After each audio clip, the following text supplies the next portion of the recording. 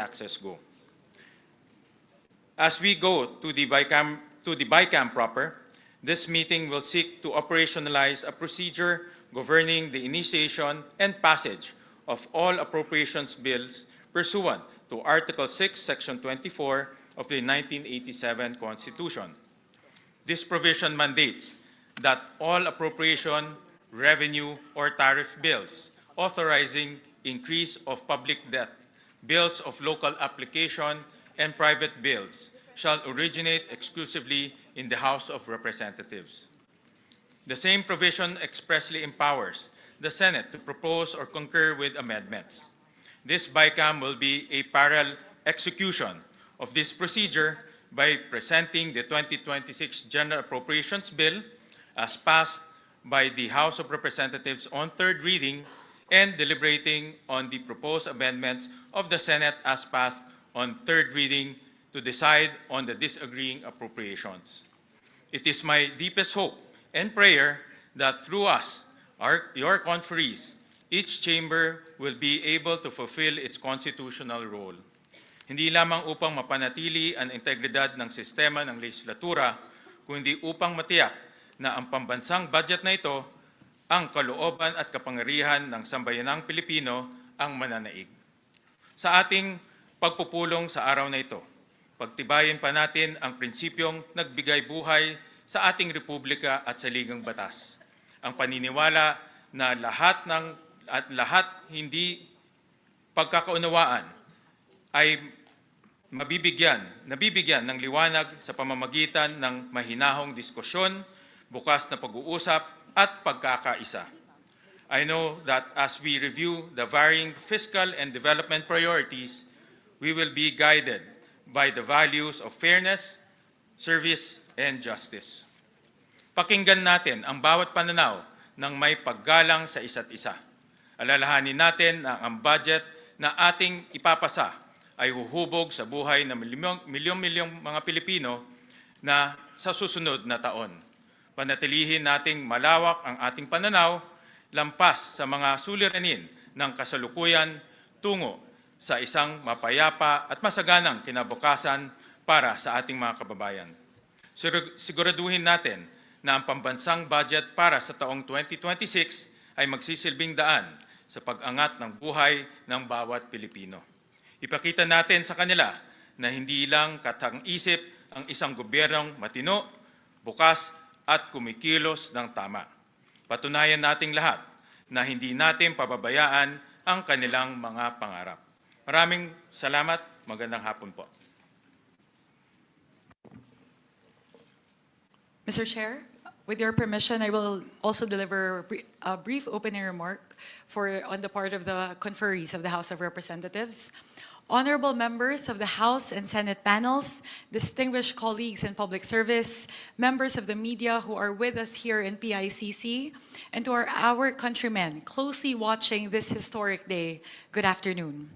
We are here today not only to address the disagreeing provisions of fiscal year 2026 General Appropriations Bill, or House Bill number 4508, but also to continue a series of structural reforms that place transparency, accountability, and public participation at the center of our budget process. We started by abolishing the small committee and establishing the first ever Budget Amendments Review Subcommittee, or the BARC.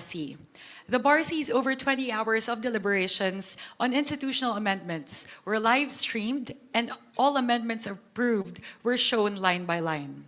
Moreover, all committee hearings and plenary deliberations were live streamed.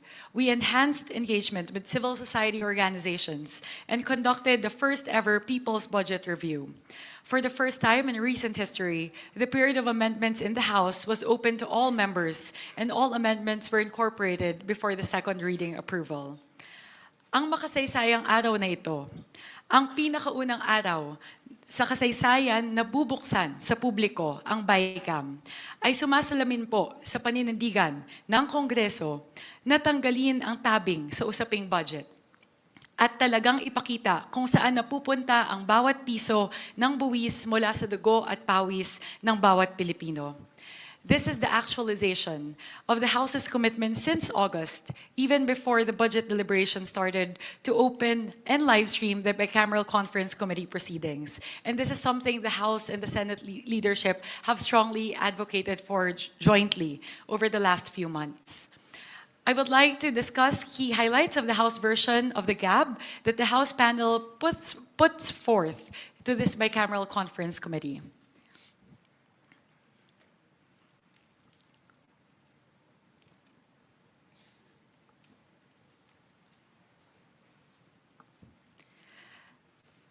The 255 billion pesos from the removal of flood control projects under DPWH were reallocated mainly to the three key sectors identified by President Ferdinand Marcos Jr.: education, health, and agriculture. Specifically, 201.1 billion out of the 255 billion pesos, or 79%, went to the following: 56.6 billion towards education, 90.7 billion towards health, and 53.7 billion towards agriculture.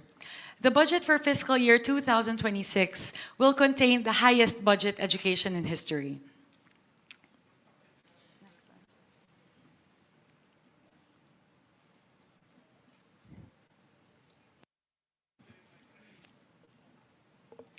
With the 56.6 billion pesos added by the House of Representatives, the total budget for the education sector will be 1.28 trillion pesos, which translates to 4.1% of GDP.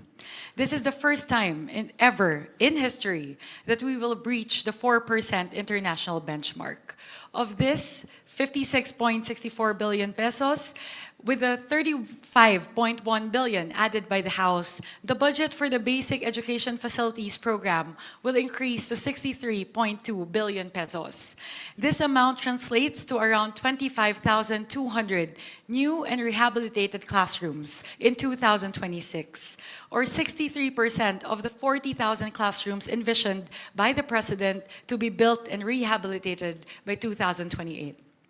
Next, fiscal year 2026 will be the first year that we will be able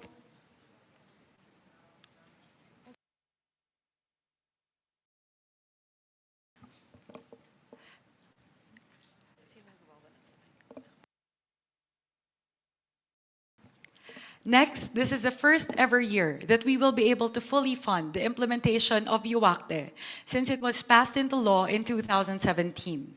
With the 4.48 billion pesos added by the House and the House special provision enabling the use of the 7.82 billion pesos from the Higher Education Development Fund, we will be able to fully fund the 12.3 billion peso deficiency to 113 SUCs in fiscal year 2026. This is something that the SUCs have been clamoring for the past 6 years. With a total funding of 52.2 billion pesos for UACTE, CHED-TES, CHED-TDP, TES the STEP, and TES the TWSP, we will be able to provide scholarships to 2.49 million learners. Next, under the health cluster, with the 90 billion pesos added by the House, the total health sector budget increased to 411.2 billion pesos. With the 60 billion pesos added by the House, the total subsidy for PhilHealth increases to 113 billion pesos, geared towards the improvement of benefits. With the 25 billion added by the House, the total for MAIFIP increases to 49.2 billion pesos to actualize the directive of President Ferdinand Marcos Jr. to provide zero balance billing for indigent patients in government hospitals. Next, under the agriculture cluster, with the 53.8 billion pesos added by the House, the total agriculture sector budget increased to 292.9 billion pesos. Of this, 10 billion pesos is provided for the presidential assistance for farmers and fisherfolk, expected to benefit 1.43 million farmers and fisherfolk. With the 35.5 billion pesos added by the House, a total of 74.5 billion pesos will be provided towards the construction and rehabilitation of farm-to-market roads and irrigation infrastructure. Moreover, 30 billion pesos is provided under RCEF towards the provision of farm mechanization and other inputs. The House also added 1 billion pesos for crop insurance, 2.4 billion pesos for the construction of deep water ports, and 200 million pesos for the implementation of the new Agrarian Emancipation Act. Lahat po ito ay para tulungan ang ating mga bayaning magsasaka na bumaba ang kanilang mga gastusin at mapataas ang kanilang ani at kita. To our colleagues in the Senate, our House panel looks forward to working with you in this Bicameral Conference Committee in crafting a final version of the budget for fiscal year 2026 that truly is responsive to the needs of the Filipino people in our country. I am very hopeful because as we look at the two versions, we both have the same priority areas, which is education, health, and agriculture. Sa atin pong mga kababayan, tinanggal na po ng inyong Kongreso ang tabing sa usaping budget. Ginawa po ng inyong Kongreso ang lahat para siguraduhin na ang budget ay transparent, malinis at may sapat na safeguards para siguraduhin hindi ito maaaring maabuso. Pinapangako po ng inyong Kongreso na ang budget para sa taong 2026 ay mararamdaman ng bawat Pilipino. Na ito ay tunay na tumutugon sa pangangailangan ng ating mga kababayan at ng ating bansa. Na ito ay isang budget na inyong mapagkakatiwalaan. Maraming salamat po para sa Diyos at Bayan. Maraming salamat, Chairperson Mika, at natutuwa ho ako at kami dahil yung tema ng budget ng Senado ay halos kalintulad na rin o tingin ko parehong-pareho na rin sa tema rin ng budget ng House of Representatives. Kami rin po, binigyan ho namin ng malaking atensyon ang sektor ng edukasyon, malaking atensyon ang sektor ng public health at agriculture. At makikita ho natin mamaya sa mga detalye na itong tatlong sektor na ito ay nabibigyan ngayon ng malaking pahalaga para maramdaman ng ating mga kababayan ang tunay na serbisyo ng gobyerno. At ito talaga ang nakikita kong kailangan ng kailangan, mga basic necessities, basic services para po sa ating mga kababayan. Tama po yun, Mr. Chair. Yun po yung isa namin na nakita na talagang maganda at alam ko, I'm also very confident that we will be able to craft a version of the budget na talaga pong sumasalamin sa gusto pong mangyari ng ating mga kasamahan pareho po sa Kongreso at sa Senado. Dahil alam ko naman po, yun na rin po yung sinabi sa atin ng ating Pangulong Ferdinand Marcos Jr. noong SONA na sana mabigyan ng prioridad ang human capital development patungkol po sa edukasyon, agrikultura at kalusugan. Kaya makikita naman po natin pareho sa version ng House of Representatives at na Senado na ang pinakamalaki, ang bulto po na ang pondo ng ating gobyerno ay atin pong ilalaan para po sa tatlong mahahalagang sektor na ito. So, mamaya po, hihimayin po natin yan, Senwin. Alam po natin yan na hihimayin po natin lahat ng mga items patungkol po sa edukasyon, agrikultura at kalusugan. Salamat. In fact, I would like to ask kung meron pong gusto magbigay ng opening statement. We recognize Senator Kiko Pangilinan. Yes, maraming salamat, Mr. Chairman. Mr. Chairman, this is not so much an opening statement as a matter of putting on record that a statement was forwarded to us by the Roundtable for Inclusive Development, RFID, and the People's Budget Coalition, signed by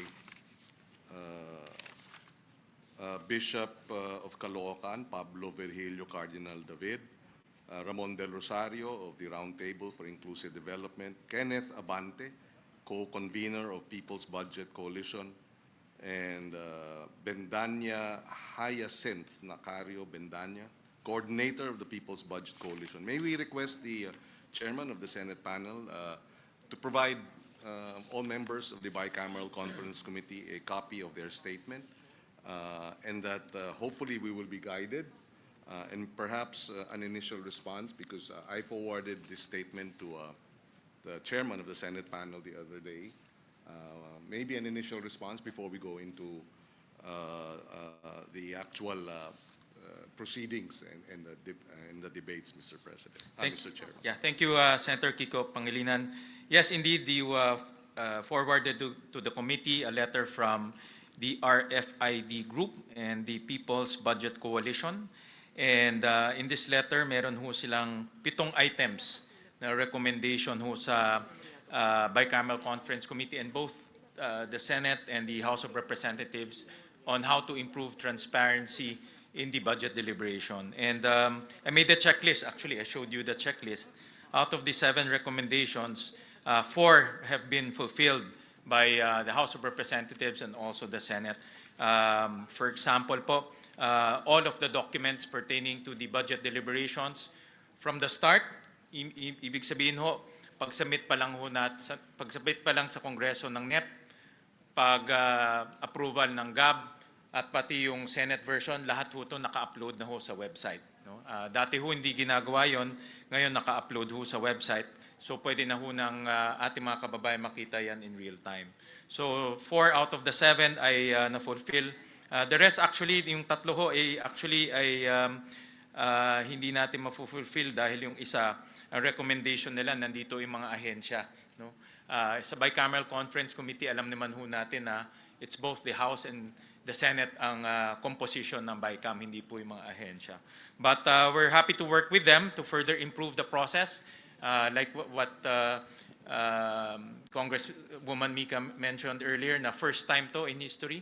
So marami pa ho tayong pwedeng gawin para ma-improve yung transparency process ng budget deliberation. And we're very open and we welcome suggestions, especially from our constituents. Thank you, Mr. Chairman. I just wanted to stress that napakahalaga ng people's participation, citizens' participation in our government deliberations and discussions. And that's why I placed this on record, and that's why I would like all members of the Bicameral Conference Committee to be given copies. Mas maganda at mas maayos ang transparency pagka ang mamamayan mismo ay we engage with citizens groups and organizations in the deliberation of the 2026 budget. Maraming salamat, Mr. Chairman. Maraming salamat, Senator Kiko, for that intervention. Mr. Chair, if we may, on the Yeah. part of the House, Okay. thank you for acknowledging, Chair Win, with regard to the transparency measures that we've already done in the House. It's the same checklist po, right? The 7 items that were mentioned here. So as we mentioned, like all the amendments, we will make sure that it's very transparent as to who will advocate for them. We've done that during the BARC, even during the period of amendments of the House. Ngayon din po makikita natin line by line lahat. So bukas po lahat ng mga amyenda. In terms of the live streaming, pareho naman po, ang Kongreso at ang Senado pareho po tayong nagpasa ng resolusyon patungkol po sa live streaming at yung pagpapublish po ng bicameral report and minutes and yung matrix po ng disagreeing provisions. So lahat po ito, tulad po ng binanggit po ni Sen Win, ito po ang pinakaunang pagkakataon sa kasaysayan ng ating bansa na binuksan po ang BICAM. We are adopting as we go, and we hope to improve the process as we go along in the succeeding budget cycles. Pero nagpapasalamat po kami sa ating po mga kaibigan sa civil society organizations na ating pong naging katuwang sa paglilinang po, pagpapaganda lalo ng ating proseso sa kahabaan po ng budget deliberations. Maraming salamat. Senator Erwin Tulfo? So just be quick, Mr. Chair. This representation firmly believes that our collective focus must be education and health. And I believe this is the first time the twin foundations of long-term national development, these are not optional expenditures, Mr. Chair. They're strategic investments that determine whether our people merely survive or truly thrive. In education, for example, we are confronted with learning poverty, overcrowded classrooms, underpaid teachers, and a generation struggling to recover from years of disruption. Adequate funding for classrooms, teachers' welfare, digital learning tools, and student support is essential if we are serious about building a competitive, innovative, and resilient nation. In health, The lessons of recent years remain painfully clear, Mr. Chair. Our hospital remains overstretched, our health workers undersupported, and access to quality care remains unequal, especially in rural and far-flung communities. Strengthening primary care, public hospitals, disease prevention, and mental health service must be at the core of this budget if we are to protect both lives and livelihoods. At the same time, we must speak also, Mr. Chair and my fellow members, candidly about infrastructure spending, particularly in flood control projects. While infrastructure has a role in development, we cannot ignore the reality that some projects have failed to deliver protection to our communities, and worse, have been tainted by allegations of misuse and pocketing of public funds. Every peso lost to corruption is a classroom not built, hospital bed not provided, and a life put at risk. This bicameral conference is our opportunity to correct course, to realign resources towards sectors that directly uplift our people, to ensure transparency and accountability, and to restore public trust in the budgeting process. Let us be guided, dear colleagues, not by political convenience, but by conscience. Let us craft a 2026 national budget that places the Filipino learner and the Filipino patient at the center, and that proves this Congress is capable of choosing people over pork and progress over plunder. Thank you, Mr. Chair, and I look forward to a principled and productive deliberation. Maraming salamat, Senator Erwin, for those reminders. Any conferee who want to give Senator Amy Marcos? Yes, maraming salamat sa dalawang chair natin. At maliwanagan lang sana ang minorya. Pagkat wala po akong nakikitang budget ng DPWH at kung talagang transparency ang habol natin, bakit wala rito ang pinagmulan ng pagpopoot at kawalang kampiyansa ng taong bayan sa atin? Dapat mag-umpisa ang usapin dito sa Public Works. Pero wala sa anumang papel, sa 9-page summary o dito man sa binigay sa atin kahapon lamang na reconciliation of disagreeing provisions. Bakit po walang budget yung DPWH? Ang schedule po ng DPWH ay bukas po. Paano natin malalaman at maihahambing ang iba't ibang mga department kung may kulang? At bakit DPWH lang ang nawawala sa talakayan?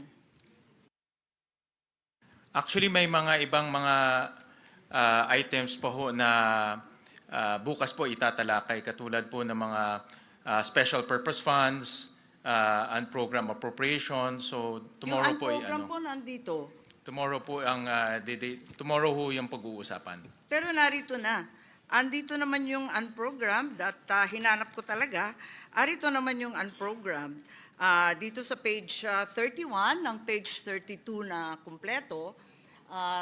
Kaya pinagtatakahan ko bakit yung DPWH wala po. At kung tatalakayin bukas, maaari bang ibigay sa amin ng mas maaga pagkat yung committee report, kung maalala ko, ay mahigit kumulang 1,500 pahina.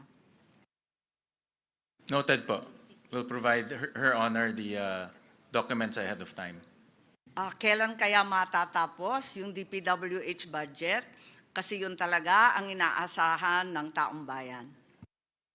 Assured po na ipro-provide po sa Her Honor at sa lahat po ng conferees, hindi lang po sa Senate but also sa House of Representatives po.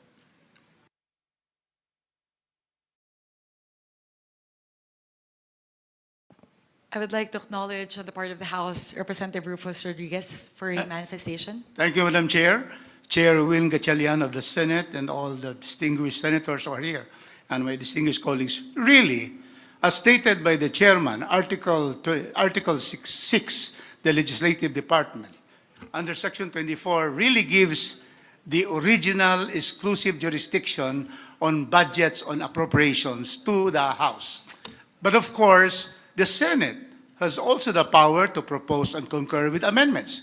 And doing our duty, as what the Chair, Mika, has said, the 255.5 billion of flood control and budget of the DPWH, in the first instance, was distributed by the House of Representatives to first 90 billion to health, 56 billion to education, and 53 billion to agriculture. Practically 211 billion of the 255.5.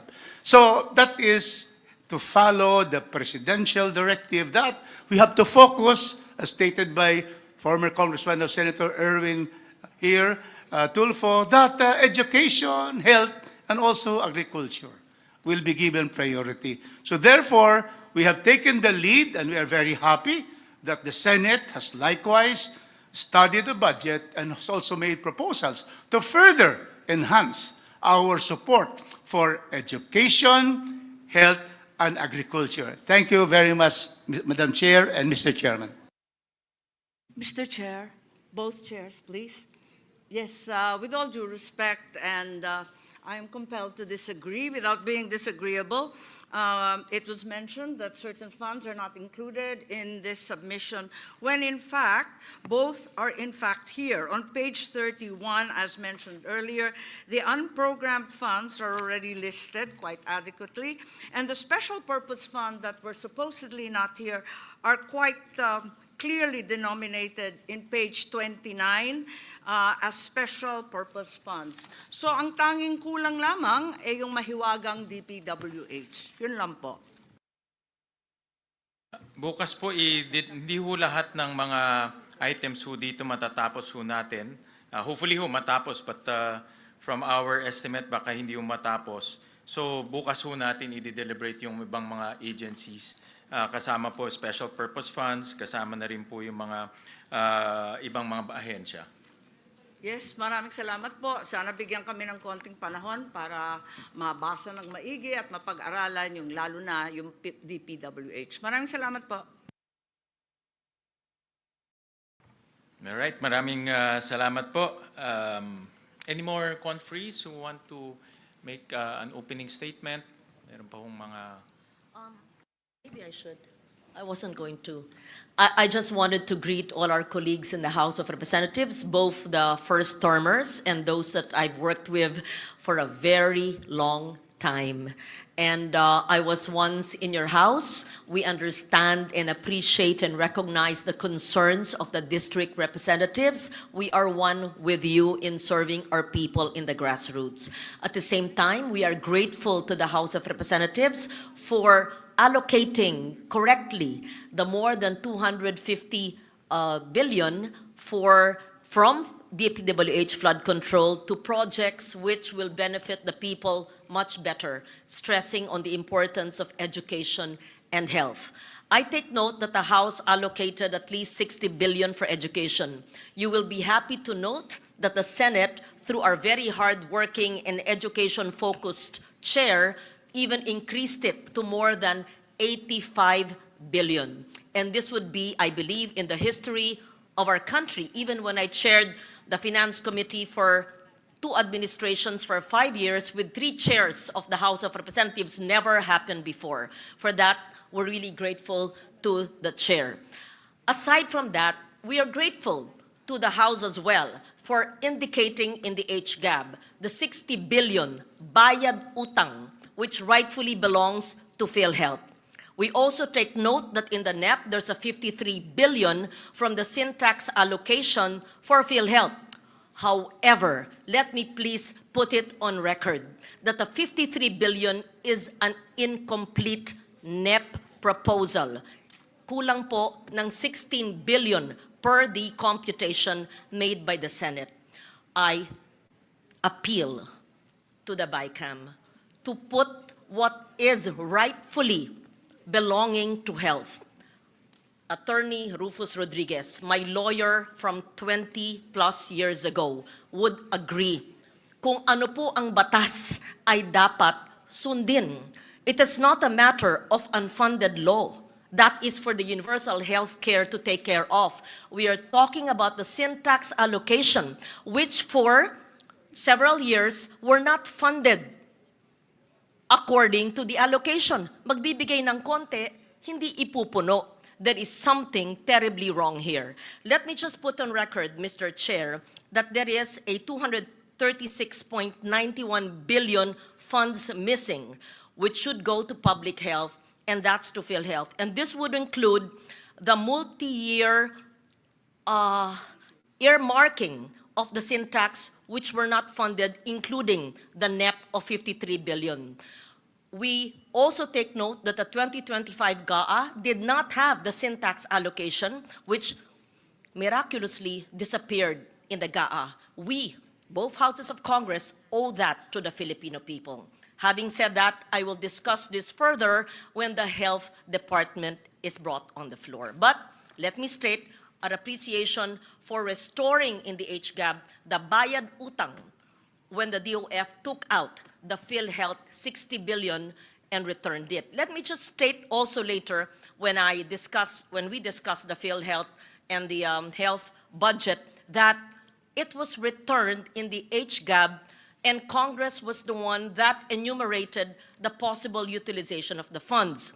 Let the legal luminaries and let my lawyer, Attorney Rufus Rodriguez, think about it, whether this is really in compliance with the Supreme Court decision, because the Supreme Court says, in my understanding, that it should be returned to the Treasury. It was taken from the excess funds of PhilHealth. It was not taken with enumeration of the utilization of the funds. I put that on the table. I will leave it to the body to decide. Thank you, Mr. Chair. Mr. Chair? Madam Chair? I would like to recognize our Senior Vice Chairperson, also the sponsor of the Department of Health, Representative Albert Garcia. Maraming salamat, Madam Chair, Mr. Chair, Senator Win, sa ating mga fellow conferees from the House and the Senate. Magandang hapon po sa ating lahat. Tama po yung sinabi ni Senator Loren na binalik na po o ibabalik na po ang 60 billion sa PhilHealth nung nawala nung 2025 budget. And this was discussed during the DOH defense, which I did in the House of Representatives. At isa po sa nagtanong nung defense ay walang iba kundi yung ating chair regarding the budget of PhilHealth and DOH na kung lalagyan po natin ng mas malaking budget, which they deserve at under the law, karapat-dapat po para sa ating beneficiaries, dapat lang in-emphasize ng ating chair na i-expand pa nila yung kanilang package. Kasi right now, alam po natin what's happening on the ground na very limited po or a small percentage of the hospital bill or yung coverage ng PhilHealth ang na-charge sa kanila. And our constituents, mga kababayan po natin, have to shoulder a huge part of their hospital bill or healthcare bill. So we are in agreement sa House and the Senate na talagang by law, dapat madagdagan pa yung kanilang budget, pero dapat makita nila yung kanilang responsibilidad na bilisan pa nila ang pag-expand ng mga package para agarang maramdaman ng ating mga kababayan. Of course, for now, dahil hindi pa ho ayos yung sistema ng universal healthcare, malaking tulong po yung MyFIP. Dahil part of the hospital bill or healthcare expense ay na-charge natin doon. Pero with all these funds going to PhilHealth, I think our people deserve na maging institutionalized na po at malawakan na po kagad o madagdagan na po ang package para konting-konti na lang po yung out of pocket or konting-konti na lang po ang sasaluhin ng zero balanced billing ng ating mga DOH and LGU hospitals. So itong responsibilidad na ito dapat ma-emphasize sa leadership ng PhilHealth at ng DOH nang sa ganon ay magawa naman po nila yung responsibilidad nila para sa ating mga membro ng PhilHealth. Maraming salamat, Madam Chair. Thank you very much, Mr. Chair. Maraming salamat po. Senator Go? Good afternoon. As you all know, I had my reservations on the BICAM report for the 2025 budget. In fact, I did not sign the BICAM report last year, particularly, I am saddened by the zero budget given to PhilHealth. No? Kumbaga, double whammy po itong nangyari sa PhilHealth. Alam ko po yan dahil 2024, nagkaroon po ako ng 14 hearings including health emergency allowances ng mga healthcare workers. At doon natin nakita na kulang talaga yung counterpart ng PhilHealth sa kanilang mga pasyente. Tama yung sinabi mo kanina, napakaliit pa ng case rates nila. In fact, nung nagkagulo na, nung Disyembre, 2024, nagkaroon sila ng board meeting, tinaasan nila, sa ilang araw lang ng board meeting, tinaasan nila yung case rates. Kaya pala nilang taasan yung case rates sa ilang araw, Disyembre. Kung ginawa nila yun nung Enero pa lang, tinaasan yung case rates, wala sana silang excess funds na wawalisin ng National Treasury. Nung winalis ng National Treasury, nung July, doon tayo nagkaroon ng hearing, doon tayo na-alarma, at may nag-file sa Supreme Court, salamat, at finally, na-desisyonan po na, sabi ko nga nung panahong yon, it might be legally acceptable then, but morally unacceptable dahil marami pong pasyenteng naghihirap na walang pambayad sa hospital. Kung kaya nilang taasan yung case rates noong Disyembre, wala silang excess funds, walang kukunin. Anyway, tapos na po yun. That's water under the bridge. Ang problema ngayon, nagdesisyon po ang Supreme Court ngayon na ibalik po yung pondo na 60 billion. Refund po ito. Ibig sabihin, dapat sana'y magamit ka agad ito. Ginawa pong appropriation na sa 2026. How about the 2025 na zero? Ilan po kayang mga pasyente ang na-deprive naman po doon sa zero budget po ng PhilHealth noong 2025? Kaya po, isa sa dahilan na hindi po ako pumirma noong 2025. Maybe ma-address po ito ng BICAM. Paano po yung double whammy na yon? 60 billion, ibabalik sa 2026. How about na zero noong 2025? At kung maaari, mabigay na po yung hindi na ibibigay. Dahil nasa syntax law po itong earmarking, about 200 billion pa po mahigit ang hindi nabibigay since 2023. Ilang pasyente po ang matutulungan nito, ilang buhay po ang masasalbar sa pondong ito na alam naman natin nung 2024 nung kinuha po yon yung 60 billion medyo nahalo-halo na kung saan ginamit. May nagsabi na ginamit po sa health emergency allowances, but the truth is it was pinulled po siya, tapos ginamit po sa iba't ibang... kaya isa po ito sa dahilan na hindi talaga ako pumirma noong 2025 dahil ang sakit na zero mo yung PhilHealth. Pinaglaban nga natin na huwag kunin yung excess funds ng PhilHealth. Hindi naman excess yun eh. PhilHealth yun, klaro naman, health para sa Pilipino po yun. Hindi excess funds po yun. Sana po yung ma-address rin po ito ng BICAM. Salamat po. Madam Chair, if I may. I would like to recognize our Minority Leader, the Honorable Marcelino Libanon. Thank you, Madam Chair. Just for the record, yung HGAB ng House for 2025, hindi po binawasan ang PhilHealth. Iwan ko kung saan na po nabawasan yun. Maraming salamat po.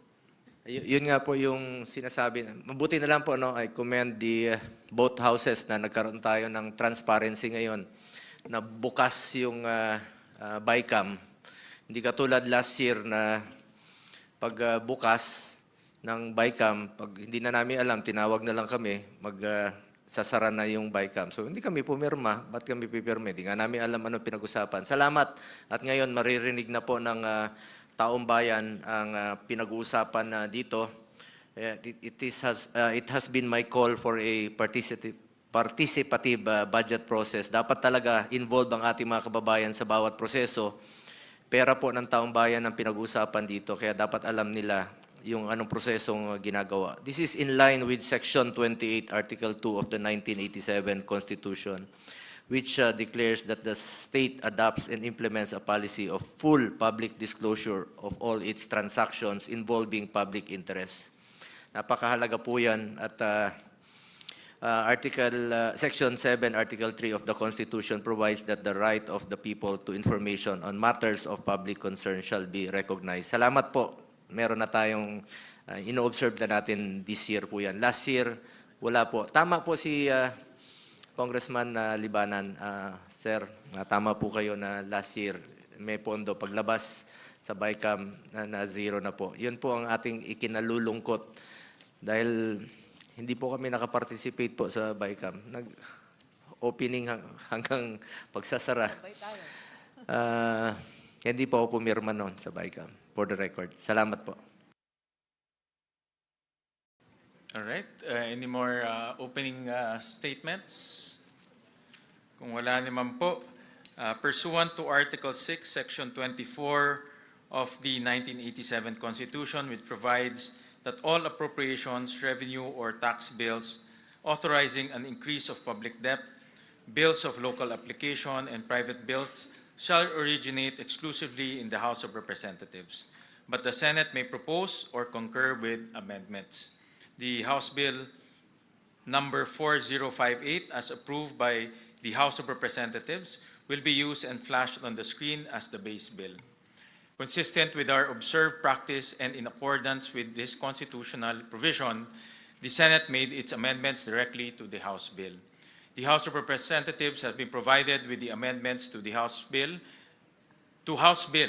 number 4058 as approved by the Senate on third reading. Electronic copies were transmitted on December 9, 2025, and hard copies were delivered on December 11, 2025. To maintain an orderly discussion, we will tackle the budget on a department/agency basis. We request that interventions be made at the appropriate time as each agency is called. And if may I suggest to Congresswoman Mika, I heard in her opening statement that the House had made significant improvements to the National Expenditure Program. It's good to highlight those improvements so that our constituents can see the efforts and the interventions that the House of Representatives made to the different departments in order to make the budget more efficient and also improve the delivery of services.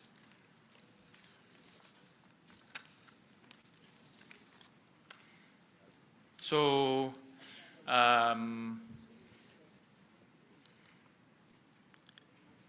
we will flash on the screen the General Appropriations Bill.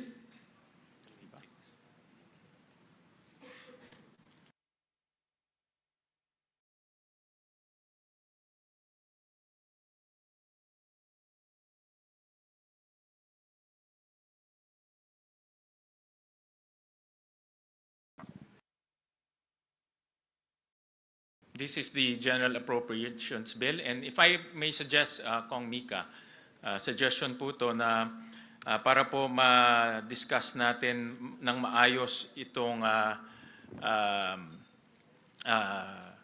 line-by-line amendments. Ang suggestion ko po, umpisahan ho natin sa mga improvements na ginawa po ng House sa National Expenditure Program para makita naman po ng taong bayan yung kanina pong i-finlash ho ninyo na improvements in the different departments. And I suggest we start off with the education sector kasi yan po yung ating common direction, no, for the two chambers. I agree with that approach, Sanbin. So we can go through every single department and then we can start from, we'll start to discuss the changes that we've done from NEP to GAB, and then I'll turn over it to you, Mr. Chair. So to make it more efficient, I suggest that we finish, let's say, the Office of the Secretary first, and then we go to a different department, and then we can open the floor to discussions after that. No? So para po orderly po yung discussions, pwede pong umpisahan ho natin sa mga iba't ibang departamento at iba't ibang opisina sa ilalim po ng departamento na yon. So unahin ho natin, I'll turn over first the floor to you, Congresswoman Mika. And after you, we'll propose the changes from the Senate. And if there are any questions, we can open the floor po. Senwin, I'll just request for 1 minute to open my files. It seems like the internet connectivity in the room is a little bit slow, so I'm unable to open some of the files. I request for a quick 1 minute lang po, just to open the files.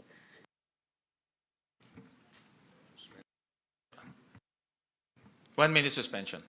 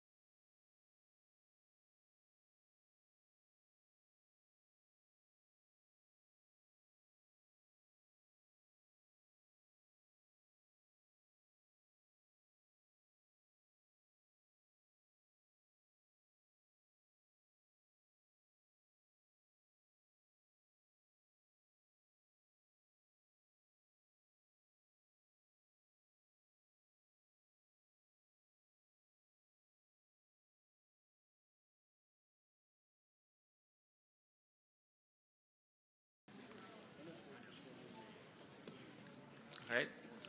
So we recognize Chairperson Mika Swansing. Thank you very much, Mr. Chair. We would like to put forth the amendments proposed by the House of Representatives as reflected in the HGAB, particularly with regard to education. As we discussed, we'll first focus on the proposed amendments under the Office of the Secretary. In total, under the budget of DepEd, we are increasing the budget of the Department of Education from the current 874.5 billion pesos in the National Expenditure Program to 914.1 billion pesos. That is a total increase of 39.6 billion pesos to the Department of Education. What are the components of the increase? The first would be the under administration of personal benefits for overtime pay for teachers, honoraria for teaching overload, relocation allowance, terminal leave benefits. We increased it from the current 5.5 billion pesos in the NEP by 579.5 million pesos to a total of 6.11 billion pesos in the NEP, in the HGAB. Next, for learner support programs, the next item actually would be the Basic Education Facilities Program. That would pertain to the increase in the classrooms that would be built.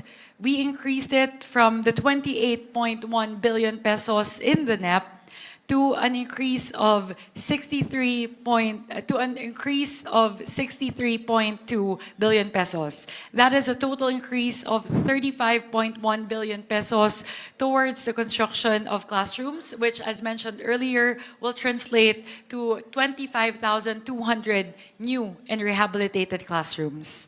Next would be the textbooks and other instructional materials. From the 11.2 billion pesos in the NEP, we propose to increase it by 50 million pesos to 11.2 billion pesos in the HGAB. Next would be under the basic education curriculum, and this pertains to improving services. This is actually in relation to ARAL, the tutoring program of ARAL. From the current 3.6 billion pesos in the NEP, we increase it by 984 million pesos to a total of 4.55 billion pesos. Under the flexible learning options, that being ADM, ALS, and EIE, we propose to increase it by 306 million pesos from 4.36 billion pesos in the NEP to 4.67 billion pesos in the HGAB. Next would be the Madrasa education program. We propose to increase it by 26.25 million pesos from the current 495 million to 521.7 million pesos. Under the school-based feeding program, from the current 11.78 billion pesos, we propose to increase it by 1.83 billion pesos, thereby putting school-based feeding program at 13.6 billion pesos. And lastly, this is pertaining to the Palarong Pambansa. We propose to increase the current allotment under the physical fitness and school sports from 481.6 billion pesos up to 531.6 million pesos. So in total, Mr. Chair, that would be an additional increase of 39.61 billion pesos towards the Office of the Secretary under the Department of Education. So the biggest increase, if I were to summarize lang po, Mr. Chair, ang pinakamalaki po nating ilalaan ay kadagdagang 35 billion pesos para po sa pagtatayo ng kadagdagang 25,000 na mga classrooms, 25,000 classrooms, at para po sa school-based feeding program. Magdadagdag po tayo ng 1.83 billion pesos para mas dumami po yung bilang ng araw na pwede po nating mapakain yung mga estudyante sa mga paaralan. Yun po, Mr. Chair, those are our main amendments pertaining to the Office of the Secretary. Maraming salamat, Congresswoman Mika. At maraming salamat po doon sa mga improvements at increases na ginawa ng House of Representatives sa National Expenditure Program. So on the part of the Senate, ito po yung mga proposals po ng Senate for the Department of Education, Office of the Secretary, to the amount of 958 billion pesos, and the composition of the Office of the Secretary is for administration of personal benefits, an amount of 8.4 billion pesos, learner support programs, an amount of 5,114,000,000 pesos, Child Protection Program, 89 million pesos. Disaster Preparedness and Response, 3.772 billion pesos. Policy Research Program, 2.343 billion pesos. Basic Education Curriculum, 5.674 billion pesos. National Literacy Policy and Programs, 105 million pesos. Learning Tools and Equipment, 288 billion pesos. Textbooks and other instructional materials, 19.5 billion pesos. Basic Education Facilities, 85.3 billion pesos. Public Schools Infrastructure Program, 330 million pesos. Flexible Learning Options, 4.9 billion pesos. Madrasa Education Program, 521 million pesos. School-based feeding program, 25.6 billion pesos. Ito po, in-increase po ng Senado para po ma-increase yung number of days from 120 days to 200 days for kindergarten and grade 1.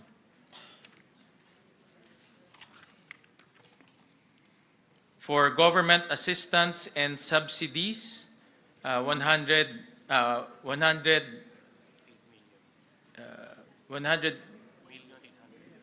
million 800 for School Innovation and Improvement Fund to all DepEd schools, 2.289 billion pesos. To Human Resource Development and Personnel in Schools and Learning Centers, this is 4.6 billion pesos. Projects for learning, upgrade, support, and decentralization,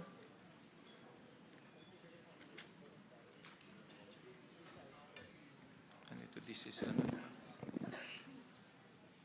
foreign assisted to ba?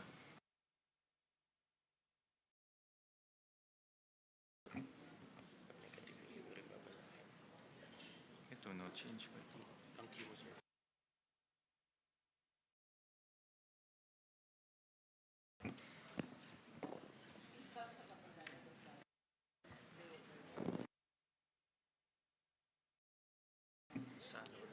For project and learning upgrade support and project for learning upgrade support and decentralization, there's no change.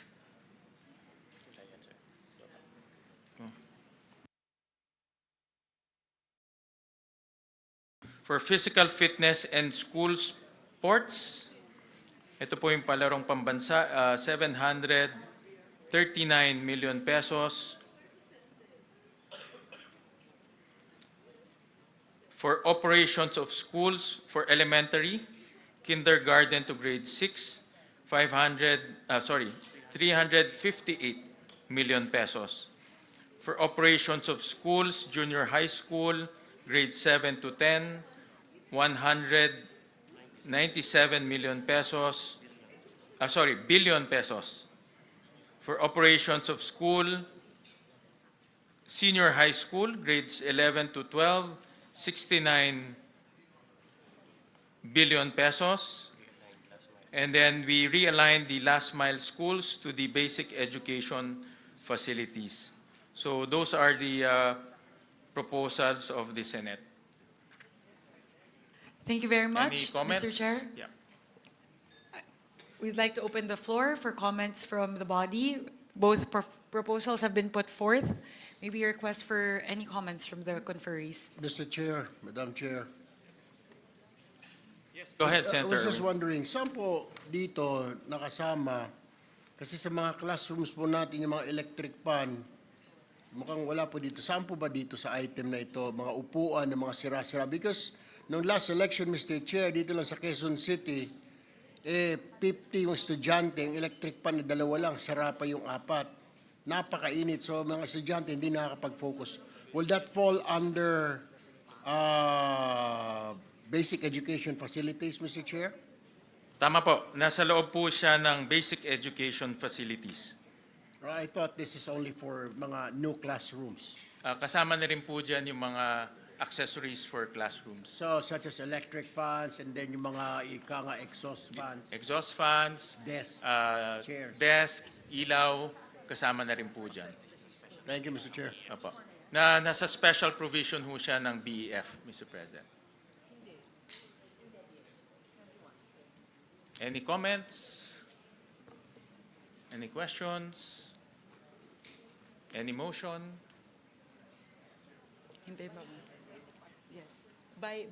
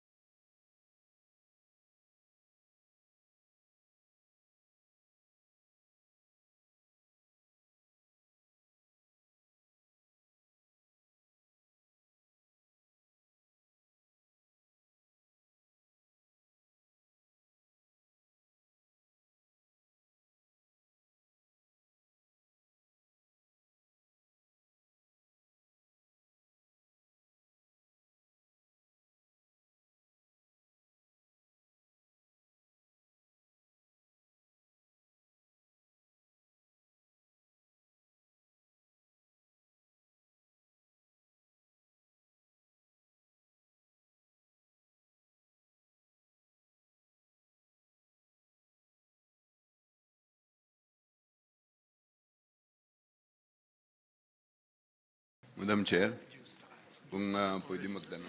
yes, Representative Libanan. In line with the question of Senator Erwin, maraming schools po natin na nangangailangan ng TV sets at saka Wi-Fi na facility. Saan po dito? Dito rin po ba sa basic education facilities? That is a different line item po. Under DepEd, there is a different digitalization component in the budget. So meron po doon na ICT, specifically for the provision of Wi-Fi to the different schools all throughout the country. So meron din pong pondo para doon. Thank you po.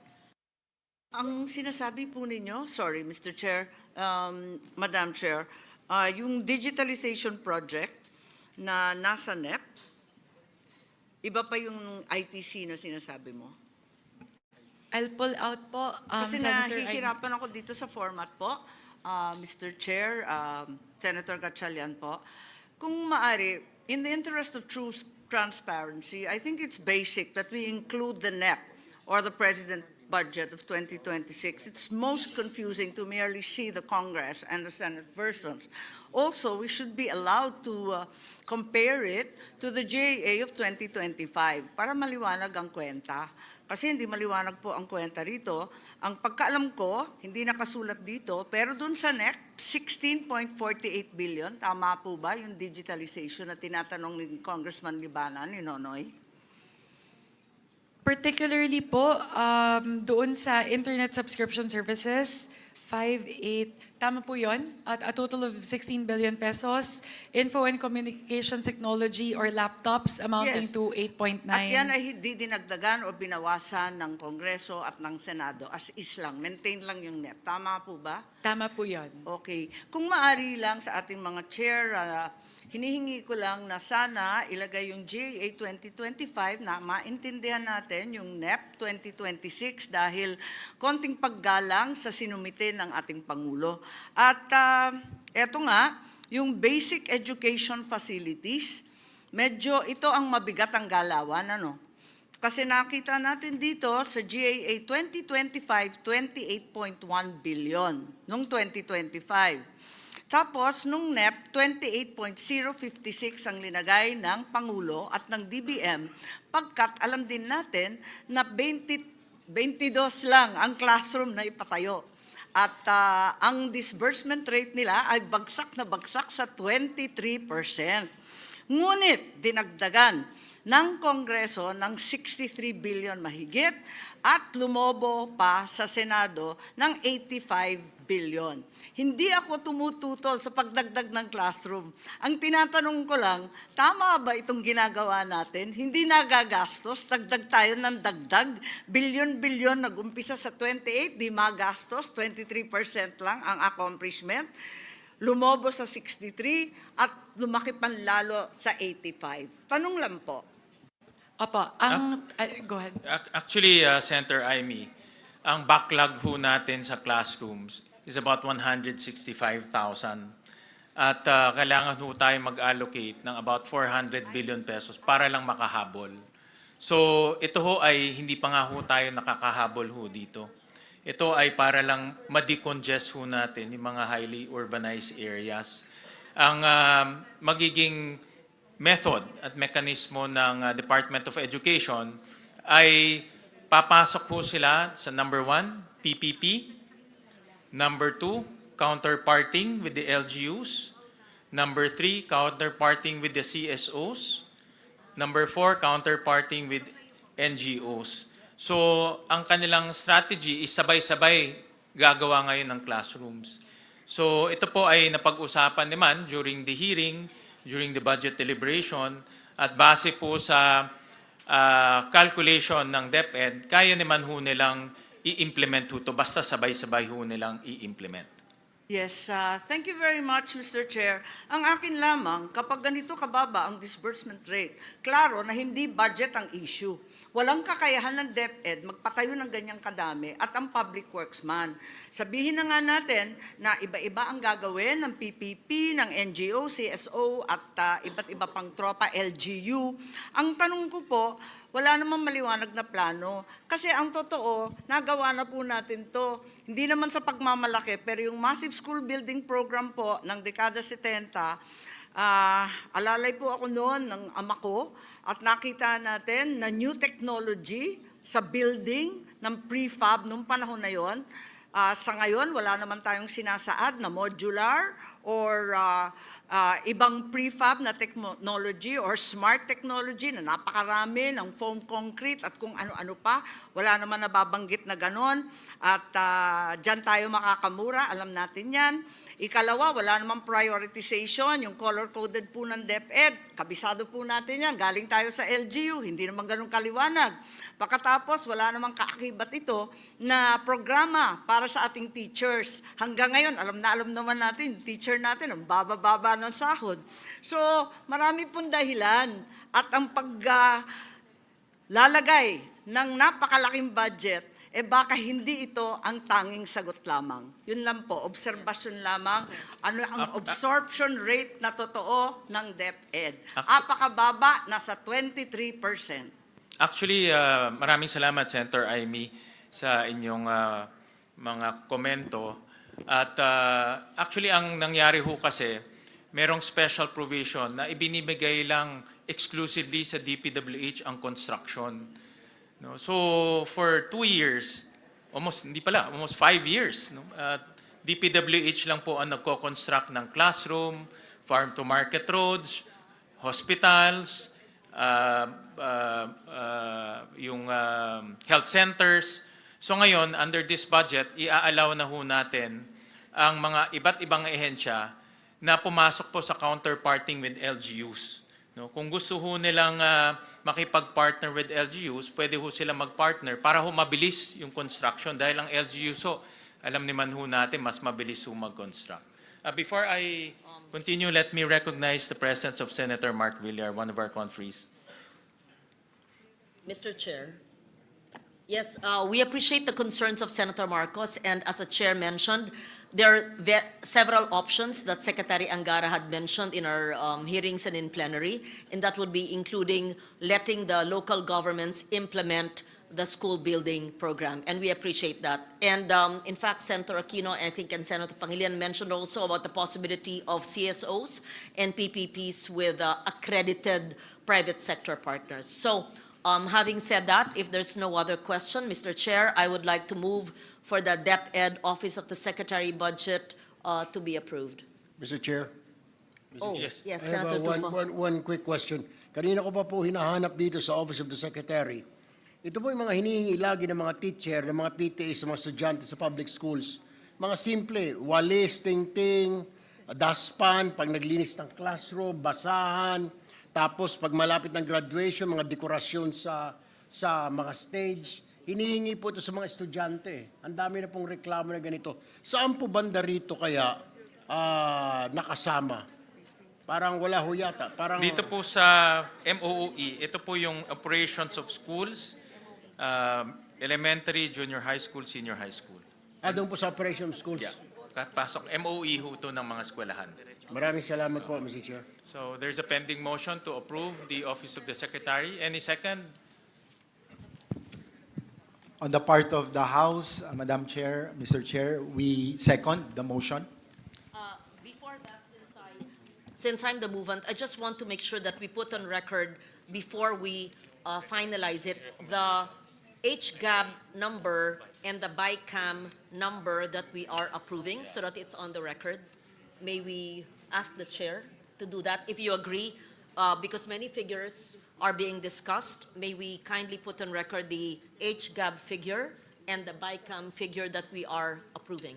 But I so move. Yes. Thank you. Yeah, thank you. And there's a duly seconded, so the budget of the Office of the Secretary, Department of Education is hereby approved.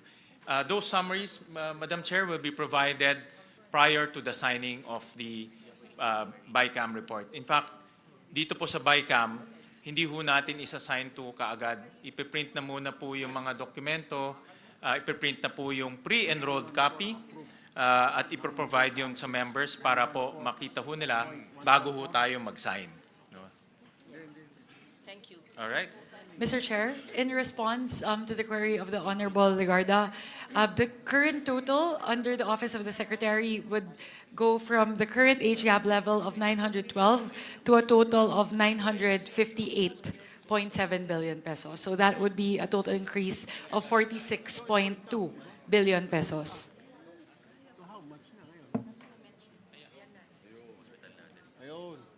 May I ask for 1 minute suspension, please? 1 minute suspension.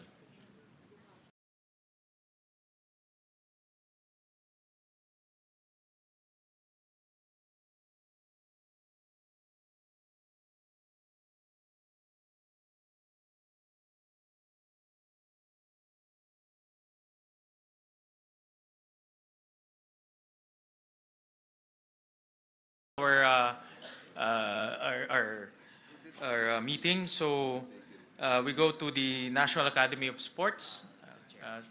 Chairperson Mika, do you want to highlight the improvements, if there are any?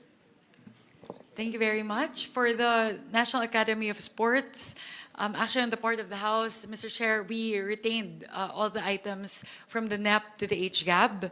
So the current amounts for the two items mentioned here, promotion, development, and implementation, would be 128.8 million pesos, and for general management and supervision, 115.5 million pesos. So we retained the NEP levels for both of these items.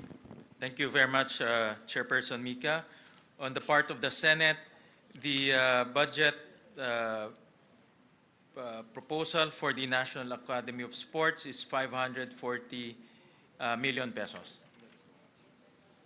And this is composed of promotions, development, and implementation of quality and enhanced sports integrated secondary program, general management, and supervision. Let me just dictate. For promotions and development is 344 million pesos. For general management and supervision, 194 million pesos. So any questions, any comments? Hearing none, any motion?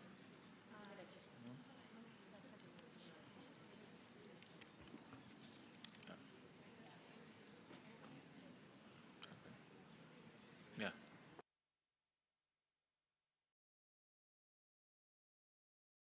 Yeah. Any motion to approve National Academy of Sports? I move to approve, Mr. Chair, the National Academy of Sports. Any second? Second. Duly seconded. The National Academy of Sports is hereby approved. The National Book Development Board, For the National Book Development Board, Mr. Chair, among the four items mentioned here, we propose an increase in the general management and supervision by 40.3 million pesos, which brings a total to that. So here for the National Book Development Board, the levels under the HGAB would be 40.3 for the general management and supervision, 7.5 million for the policy development, 91.6 million for capacity building, and 12.5 million for administration of awards. on the part of the Senate, we propose a 202 million pesos for the National Book Development Board, composed of general management and supervision, policy to a tune of 57 million, policy development, research information system and management and information campaign, 10.5 million pesos, capacity building and trade promotions incentives, 118 million pesos, administrative of awards, grant and incentives, 15 million pesos. Any questions? Any questions, po? Mr. Chairman. Yes, go ahead. Yeah, I move for approval of the proposed budget for the National Book Development Board to the tune of a total of 202 million, with a breakdown as stated by our Chair, Wing Gatchalian. So move.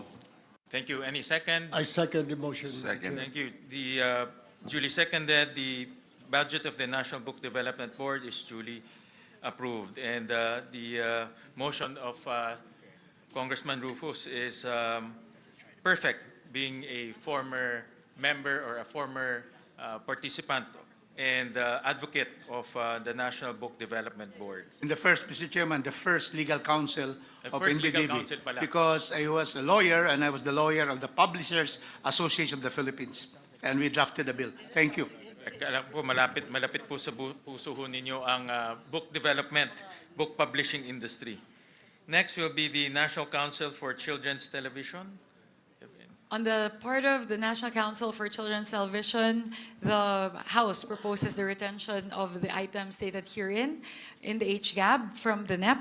For general management and supervision, 21.9 million, and for child-friendly television development services at 49.3 million.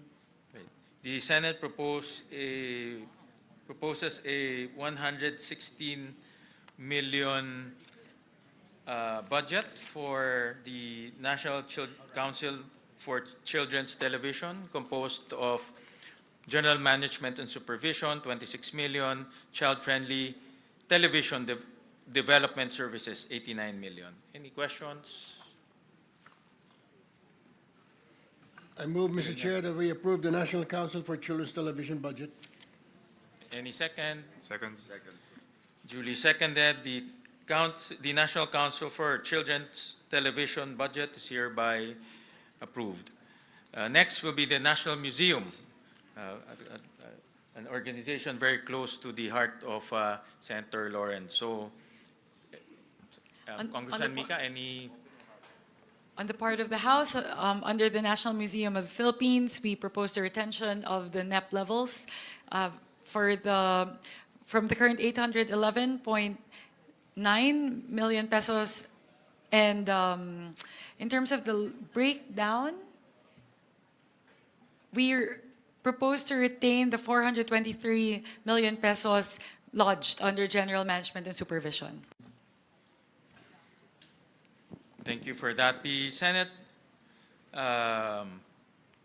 proposed a 986 million peso budget composed of General Management and Supervision of 468 million,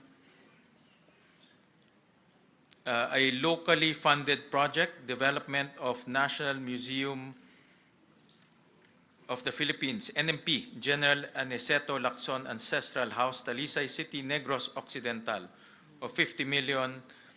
Another LFP, development of Calibo, Aklan, 20 million pesos. Another locally funded project, development of NMP, Coronadal and Lake Cebu, Cotabato, South Cotabato, Phase 2, 40 million pesos. Another LFP, exhibition and fit out of various National Museum of the Philippines Central and Regional Sites, Northern Luzon National Museums, of 20 million pesos. Any questions? Hearing none, any motion? Second motion, Mr. Chair. Duly seconded by Senator Erwin. The National Museum of the Philippines budgets hereby approved. The Philippine High School for the Arts. For the Philippine High School of the Arts, on the part of the House, we propose the retention of the current level in the NEP, which is 157 million, 95 million under General Management and Supervision, and 53.9 under operation of the Philippine High School for the Arts. The Senate proposed a 218 million peso budget for the Philippine High School for the Arts. General Management and Supervision, 150 million. Operation of Philippine High School for the Arts, including outreach, screening, student exchange program with other countries, and production activities, 59 million pesos. Any questions? Or a motion to? Mr. Chairman? Yes. Mr. Chairman, I move to approve the 218 million appropriation for the Philippine High School for the Arts. Any second? Second motion, Mr. Chair. Duly seconded. The budget for the Philippine High School for the Arts, duly approved. The Teacher Education Council. On the part of the House, under Teacher Education Council, we propose the retention of the current NEP level at 207 million, 163 million under Quality Teacher Education Services, and 44.4 million under General Management and Supervision.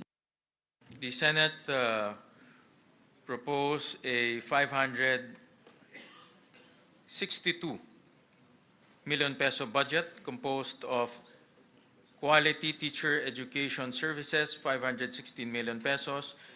General Management and Supervision, 46 million pesos. Any questions or motion? Mr. Chair, quick question lang po. Itong Quality Teachers Education Service, ito po ba ay kasama dun sa training ng mga teachers natin, further education, yung mga masteral nila? Because ang dami tayong mga teachers last year na naloko po dito sa Region 4B at saka sa Mindanao, nagkuha ng masteral, pero fake pala yung eskwelahan. And they have to make loans, Mr. Chair. So kung ito ay, this will fall under this category, then magagamit ng mga teachers natin for advancement and for promotion, Mr. Chair. Tama ho kayo, ito po ay para po sa mga pre-service and in-service teacher training. First time po na magkakaroon ng ganitong budget ang TEC para po tuloy-tuloy po yung pag-training po ng ating mga teachers. So meron, kukuha ho sila ng 720 teacher scholars with this budget po. Thank you, Mr. Chair. All right, any motion? Therefore move, Mr. Chair, that we approve the Teachers Education Council budget. Any second? Second.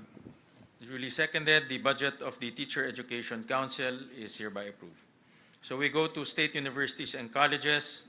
Before we move to that, Mr. Chair, if I may, I would just like to quickly summarize the increases siguro sa major items, just so the general public would be able to see how much we increased from the NEP levels po siguro, para mapakita po natin na talaga po totoo yung ating commitment na itaas po yung budget natin sa education. Siguro po, for the sake of expediency po, I'll focus only on the big ticket items. So under the Department of Education, the total increase would be 86.8 billion pesos from the NEP level, from 874.5 billion pesos in the NEP to a final number of 961.3 million. Siguro po yung pinakamalaki na lang po siguro na increases under the Basic Education Facilities Program, that would be a total increase of 57.3 billion pesos. So halos siguro po mahina na po na 35,000 classrooms po yung ating maipapagawa para po sa taong 2026. Maganda po yun kung maaalala po natin, ang binanggit po ng ating Pangulo nung kanyang SONA ay 40,000 pesos po yung target na maipatayo na classrooms by 2026. So dahil po sa atin pong inilaan na pondo para sa Basic Education Facilities Program para sa 2026. Halos kaya na po natin yung punan. Konti na lang po, matatamaan na po natin yung target natin na supposedly sa 2028 pa. Sunod po, under the textbooks and other instructional materials, we are increasing it by 8.3 billion pesos from the NEP level of 11.1 to the final number of 19.5. So malaki po yung papel na gagampanan nito para po mapunan na yung kakulangan po sa mga libro at mga kagamitan sa ating po mga paaralan. Pagdating po sa school-based feeding program, mula po atin pong magdadagdag po tayo ng 13.9 billion pesos mula po sa 11.7 billion sa NEP, paakyat po sa 25.7 billion pesos. I think, Mr. Chair, correct me if I'm wrong, that represents an increase from 120 days to 180 days para po sa ating mga estudyante. So ano po, maganda po yun kasi halos lahat na po ng araw na pumapasok sila, meron na pong feeding program para po sa kanila. Siguro, Mr. Chair, there are a lot of other items, but I'd just like to highlight the biggest increase, and that would be in terms of classrooms, in terms of textbooks, at saka pagdating po sa school-based feeding program. Mahalaga din po na ating po ipaalam sa ating mga kababayan na kahit ano pong programa sa Department of Education, hindi po tayo bumaba mula po sa NEP. Lahat po ng mga programa, itinaas po natin mula po sa level ng NEP. Kaya yun po, Mr. Chair, I just wanted to manifest that para po maipakita po natin na talagang totoo po yung sinasabi ng parehong Kongreso at ng Senado na talaga pong binibigyan po natin ng napakalaking prioridad ang edukasyon para sa budget sa 2026. Thank you, Mr. Chair. Yes, Mr. Chairperson, just to add, kaya natin dinagdagan from 120 days, actually to 200 days, dahil yun ang concern, 200. 200, no? 200, di ba? 200, oh. Dahil ang concern ng ating mga teachers ay bumabalik sa malnutrition at wasting pag hindi kumpleto yung number of days na yung feeding program. Therefore, nasasayang lang yung ginagastos dahil hindi matapos yung 120 days, bumabalik yung wasting. That's why it's 200. And therefore, hopefully, from here, moving forward, sana sa susunod ng mga budget, maging universal na, hindi lamang doon sa mga malnourished, severely malnourished at wasting ng mga bata, kung hindi maging universal na itong free meals program para sa ating primary and up to junior high. But of course, that's a aspiration moving forward. But this is a welcome first step. Madam Chair, Yes, Representative Brian Ramsuan. I just would like to manifest na during the BARC hearing natin dun sa House, you suggested the increase of budget, especially dun sa mga kitchen facilities ng mga schools para dun sa feeding program. Mas maganda ho kasi na pag sila na yung nagluluto ng mga para una, hindi nasisira, hindi dinadala ng, kumbaga yung travel time pa lahat to, minsan nagkakaroon ng kumbaga nasisira yung pagkain. At siguraduhin natin, ito kasi yung mga low-hanging fruit na kailangan nating isipin na gawin nating mga ganitong pasilidad sa kanilang lugar kasi minsan wala silang area na paglulutuan talaga. At napakahalaga dahil willing naman po yung SPTA, very active dyan, yung mga parents, teachers, willing silang gumawa ng mga ganitong klaseng programa para sa atin. If we can encourage all the SPTAs all over the country to do the same and with an increased budget, I think gaya na sinabi niyo, Senator Kiko, one step closer tayo dun sa dream na ma-achieve natin itong mga ganitong klaseng programa. Mr. Chairman, just to add very quickly, in the deliberations in the Senate with Secretary Sani Angara, he has also reassured us or assured us that he will cascade to the regions yung purchases ng feeding programs na ito. And we manifested during the debates that yung Sagip Saka Act, which is Republic Act 11321, wherein government can now buy directly sa farmers and fisherfolk organization na wala ng public bidding. So yung feeding program na madadagdagan ng 13 billion, no? Dapat, yes, yung milk feeding program, plus yung actual feeding program sa ating primary schools, dapat a significant portion of the budget should be allocated for purchases directly sa mga local farming and fishing communities para sariwa ang pagkain at nakakatulong pa sa ating mga local producers, ang ating mga magsasaka, mangingisda, and therefore the local economy will also benefit. Maraming salamat, Senator Kiko.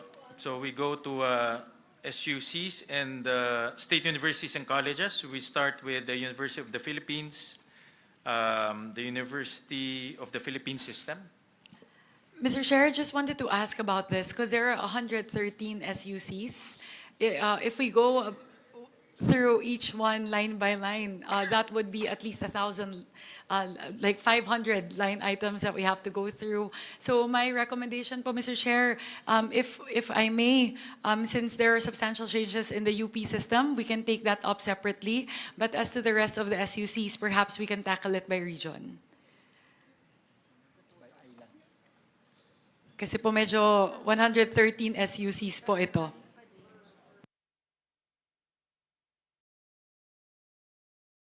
It's just, Kong Mika, if, I think para rin marinig rin ng ating mga constituents yung mga SUC, I suggest we can go through each SUC. Kung, no.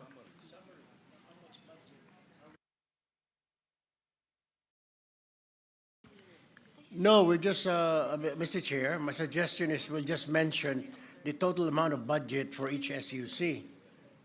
Actually, ang per SUC will have about 2 or 3 locally funded project. Yeah. You know, so I think it's manageable if you Ako ang tingin ko man. But I just based off the quick estimate of Sen. Lauren, that would be 2 hours just on the discussion of the SUCs if we go line by line. But if we take the suggestion of Sen. Erwin po, we'll do, if we can do just the totals for the SUCs instead of going through every single line item under each SUC.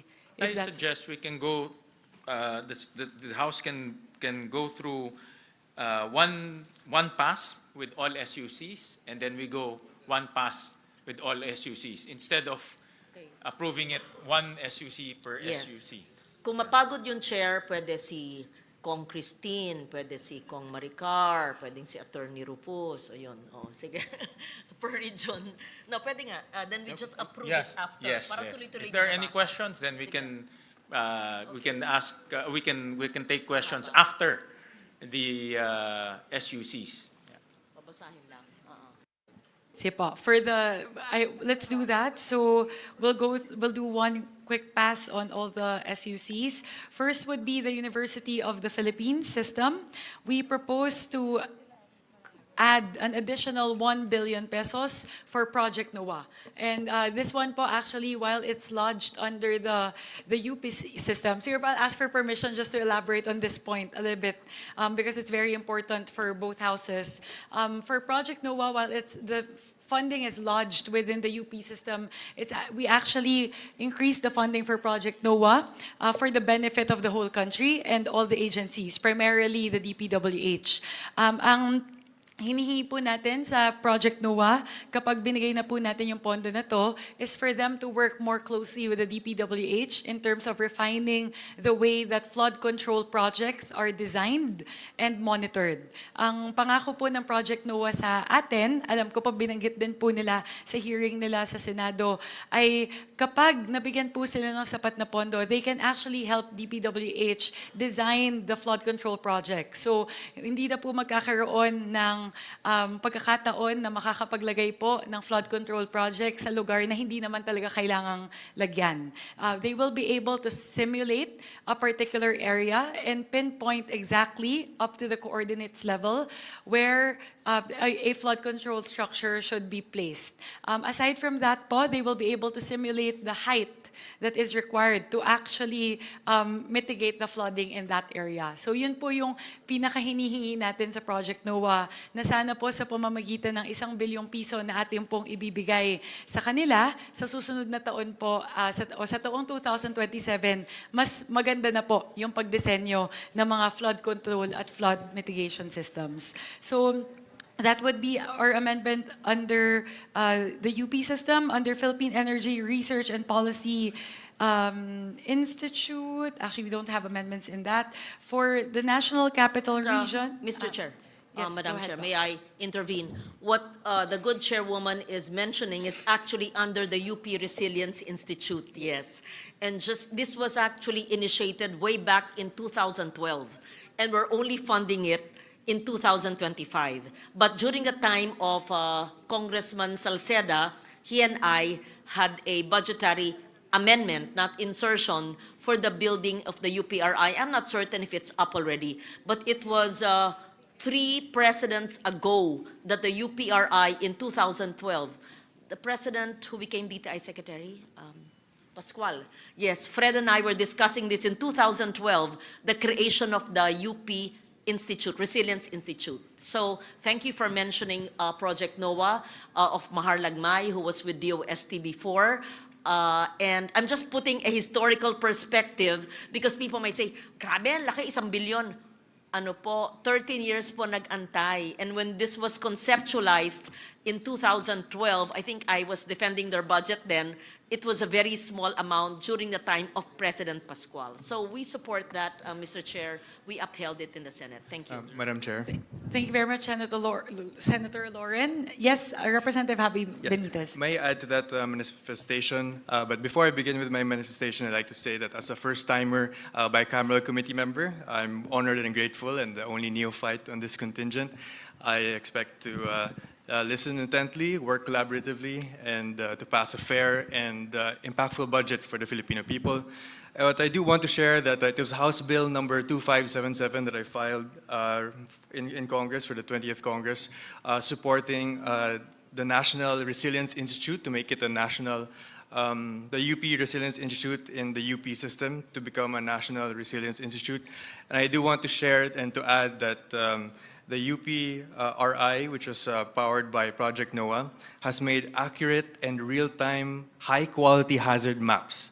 No, and it has been used by a lot of local government units. And ever since nangyayari po sa atin yung mga climate disasters po sa atin, there's been, since it was updated in 2023, the website has had 35 million searches online. And during peak times, 2.6 million searches a day.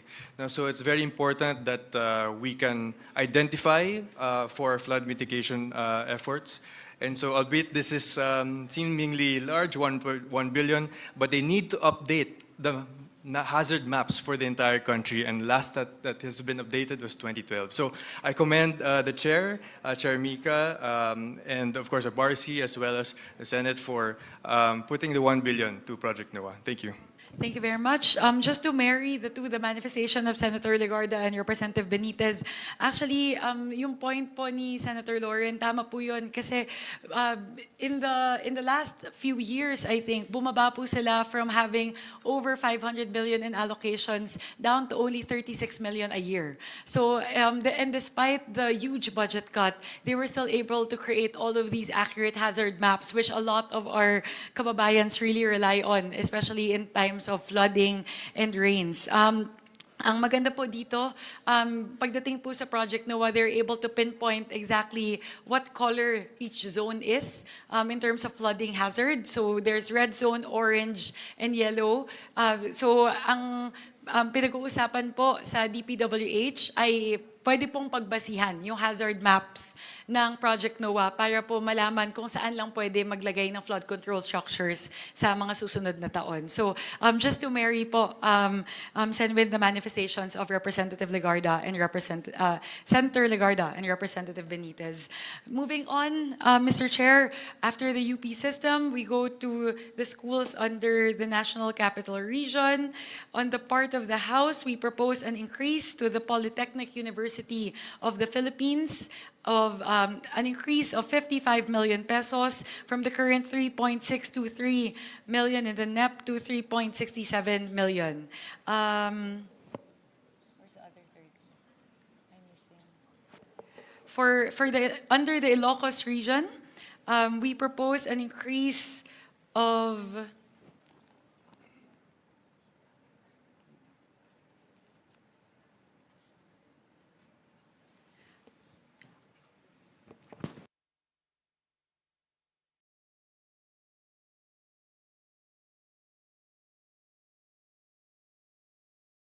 my apologies, Mr. Chair, let me go straight to the Cordillera Administrative Region.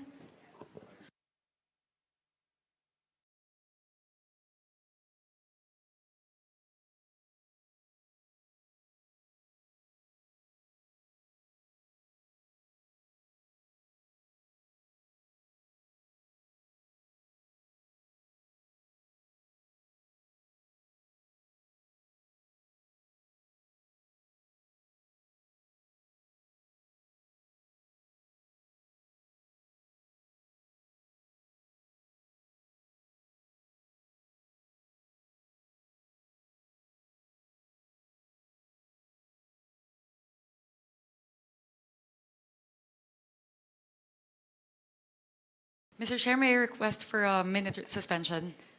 Session suspended.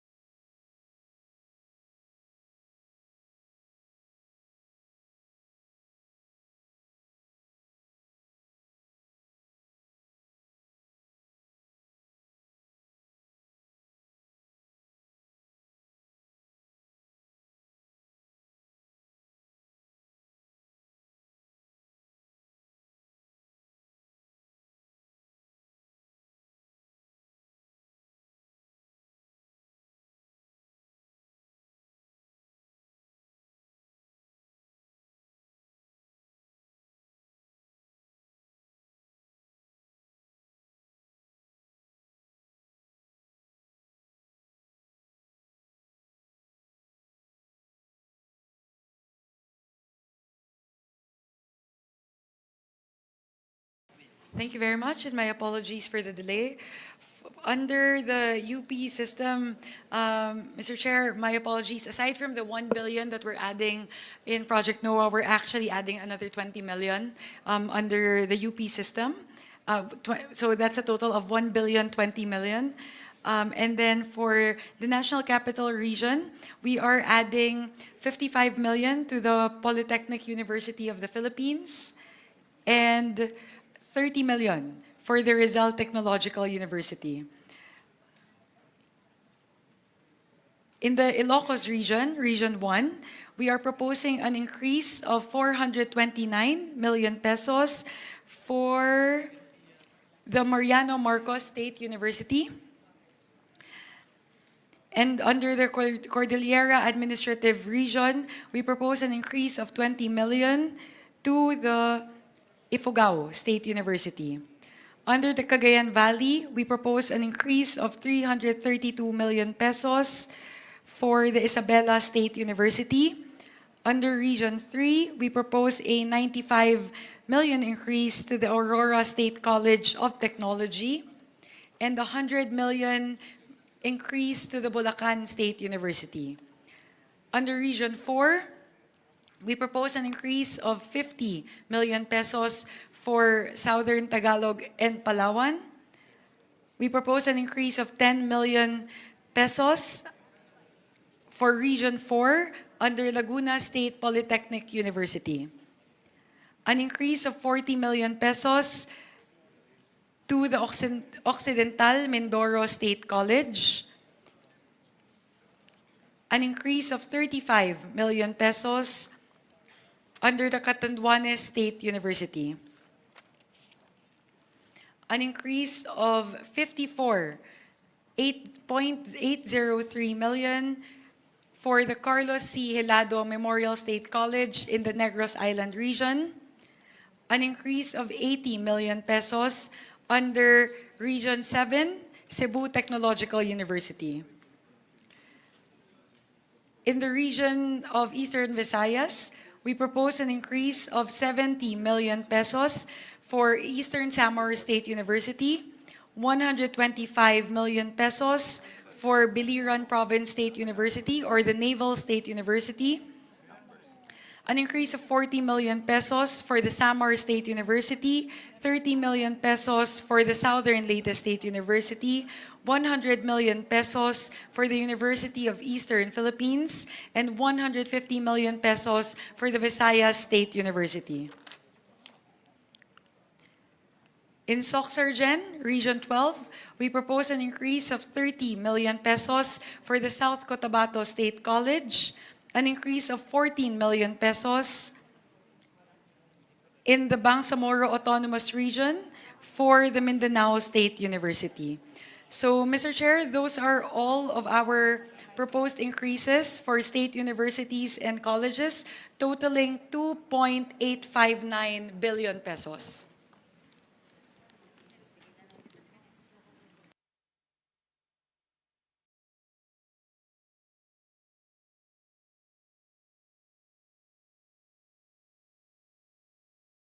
On the part of the Senate, we'll start off with the University of the Philippines dahil maraming taga-UP ho dito. Itong Senator Kiko yata taga-UP. Senator Loren din. So we'll start off with UP. For the University of the Philippines system, locally funded projects, renovation of PAS, Mendoza Hall, UP Manila, 30 million pesos. A locally funded project, treatment of X-linked dystonia Parkinson's, also known as Lubag syndrome, UPPGH, 15 million. I think this is your intervention, the Parkinson's Parkinson's project. It's a very unique, it's a rare disease only found in the island of Panay in Region 6. Yun ang request ni Dr. Gap Legaspi. Yeah. Is this under PGH or UP? PGH. PGH, no? Because PGH. PGH under UP. Yes. Okay. Thank you. Locally funded projects, digitalization of oral narratives, UP Visayas, 12 million pesos. Locally funded projects, scholarship programs for professional masters in tropical marine ecosystem management and professional masters in operations oceanography, PMMO, Marine Science Institute, UP Diliman, 10.9 million pesos. Locally funded projects, development and implementation of the Philippine Secondary Levers Assessment, 2026 to 2027, 200 million pesos. Hospital Services Program,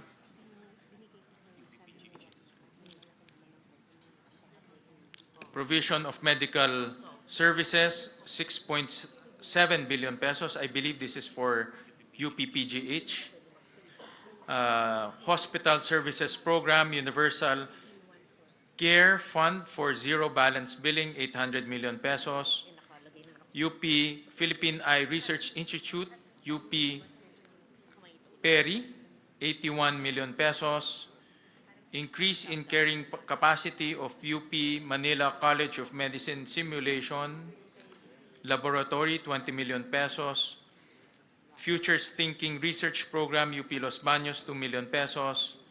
Upgrading and commissioning of the Structural Engineering Laboratory for Earthquake Engineering, Institute of Civil Engineering, UP Diliman. Ba't wala to?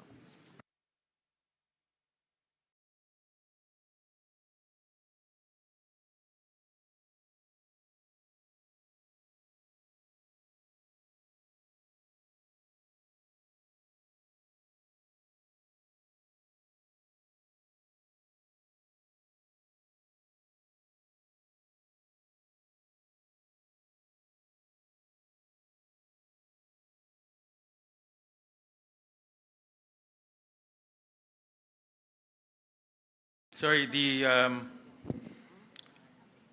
completion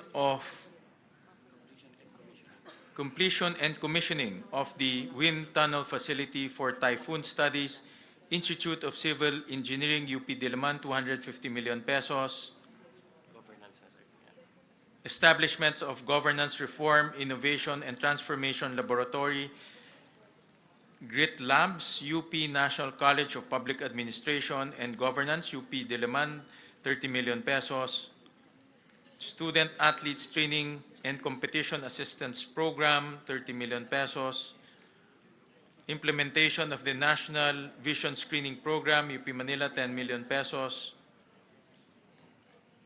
Integrated Mentoring and Mental Wellness Program, UP College of Medicine, Manila, 5 million pesos. Construction, rehabilitation of audiovisual room, South Road Properties Campus, UP Cebu, 21 million pesos. Construction, completion of dormitory for graduate students, UP Los Baños, 21.4 million pesos. Establishment of Health Innovation Hub, UP Mindanao, 18 million pesos. Development of the UP Artificial Intelligence Research Tool, UP System, 5.4 million pesos.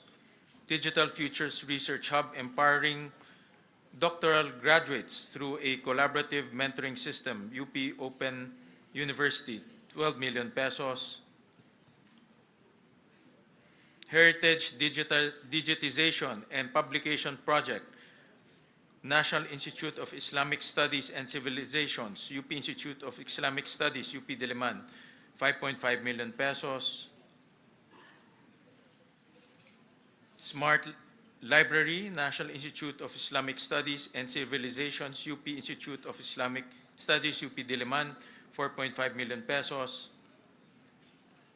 Repair and Rehabilitation of Atienza Hall, Department of Military Science, UP Diliman, 10 million pesos.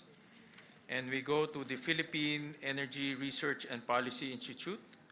The proposal is to the amount of 72 million pesos. and it's composed of the following: General and Administration and Support, 30 million pesos. Research and Development and Policy Utilization Program, provision of research services and policy development, 23 million pesos. Operation Technical Advisory Extension Program, provision of extension services, 18.7 million pesos. Now for the other SUCs in the National Capital Region, the Eulogio Amang Rodriguez Institute of Science and Technology, the proposal is 530 million pesos, composed of repainting of Iris building and replacement of old roofing in Apilado and Nudas building, 10 million pesos. Marikina Polytechnic College to the tune of 332 million pesos, composed of rehabilitation and repair of teacher education building and laboratories, 15 million pesos. To the Philippine Normal University, 1.5 billion pesos, composed of construction of a 3-story graduate school building, PNU Mindanao campus, 30 million pesos. Philippine State College of Aeronautics, 526 million pesos, composed of design and construction of academic building including physics and chemistry laboratory facilities, 12 million pesos. To the Polytechnic University of the Philippines, 3.7 billion pesos, composed of construction of multipurpose building, PUP Lopez Quezon Campus, 50 million pesos, construction of academic building, Phase 3, PUP Taguig, 15 million pesos, construction of multipurpose building, College of Engineering Extension building, PUP Santa Mesa, 50 million pesos. To the Technological University of the Philippines, 1.5 billion pesos. Construction and completion of multipurpose building, Barangay Western Bicutan, Taguig City, 40 million pesos. Now we go to Region 1, Ilocos. Don Mariano Marcos Memorial State University, 1.8 billion pesos, composed of construction of veterinary medicine building and animal hospital, 45 million pesos. Ilocos Sur Polytechnic State College, 551 million pesos, composed of completion of academic building, Tagudin Campus, 45 million pesos. Pangasinan State University, 1.7 billion pesos, composed of construction of 3-story education building, Urdaneta Campus, 30 million pesos. University of Northern Philippines, 1 billion pesos, composed of construction of the College of Nursing Academic Building 3, Phase 1, 45 million pesos. Now we go to the Cordillera Administrative Region. Abra State Institute of Science and Technology, 394 million pesos, composed of upgrading of the Agricultural, Academic, and Laboratory Building, Main Campus, 30 million pesos. Apayao State College, 349 million pesos, composed of construction of 3-story Criminology Building, 30 million pesos. Benguet State University, 1 billion pesos, composed of completion of College of Medicine Building Phase 2, 30 million pesos. Kalinga State University, 505 million pesos, composed of construction of Criminology Academic Facility Phase 1, Bulanao Campus, 30 million pesos.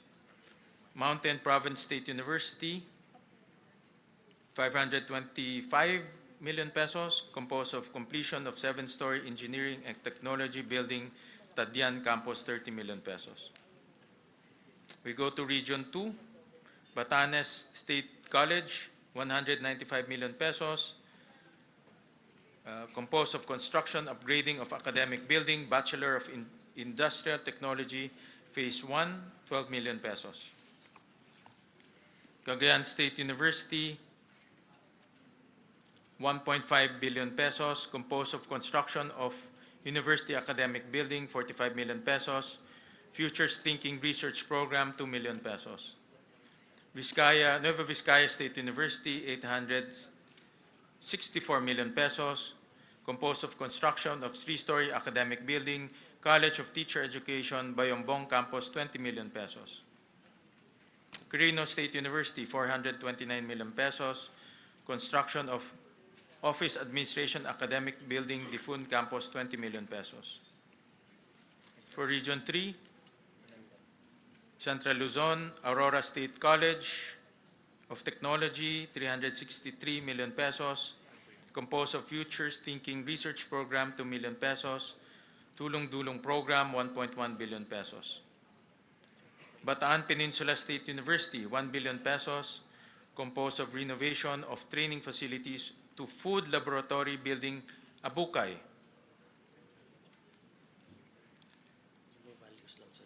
Sorry, that's I read the wrong item.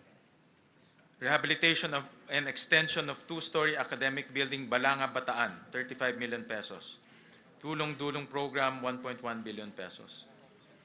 Bulacan Agricultural State College, 344 million pesos, composed of construction of multipurpose academic building with solar panel and rainwater harvesting facility, 33 million pesos. Tulong Dulong Program, 1.1 billion pesos. Bulacan State University, construction of Gender and Development Building at Campus 2, Malolos, Bulacan, 60 million pesos. Tulong Dulong Program, 1.1 billion pesos. Central Luzon State University, 1.2 billion pesos. Construction of composed of construction of climate resilient General Academic Building A, 40 million pesos. Tulong Dulong Program, 1.1 billion pesos. Nueva Ecija University of Science and Technology, 1.4 billion pesos. Composed of construction of academic building and training center, Phase 2, San Isidro Tabon Campus, 15 million pesos. Then Tulong Dulong Program, 1.1 billion pesos. Pampanga State Agricultural University, 631 million pesos. Construction of composed of construction of 2-story College of Business, Economics, and Entrepreneurship Building, 30 million pesos. Composed of Tulong Dulong Program, 1.1 billion pesos. Pampanga State University, 1.2 billion pesos. Completion of 12 Classroom 3 Academic Building with Site Development, Porac Campus, 25 million pesos. Tulong Dulong Program, 1.1 billion pesos. The Philippine Merchant Marine Academy, 351 million pesos, composed of construction of academic building, main campus, 30 million pesos, and Tulong Dulong Program, 1.1 billion pesos. President Ramon Magsaysay State University, 743 million pesos, construction 3-story College of Engineering, academic building, IBA Campus, 40 million pesos, Tulong Dulong Program, 1.1 billion pesos. Tarlac Agricultural University, 522 million pesos, rehabilitation of old building, 30 million pesos. Futures Thinking, 2 million pesos, construction of College of Education Child Research and Development Laboratory Experiences, 20 million pesos, Tulong Dulong Program, 1.1 billion pesos.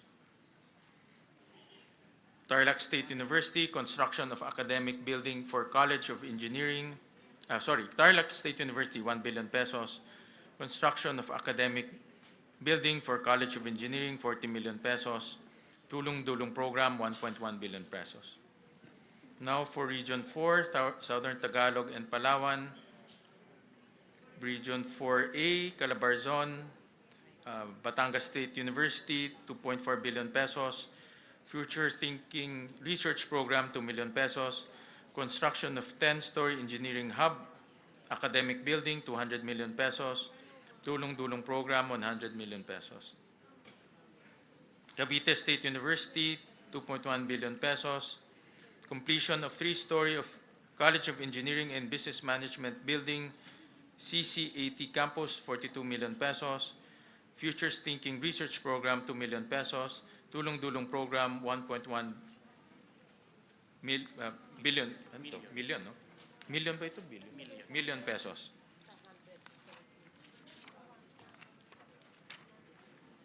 Laguna State Polytechnic College, 1.1 billion pesos. Construction of 4-story, 24-classroom academic building, 36 million pesos.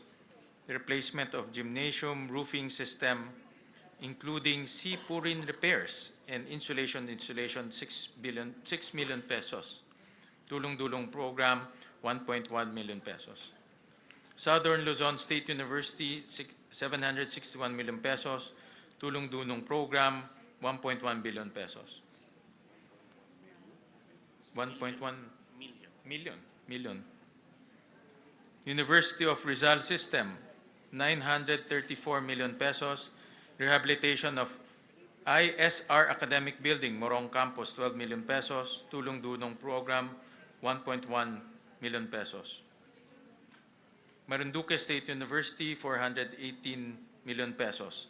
Futures Thinking Program, 2 million pesos. Construction of academic building for College of Arts and Sciences, 12 million pesos. Tulong-dulong program, 1.1 million pesos.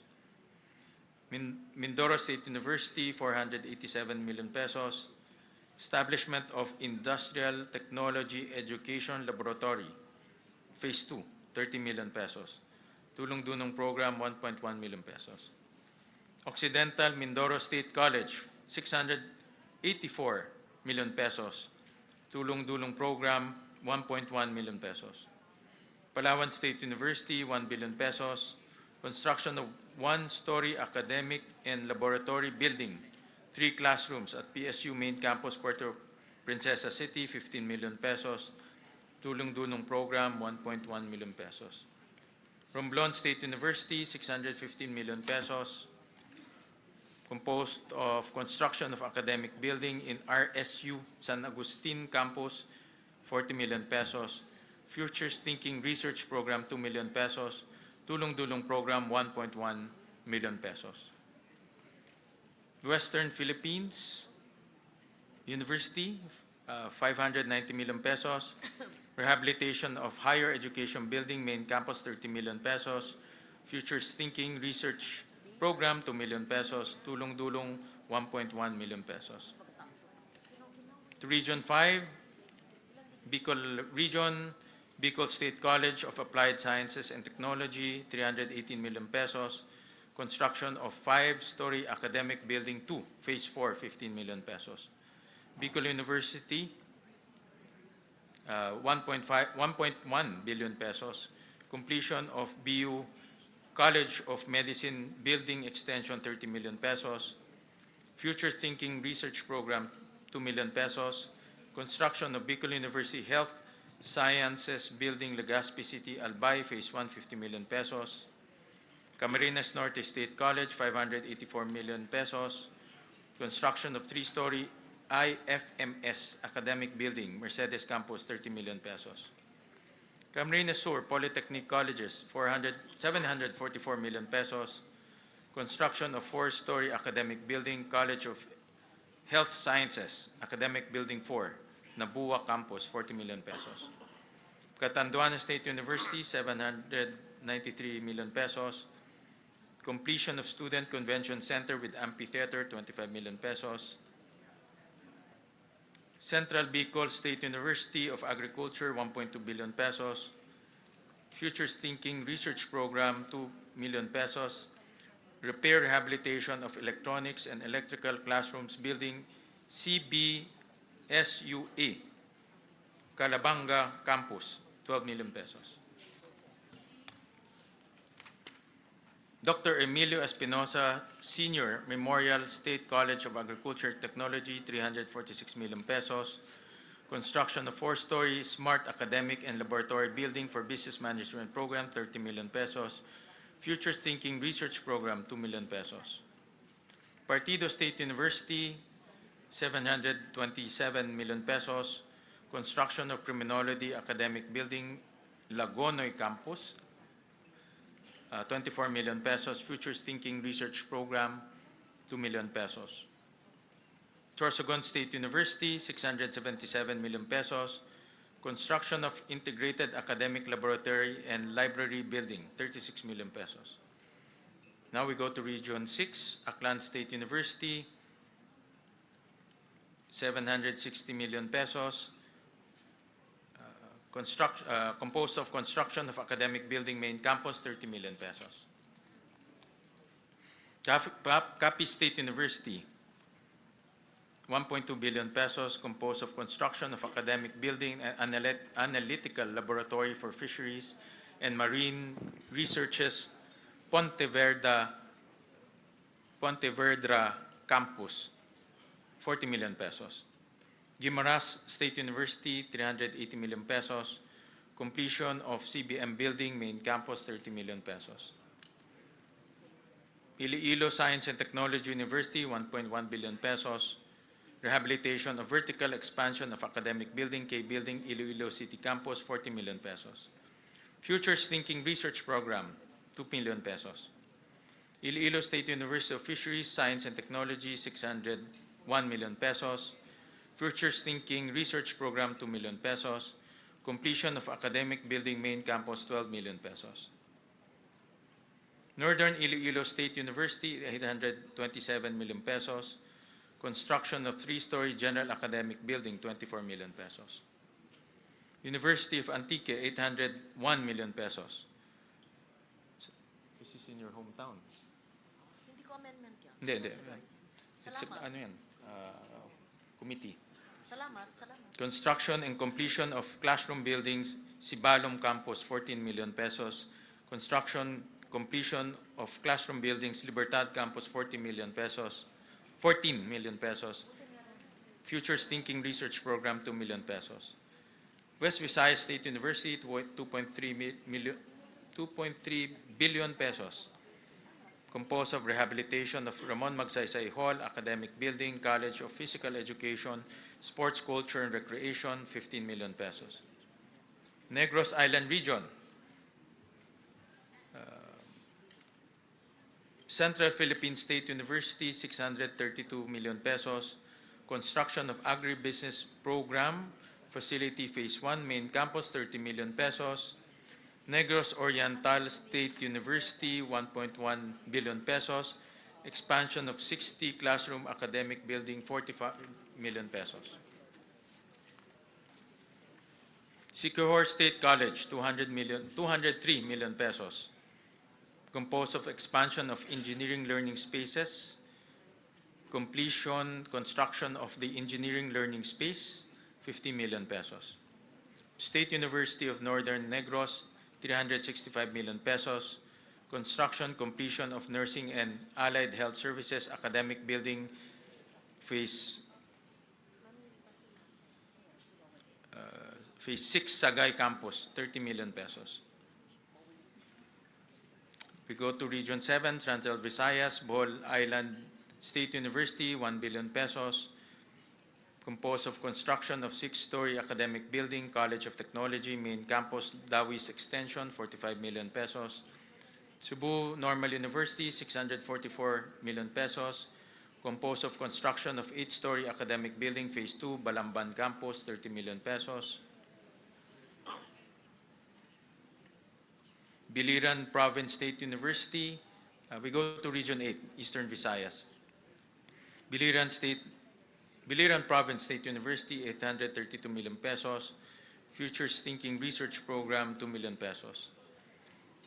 Eastern Samar State University, 927 million pesos. Construction of 2-story College of Medicine dormitory building, 25 million pesos. Eastern Visayas State University, 996 million pesos. Construction of 4-story College of Arts and Sciences Extension, Main Campus, 40 million pesos. Leyte Normal University, 618 million pesos. Construction of academic building, LNU San Isidro Campus, 30 million pesos. Northwest Samar State University, 680 million pesos. Construction of nursing building, Phase 1, 30 million pesos. And then another Futures Thinking research program, 2 million pesos. Palompon Institute of Technology, 460 million pesos. Construction of engineering building, Phase 2, 30 million pesos. We go to Region 9, Zamboanga Peninsula, Basilan State College, 315 million pesos. Composed of Futures Thinking Program, 2 million pesos. Construction of academic building, including Animal Science Laboratory, 12 million pesos. Srila State College, 640 million pesos. 604 million pesos. Composed of construction of academic building with laboratories and library. Biswangan Lakewood Campus, 30 million pesos. Construction of academic building, main campus, 30 million pesos. Construction of student center building, Caridad Tumingag Campus, 34 million pesos. Jose Rizal Memorial State University, 938 million pesos. Composed of construction of 2-story, 10-classroom building with facilities, School of Engineering, 18 million pesos. Repair, rehabilitation of track and field oval, main campus, 20 million pesos. Western Mindanao State University, 1.3 billion pesos. Construction of 3-story College of Agriculture academic building, San Ramon Campus, 30 million pesos. Zamboanga Peninsula Polytechnic State University, 719 million pesos. Construction of Technology Building Phase 1, College of Engineering and Technology, 18 million pesos. Zamboanga State College, Marine Sciences and Technology, 342 million pesos. Construction of Academic Building 2, Phase 1, 18 million pesos. We go to Region 10, Northern Mindanao.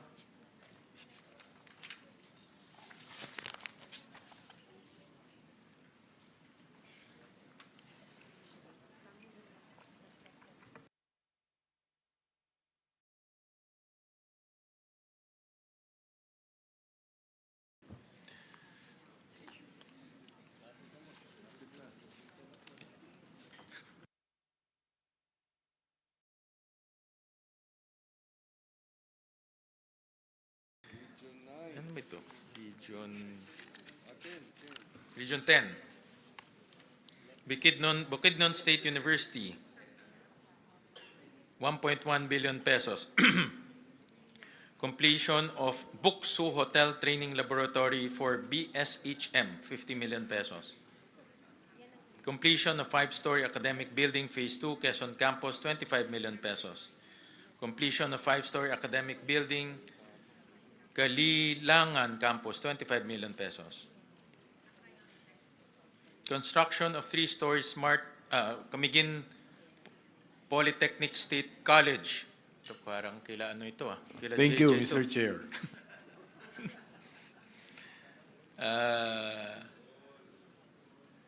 Nawala tuloy ako, Jay. 286 million pesos. That includes construction of 3-story Smart Institute of Technology building, main campus, 30 million pesos. Central Mindanao University, 1.1 billion pesos. Construction of academic building, College of Education, 45 million pesos. Construction of covered court, main campus, 10 million pesos. MSU Iligan Institute of Technology, 1.6 billion pesos. Composed of repair of various academic building structures, 12 million pesos. Northern Bukidnon State College, 295 million pesos. Composed of completion and equipping of 4-story IT building Phase 4, 25 million pesos. Northern Mindanao State College of Science and Technology, 500 million pesos. Construction of Agriculture and Environmental Science building, 50 million pesos. University of Science and Technology of Southern Philippines, 1.7 billion pesos. Establishment of 3-story Smart Computing Academic Building, Phase 1, Orqueta Campus, 42 million pesos. University of Science and Technology, Southern Philippines, Cagayan de Oro Campus. Ano ba ito? Mayroon, I think that was in part of the, ano ito?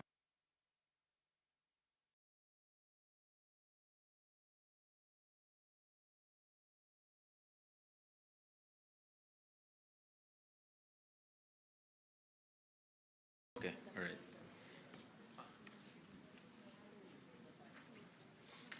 Okay, we go to Region 11. Mr. Chairman, Yeah. with your permission, Yes. before we leave Region 10, we'd like to appeal to the Senate because if you will see Region 10, all the schools have capital outlay. But then my university in my city and my province, if you can see here, it's all blank, zero.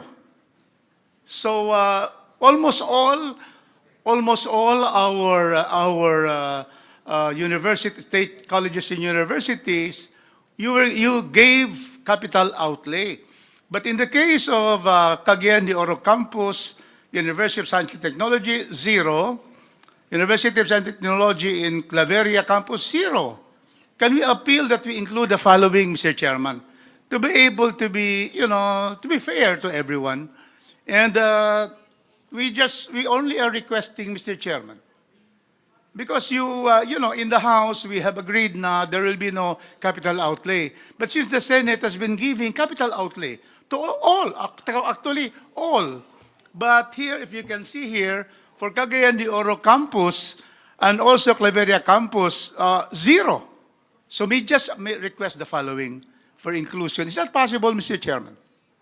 Mr. President, we were advised by the DBM that the operating unit is the University of Science and Technology, Southern Philippines. Yes. So we were advised that the allocation will be in that university, Mr. President. But if you can I see think here, they have there is different no... campuses, if I'm not Yeah, mistaken. there are two campuses, and there is no capital outlay. That is why, if you can see here, all the other universities in northern Mindanao, Region 10, they have what you have given them, their buildings and their laboratories and academic buildings. But then, nasiro kami dito, Mr. Chairman.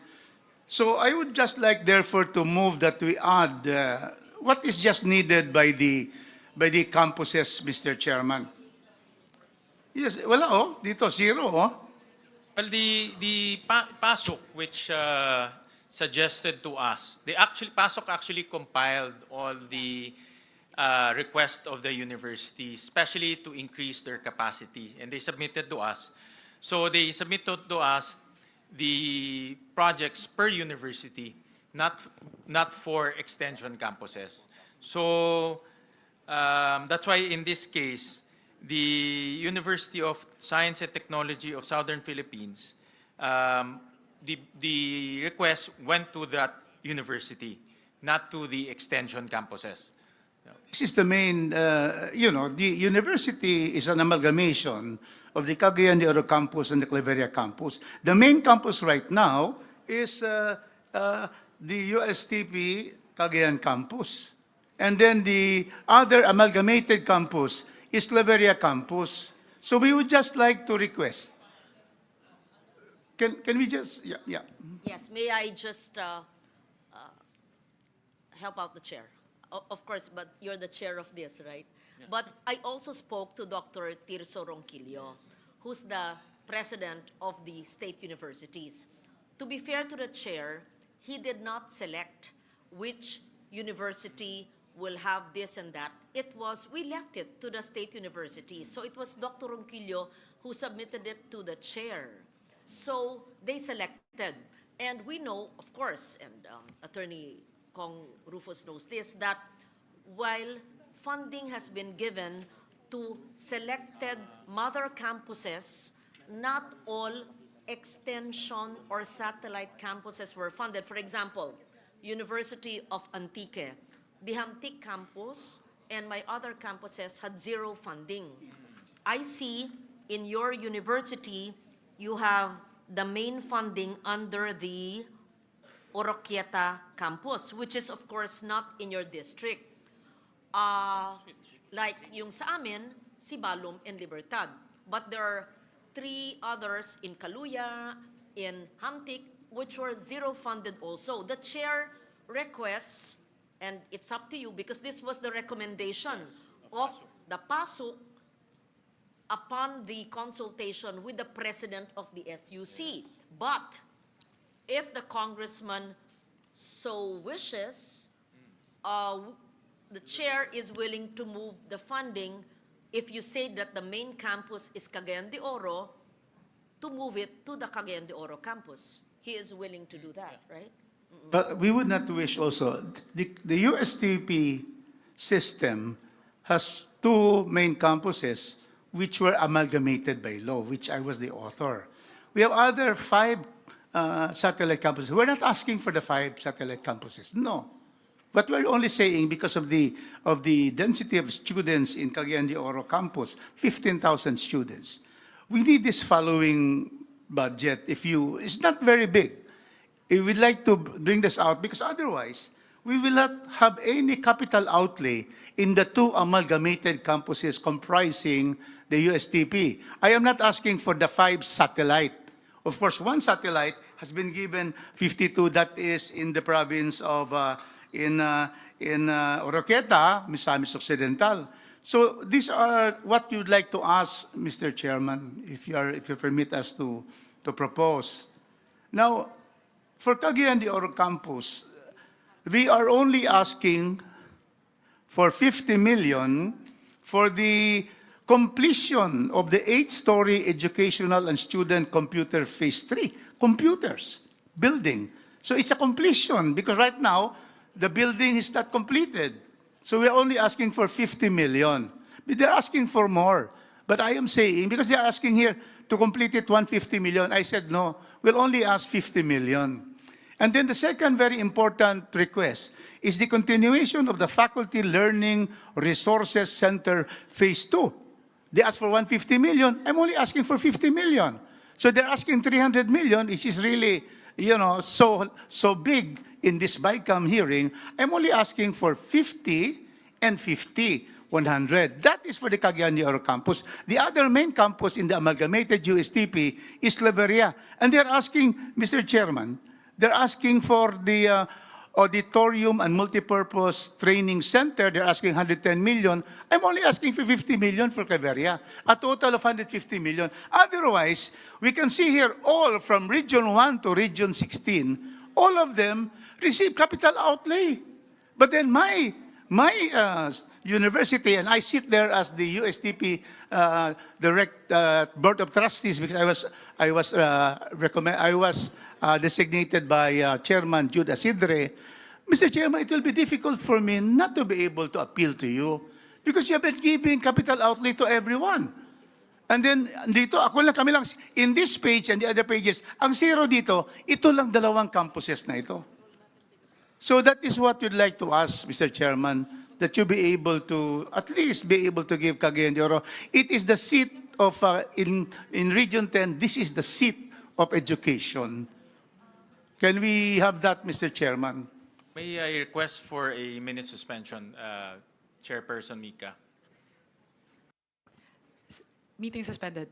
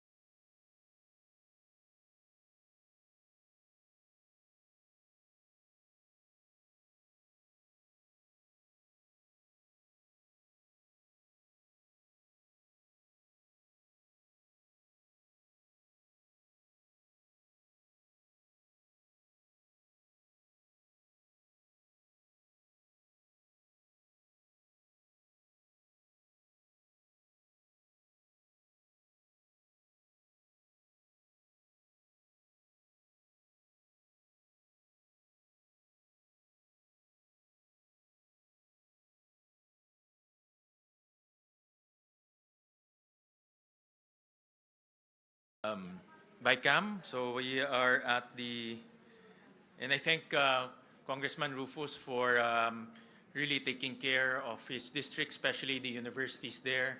Kailangan ho talagang matutukan yung mga pangangailangan po ng ating university. And you have our support, Congressman Rufus. Thank you, Mr. Chairman. Thank you. Thank you.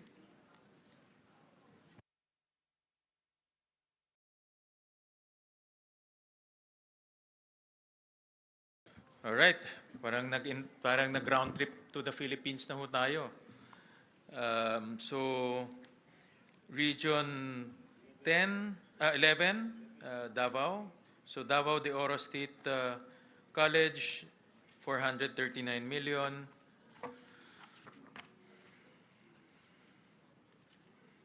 That includes construction of 5-story, 30 classroom, administrative, academic building. Phase 1, Maragusan Branch, 37.5 million pesos. Futures Thinking Research Program, 2 million pesos. Davao del Norte State College, 537 million pesos. Composed of construction of 4-story academic building, Phase 1 main campus, 30 million pesos. Future Thinking Research Program, 2 million pesos. Davao del Sur State College, 390 million pesos. Locally funded project retrofitting of damaged general education academic building, 30 million pesos. Davao Oriental State University, 669 million pesos. Futures Thinking Program, 2 million pesos. Construction of 3-story green technology building, Phase 4 main campus, 22.5 million pesos. Construction of 2-story modernized academic building, 18.5 million pesos. Southern Philippines Agribusiness and Marine Aquatic School of Technology, 266 million pesos. Completion of Program Learning Center, replacement of classroom damaged by earthquake, Phase 3, Malita Campus, 30 million pesos.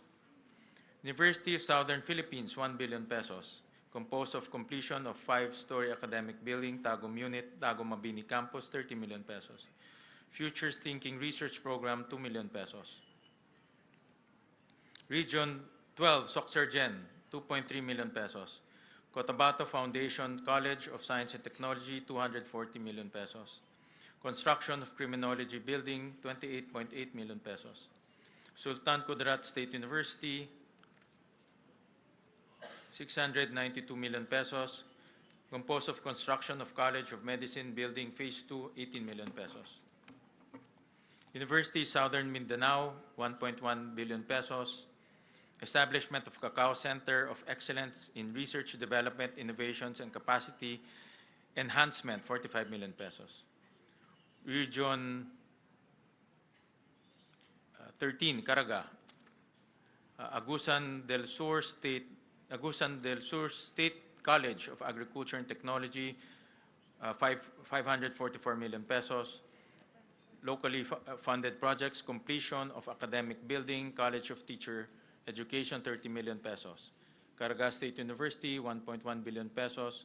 Construction of College of Forestry and Environmental Science Building Complex, 45 million pesos.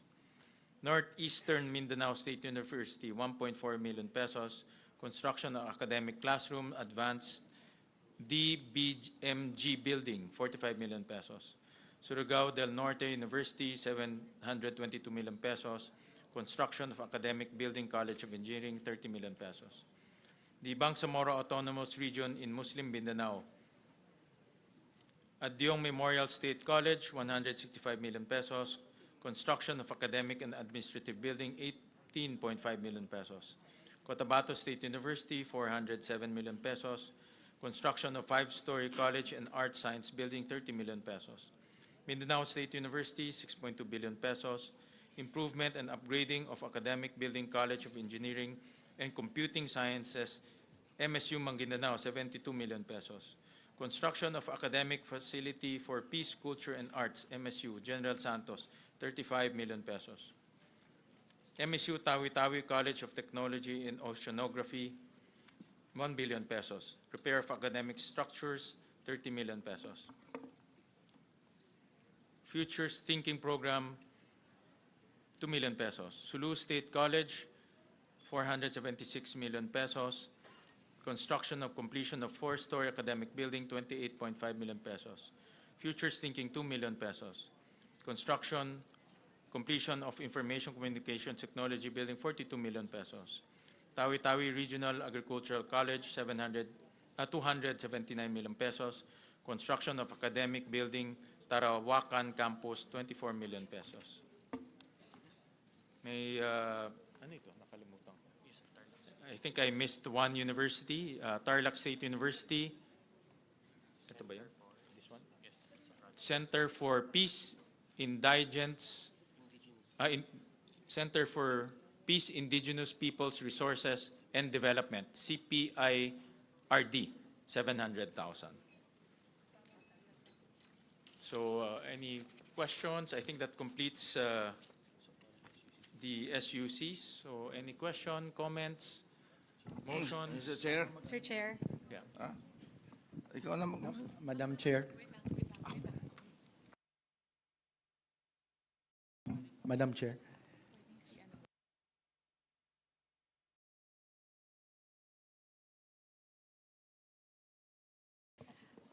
I would like to recognize the Honorable Maricor Zamora. Thank you, Madam Chair, Mr. Chair. Just manifestation, seeing that there are proposal from the Senate for the additional tulong-dunong programs for several universities, particularly for universities in regions 3 and 4. Just for a manifestation, Mr. Chair, Madam Chair, we wish also to see Senate intervention for tulong-dunong program for other regions, especially for Visayas and Mindanao, because here in the proposal, we only see proposal for tulong-dunong for 3 regions and not for all state universities. While we understand that there could be some priorities, but as a representative from Mindanao, I also wish to see Senate intervention for universities and colleges in Mindanao and Visayas. Thank you, Mr. Chair. We'll take note of that, Congresswoman Maricar Zamora. Thank you for that comment. I would now like to recognize Senior Vice Chairperson Abet Garcia. Thank you very much, Madam Chair, Mr. Chair. May tanong lang po ako, Madam Chair. If you remember, during the budget hearing ng mga state universities sa House, and it was chaired by 3 vice chairs ng Luzon, Visayas, Mindanao, ng mga state universities, ang pinakamalaking hiniling nila or concern nila ay yung utang na for many, many years ay hindi nababayaran sila sa kanila with regards to free college education na by law, kailangan nababayaran sila at nare-replenish sa pondo nila. And this concern was brought to the attention of our leadership. Kasama rin po yung ating minority.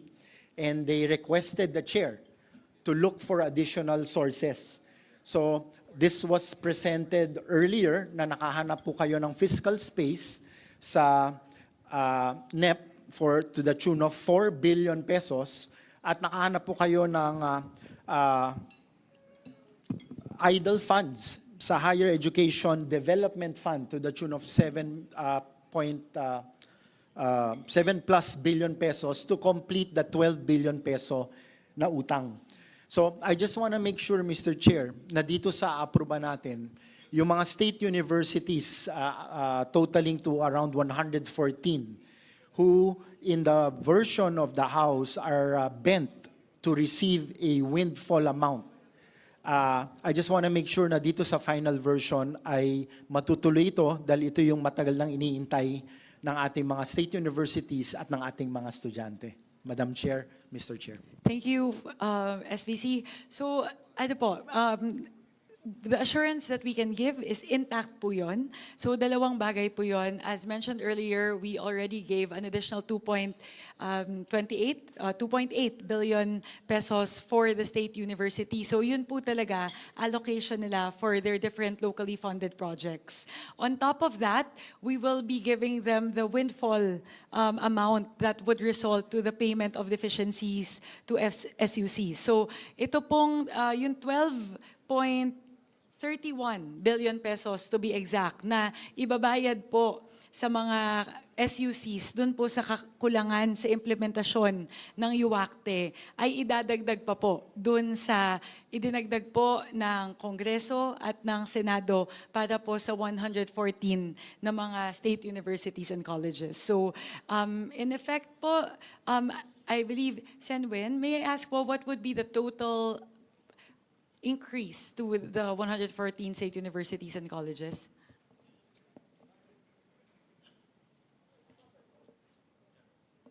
Mr. Chair, may I? Yes, go ahead. Because Go this, ahead po. remember, it was Yeah. a non-working, May bagyo. stormy day when we met with all the state universities and colleges presidents in Manila Polo Club, the chair and myself, and the hearing was canceled in the Senate, and we still met with them with Dr. Tirso Ronquillo. And they brought up the subject matter of what Congressman, my dear friend Abet Garcia mentioned, and of course, we told them that no matter what, we will ensure that in the GAA and in forthcoming years, the budget for the free quality tertiary education would be based on the current enrollment, not on a computed number which was wrong. I don't want to blame an agency of government. Having said that, we assure the House that whatever amendment you did, and the source would be the Higher Education Fund, Chair Shirley Agrupis had confirmed that in the hearing, because whatever was discussed in that privately held meeting was replayed, if I may use that word, in the Senate hearing and in plenary as well. And we will ensure that that is carried until the BICAM, until it is signed by the President. Let us also kindly put it on record that when the DBM puts the amount, it must follow the current year's enrollment and the possibility of the increasing enrollment. The reason for the backlog or the lack of funds in the past years was a wrong computation used allegedly, I don't want to blame, by the DBM. But I believe it's resolved, Mr. Chair. Is that accurate? Yes. And the funds are provided for, as of now, in the Senate version. Yes. Yes. Thank you for raising that, Congressman Garcia. I recall in your hearing in the House, yes, that was discussed as well. Yes. Thank you. Yes, Senator Loren. Thank you, Mr. Chair. Actually, Thank that's you, a Madam Chair. long-time problem. I think that problem has been plaguing the SUCs for many years.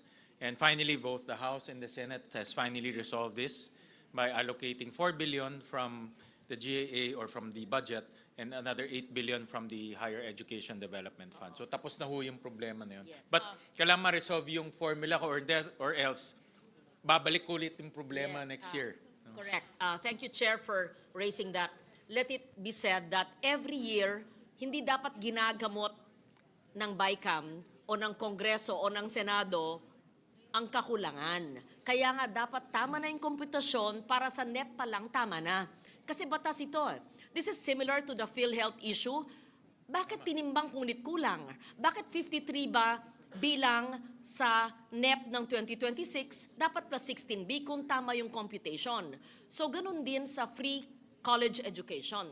Dapat tama ang computation ayon sa mga enrollees sa susunod na taon para hindi gagamutin na naman, hahabulin sa GAB o sa GAA. Yeah, so I'm glad we are of the same mind and we share that advocacy, all of us in this hall today, so we make sure that the NEP next 2027 will be correctly computed. Thank you for raising that. I'll just add to that. So we actually put in two special provisions pertaining to this. The first would be to ensure that the HEDF will be committed by CHED towards this purpose. Because in the previous years, we found out that apparently the HEDF has been accumulating for the last 27 years, untouched.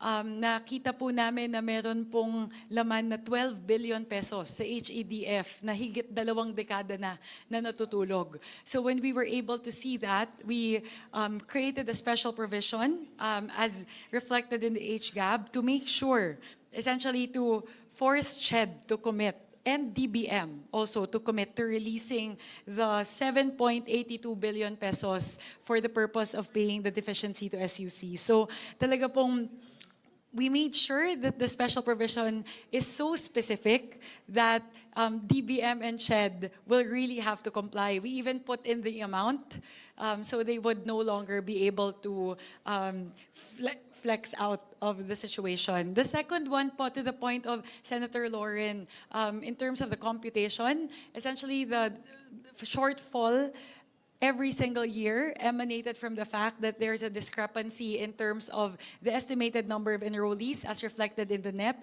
and the actual number of enrollees. Lumaki po ng lumaki yung gap every year. So we put in another special provision in the HGAB, and this is something that we would have to reconcile as well, wherein we essentially mandated PASOK, CHED, and the DBM that during the budget call, they already need to do that alignment. And there would be a deadline for SUCs to submit their projected enrollees for the following year. So just to say, we're doing this, we're doing a two-pronged approach. First is that we will pay the current deficiency to SUCs amounting to 12.31 billion. Para po yung kakulangan for the last 5 years, okay na yon, done na po, settled na.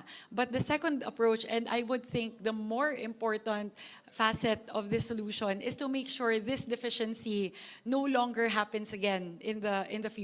So that's why, aside from making sure that the 12.31 billion pesos is funded, we have these two special provisions as well to safeguard against any shortcomings in terms of actualizing this provision. Pero yun po, rest assured that the payment of deficiency to SUCs is secured despite all of the additions to the different SUCs. Okay, maraming salamat, Madam Chair, Mr. Chair, and Senator Loren. Just a last note on that. Thank you for that, Chair Mika and Kong Abet.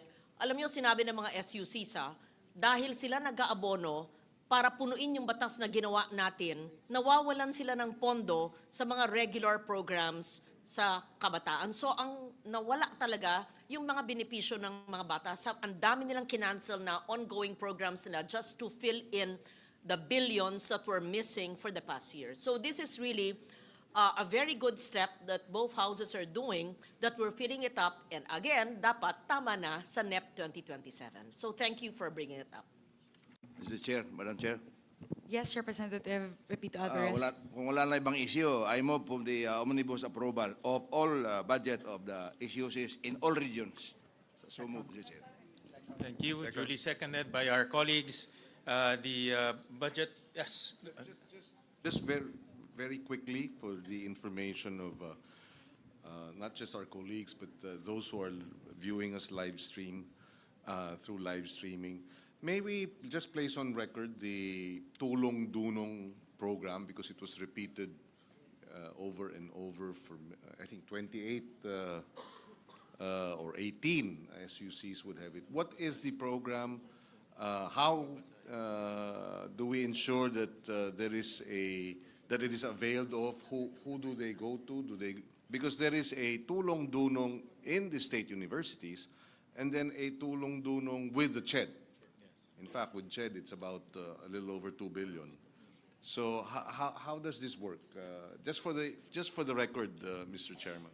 So since this is downloaded directly to the state universities will implement that scholarship program in particular. So iba po yung sa CHED, iba po yung sa mga state universities. So that's how you operationalize the ones in the state universities. And this is administered by the state universities. Yes, administered by state universities. But they also follow the CHED guidelines as to income, as to qualifications, as to minimum grades.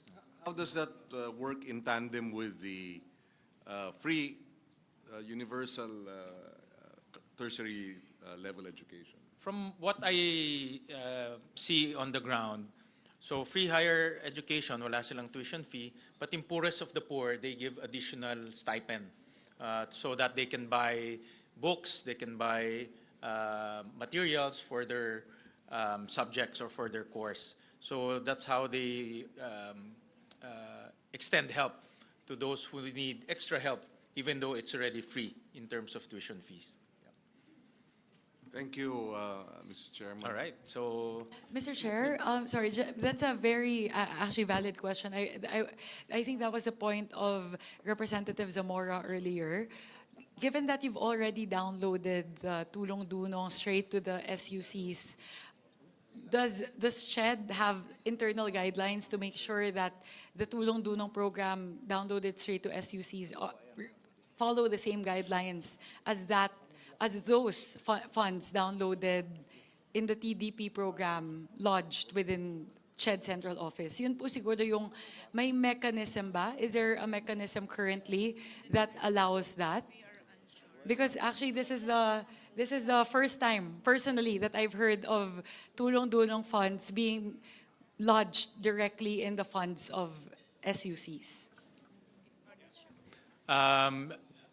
From what I understand, they follow the CHED guidelines. No? For example, in terms of who can avail, in terms of minimum grades, all of those. So they follow the CHED guidelines. Kasi, Mr. Chair, if I may, notice, Mr. Chair, in some of the state universities, like here in Cordillera, they don't have that Tulong Dunong.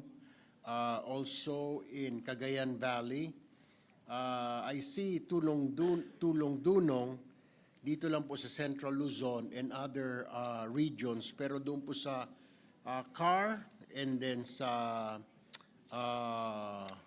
Ilocos region, maging dito po sa NCR, wala po tayong Tulong Dunong. So parang may mga lugar na may Tulong Dunong, pero may mga state universities na wala naman po. It depends on kung meron pong mga requests from the state universities. So kung meron silang mga requests, nagpapadala ho sila ng mga request letters sa Senate at doon naman po rin-rationalize kung sino po ang makakatanggap. And also, Mr. Chair, siguro we have to inform the school itself, the management, to inform the students. Kasi may mga students po, Mr. Chair, na hindi nila alam na merong there's such thing as a scholarship or funding for their board and lodging, etc. May mga estudyante pong hindi alam. So, kailangan talaga siguro yung information dissemination within the school campus na meron pong available na tulong-dulong mula sa pamahalaan. Thank you for that. Actually, there's a pending motion. I'll rule on that first. So, Chairman, my Yeah. apologies. I am on the phone with Chairperson Shirley Agrupis right now. So let me just quickly clarify this point. Perhaps because it's stated as a different line item. So if we approve it as such, then perhaps if the decision of CHED is that it has to be lodged under CHED Central Office, we may be approving something that's not implementable. So if I may po, Chairman Shirley Agrupis po is on the phone with me. May I request for a minute suspension? suspension.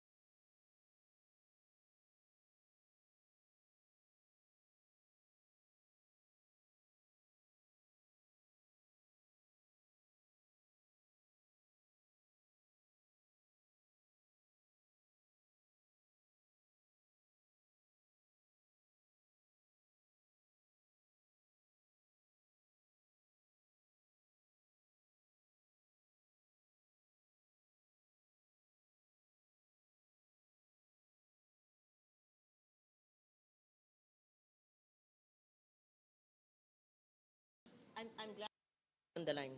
I remember when Shirley was a SUC president, she used to request for scholarships. And she said, she told me at the time, pag diretso ro ang pondo sa SUC, mas mabilis mag-facilitate sa estudyante. At that time, with all due respect, whoever was the chair of CHED. But of course, now she's in CHED.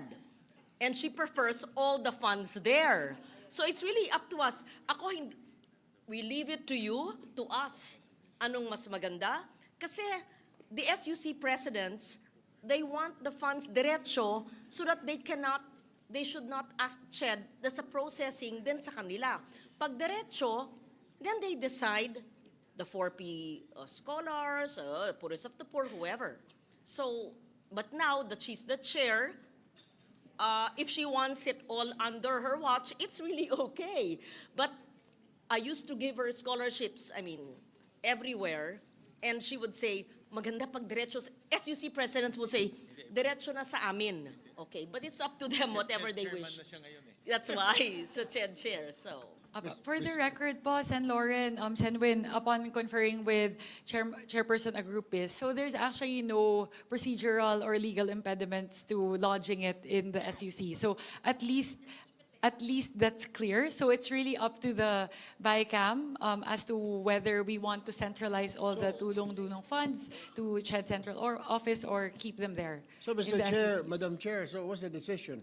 Do we have to leave it to the I to suggest- CHED or go directly to the SUCs? Okay. We'll download it to SUCs. It can be both because a scholar, whatever it's called, a scholarship assistance can go through CHED, that's the tertiary education subsidy, the TES, and there's tulong-dunong. But a scholarship assistance can also be an amendment to a specific SUC. For example, yung SUC ni attorney ko. University of Science and Yun. Technology of Southern Kung Philippines. gusto mo mag-amend, pwede ka maglagay ng scholarship assistance, let's say 1 million to that SUC, and the students, you will not touch the funds, it doesn't go through the lawmaker, but the SUC will implement it, depende kung. And all the SUC presidents I talk to always say, sana diretso na, kasi ang bagal noon pagaling kay CHED, and Shirley would do the same before. So I suggest, since it's there already, and the SUCs already know that it's lodged under them, and there's no legal impediment. And the LBRMO did that. So we And, Madam Chair, Yes. Mr. Chairman, the thing is, there are Region 3 and Region 4 has tulong-dulong directly to the state colleges. Mindanao, which has the 6 poorest provinces in the country, of the 10 poorest, walang tulong-dunong. So yan ang problema natin. So whether it is handled by CHED or by the school, it's clear that Mindanao is shut out of tulong-dulong, all the 6 regions, and that is a shutout. And Mindanao, under the PSA report, 6 of the poorest provinces are in Mindanao, and therefore, most of the students in our state university colleges are very, very poor that would need tulong-dulong. Just a manifestation, Mr. Chairman. That is what happened. Meron ng Region 3 and 4, wala ang Regions 9, 10, 11, 12, Caraga, and BARM. Alam mo, Mr. Chair, Madam Chair, I agree with Congressman Rufus. Wala naman po siguro state college universities na walang mahirap na estudyante. Kaya po sila nandyan because they don't have money. Magandang sinabi nyo. So we can move to put tulong-dunong directly to all SUCs, assuming there's fiscal space. I would like that. I hope we can do that, as long as there's fiscal space. Yes, there's none in Mindanao. If the 2 chairs would agree, but where do you find the funds that you will take it from? So the options would be to put the tulong-dunong, which is on the record, back to CHED, right? Back to CHED, and nothing would stay in any SUC, or we give all SUCs as manifested by Congressman Rodriguez. So I leave it to the body. Mr. Chairman, well, with the permission of the Chairman, as it is, CHED has 2 billion of the tulong-dunong, and therefore maybe a special provision to provide that such amounts should be allocated to state universities where the tulong-dunong budget or is not available or something like that, Mr. President. Or we can start, pero maliit yung 2 billion. Yeah, I think we can, Mr. Chair, Madam Chair, I think we can start doing that. Spread out this 2 billion or kahit na mga 2.5, magtira ka na lang sa CHED na mga 200 million or 500 million, then 2.2 will go to the state universities and colleges. It will be easier and quicker for the students to ask for assistance rather than magre-request pang SUC sa CHED and then babalik pa. It will take some time. Baka tapos na yung klase, tsaka palang dumarating yung tulong-duno. The only, I'm okay with both options. The only impediment I'm seeing in the other option, which is to lodge it into the different SUCs, is that we relied on the information from Chairperson Agrupis as to the estimate of how much tulong-dunong they would need for the following year. And I don't know how granular her data is. Does she already know how much each of the SUCs would need? I think that's the only impediment that I'm seeing, given the time constraint also that the BICAM would need to come up with a report and then we would need to have it ready as soon as possible. So given that, just looking at the time constraint on having to put together the BICAM report at the soonest possible time, the option I'm leaning towards is to centralize all tulong-dunong to CHED, central office. So I think there's a meeting of the minds to centralize it. So there's a pending motion to approve it. May I have, will you amend the motion? The tulong-dunong in the universities that were mentioned will now be under the CHED tulong-dunong. Yes, I move. All right. Second the motion. That's the case. The budget of the SUCs, including the University of the Philippines, is now approved. And the tulong-dulong program that were mentioned in each university will be transferred to the CHED. Mr. Chairman? All right. Yes, just say, I did the math. No? I was listening to the amounts that were allocated earlier. 1 million, 2 million per SUC, no? But if my math is correct, if it's 2 billion and there are 113 state universities, that's about 17 million each. So, in other words, yung maliliit na 1 million can actually get 17 million if it is divided equally among the different. But of course, we leave that to CHED, no? Because different state universities will have different considerations and population and needs, etc.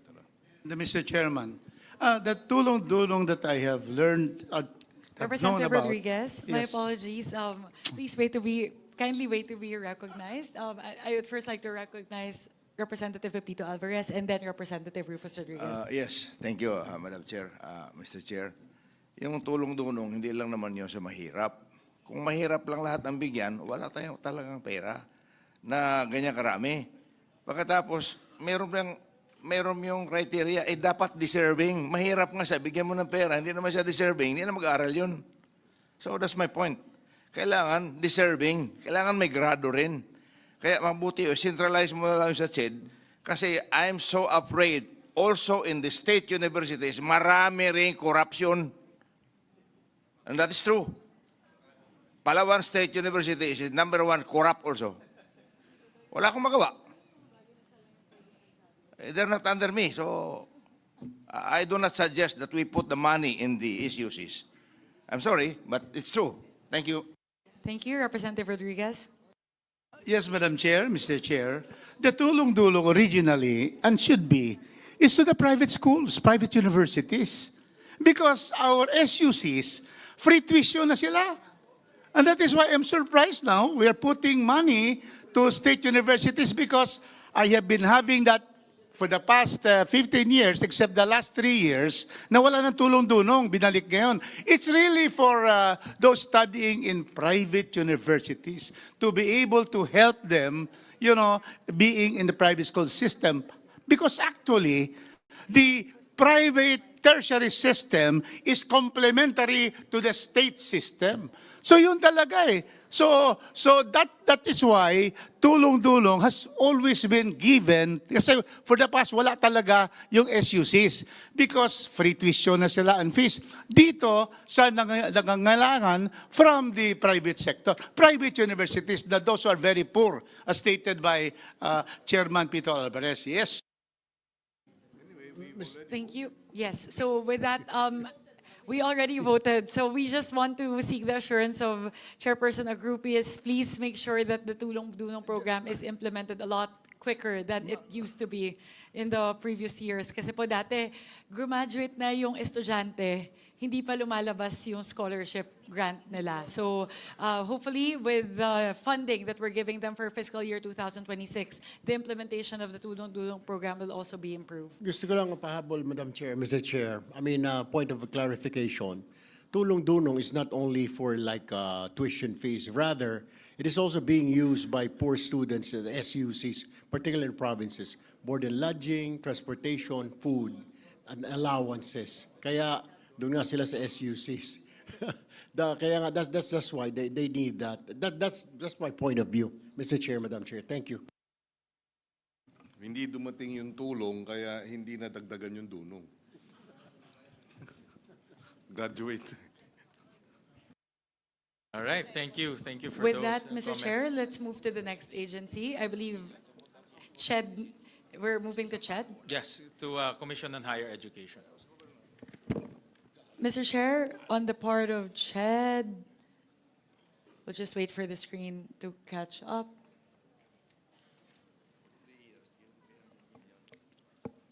For CHED,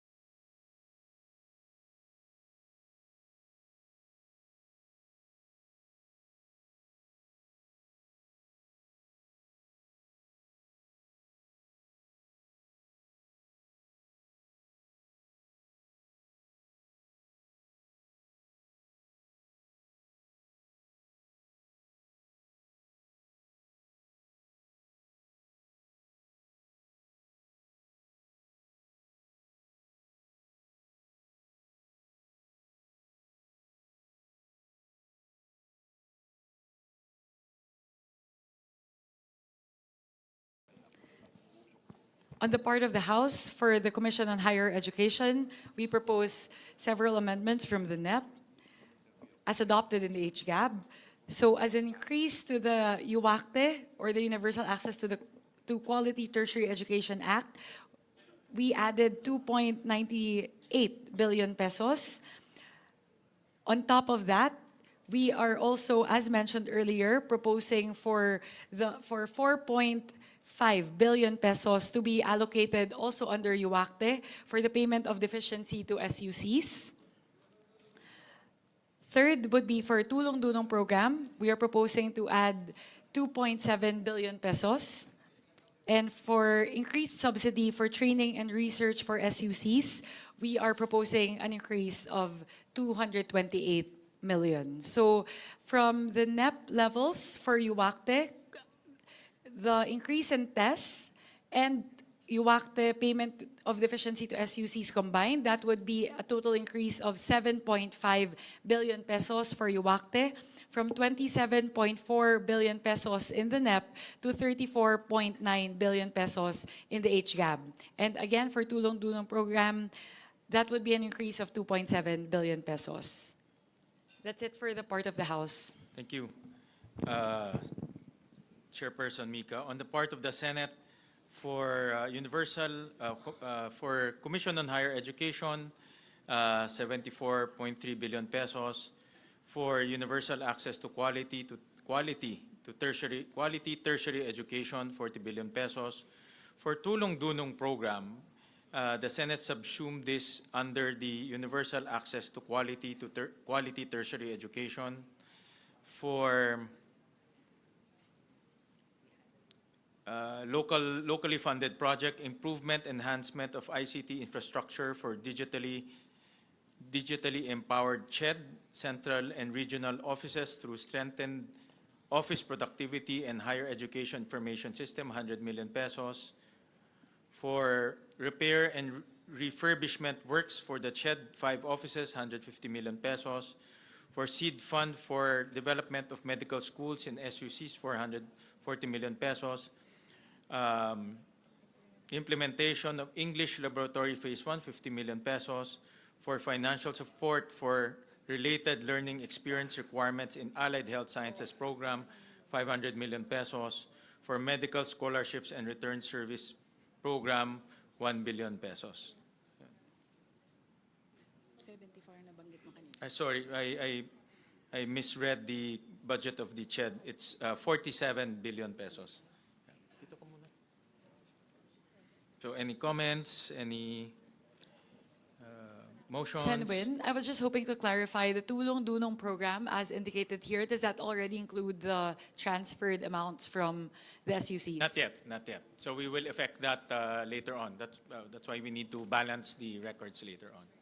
So any comments? Any? So, Mr. Chair, before we solicit a motion, for the record, we were able to increase the budget of the Commission on Higher Education from 33.1 billion in the NEP to 43.6 billion pesos in the HGAB. And finally, in the proposal, that would be 47.4 billion pesos. So that is a 14 billion increase for the Commission on Higher Education.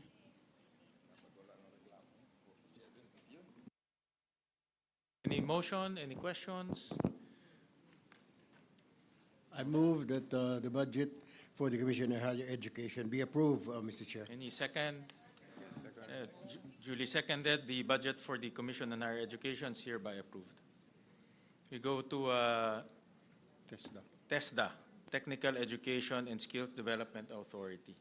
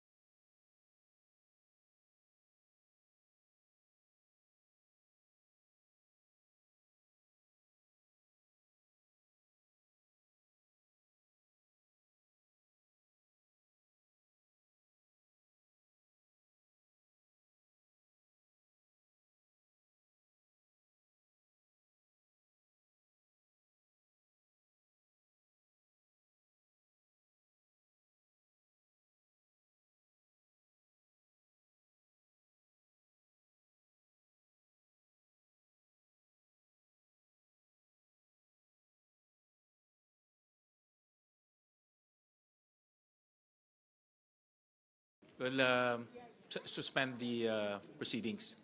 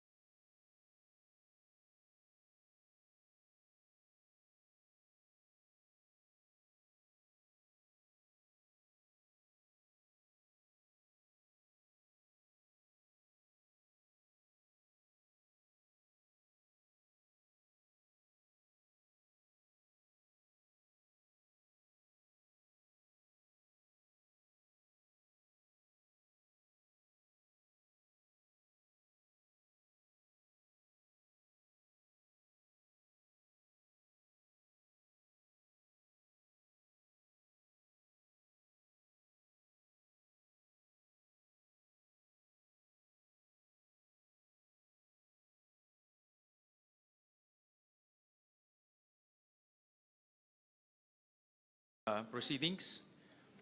Thank you, Senwin, and to the BICAM conferees for indulging the few minutes. I called Sec Kiko Benitez just to clear something about the special provision indicated under TWSP. So before I get to that, so I'll first note the amounts that we added for under the Technical Education and Skills Development Authority from a four-step. We propose to add 2.09 billion pesos, bringing it from 12.6 billion in the NEP to 14.7 billion in the HGAB. Subsequently, for the TWSP, we propose to add 1.54 billion pesos to change it from 5.3 billion pesos in the NEP up to 6.8 billion pesos in the HGAB. So, Senwin, just wanted to clarify on one point because one of the disagreeing points between the HGAB and the Senate version pertaining to the special provision of TWSP is that upon the request of Secretary Kiko Benitez, the amount as indicated in the TWSP would have to be broken down into different courses with amounts specified for each type of course.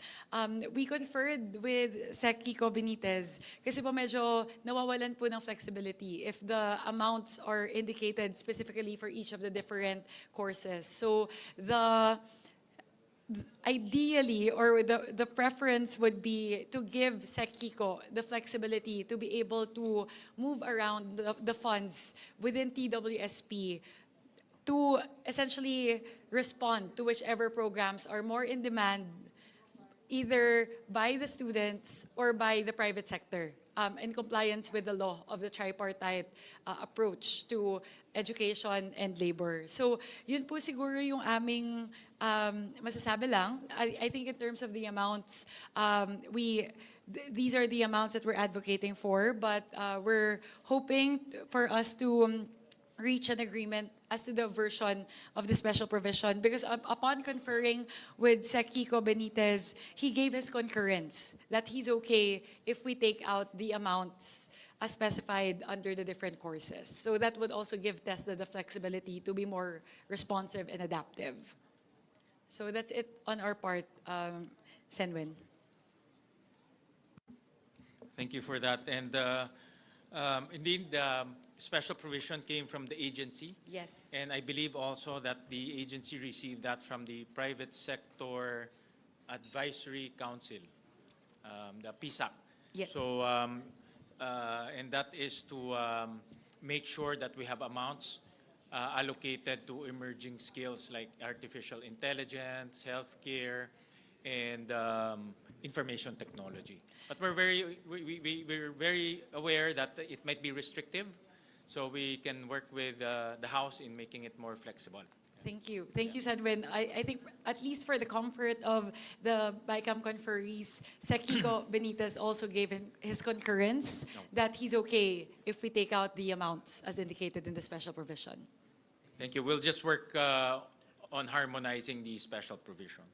So on the part of the Senate, we proposed for Technical Education Skills Development Authority, 26 billion, composed of promotion, development, and implementation of quality education and skills development programs, 15 billion, promotion, development, implementation, monitoring, and evaluation, technical education and skills development scholarship and student assistance program, 9 billion.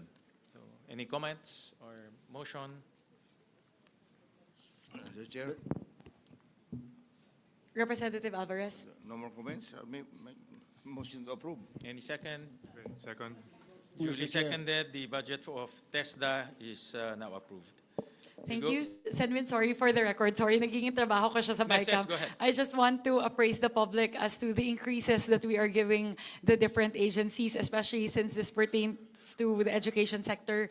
So from the NEP, for TESDA, the NEP is at 19.9 billion pesos. For the HGAP, we increased it to 23.58 billion. And finally, with our version of 26 billion pesos, the total increase would be, I need to compute.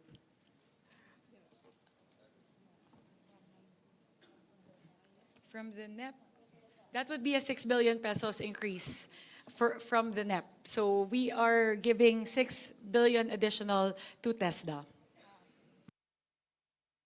Thank you. Thank you for that.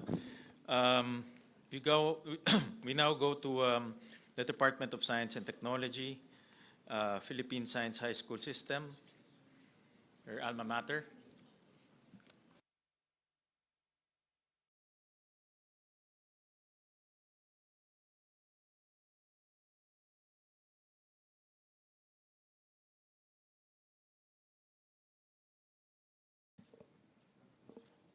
Thank you very much, Mr. Chair. First of all, we are giving 19.49 million pesos additional for the implementation of the SNT scholarship. So this would allow students in the Philippines, this would allow Philippine Science High School to create another tier for the most indigent students, thereby increasing their stipends from 4,000 pesos to 8,000 pesos.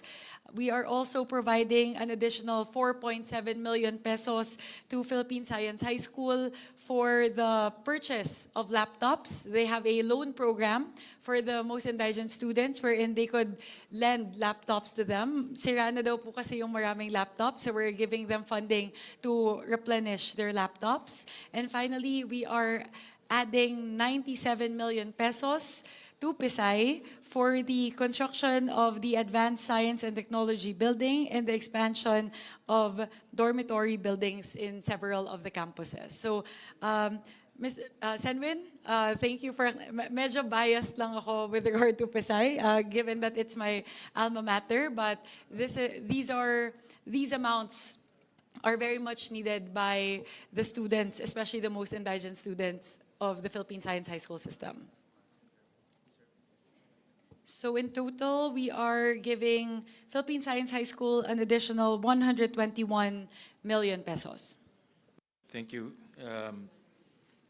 Congresswoman Mika. For the part of the Senate, we propose for the Philippine Science High School system 3.4 billion pesos, composed of general management and supervision 520 million pesos.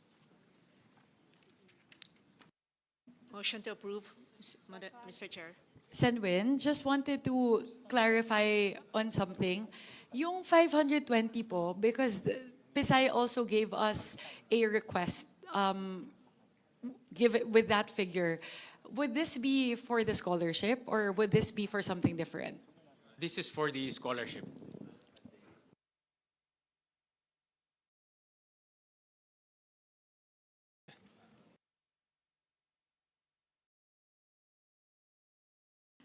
I think this is something that the BICAM po can discuss because there are two versions of the scholarship, the scheme that we can take a look at, and the price difference is around 400 million pesos. So perhaps this is something that we should scrutinize. Yung original proposal po kasi ng PSI was to, currently po kasi there's a socialized subsidy program for PSI wherein the highest income students get 500 pesos, the most indigent students get 4,000 pesos each. So yung original proposal po kasi ng PSI is to essentially condense this socialized scheme into only two. So instead of 500 to 4,000, maging 4,000 or 8,000 pesos na lang po. So something that we would want to take a look in the new proposal, the new scheme from PSI, ang mangyayari po, even the highest income students would also get 4,000 pesos. So in the other scheme, which I proposed to Philippine Science High School, we would still maintain the socialized scheme, 500 to 4,000, but this time, the most indigent students would now be able to get 8,000 pesos. So parang we're essentially just adding one new tier in the socialized scheme. So yun po siguro yung price difference, cost difference rather, nung dalawang proposals po. I understand from their proposal is, you're right, from 4 schemes, they'll make it into 2 schemes. And It's been, I think, quite a while since they. Yeah. When was the last time?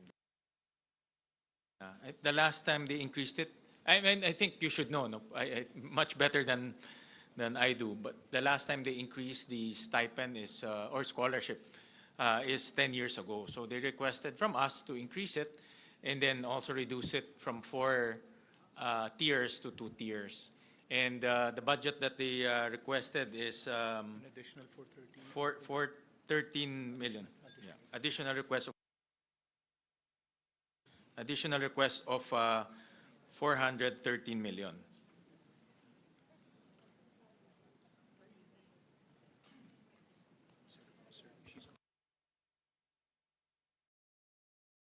Yes, session suspended.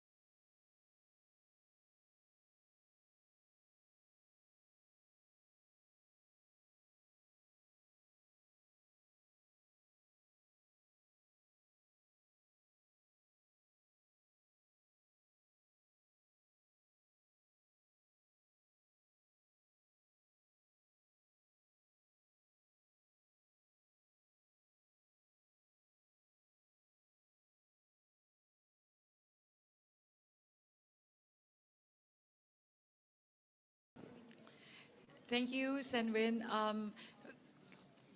To give time to the technical staff to work out the figures for Philippine Science High School, may we move to a different agency? Yes, we'll do that since we are going to include that already in our discussion, so it's better to have those details. So we'll move to another agency, which is the health sector. We'll start off with the Department of Health.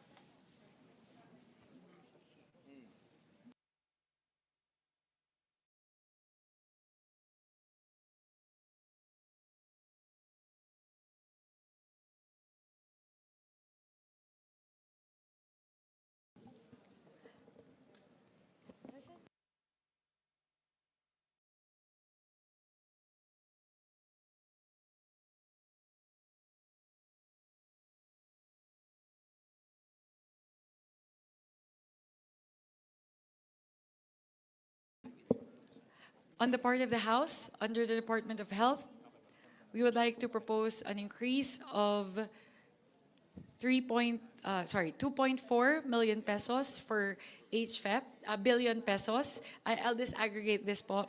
But the total for HFEP rather is an increase of 5.79 billion pesos.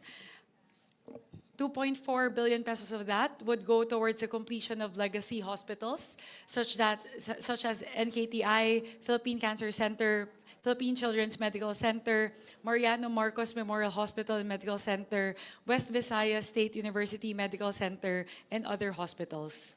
On top of that, there would be 3.39 billion pesos allocated towards the other health facilities. There is also an additional proposed increase of 150 million pesos towards the Philippine Children's Medical Center for different items such as MOE allocation, provision of essential cancer medicines, diagnostics, strengthening of multidisciplinary care teams, and expansion of the patient support program. And finally, we propose an increase of 24.8 billion pesos for the medical assistance to indigent and financially incapacitated patients, or MAIFIP program. The increase in MAIFIP is due to the need to fund the government's, the directive of President Ferdinand Marcos Jr. to enable zero balance billing for indigent patients in all government hospitals throughout the country. So those are the proposals, Senwin, of the House. The additional 5.79 billion pesos for HFEP, the additional 150 million pesos for the Philippine Children's Medical Center, and the additional 24.8 billion pesos for MAIFIP. Thank you, Congresswoman Mika. I'll start off with the Office of the Secretary first. For the Senate, we propose for the Office of the Secretary 269 billion pesos, 297 billion pesos. Kunin ko nga ruler.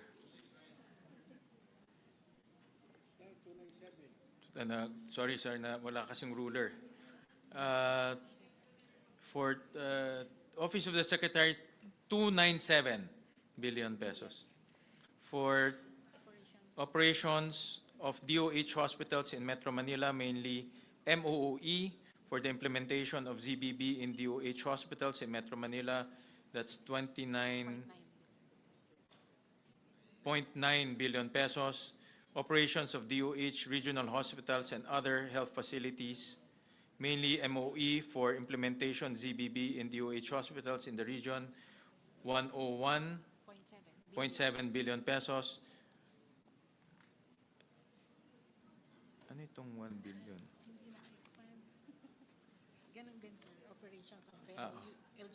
LGU, no? Sorry, hindi ho kasi naka-expand dito. Operations of LGU hospitals and other health facilities, mainly MOE, for the implementation of ZBB in LGU hospitals in the region, 1 billion pesos. Cancer Assistance Fund, 1.5 billion pesos. Health Sector Research Development, 92 million pesos.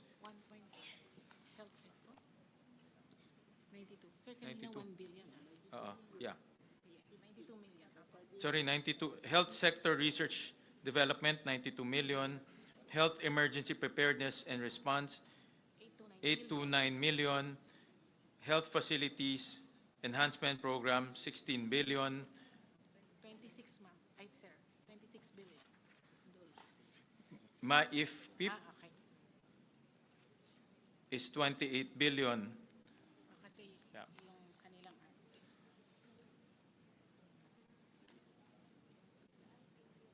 Any comments, motions?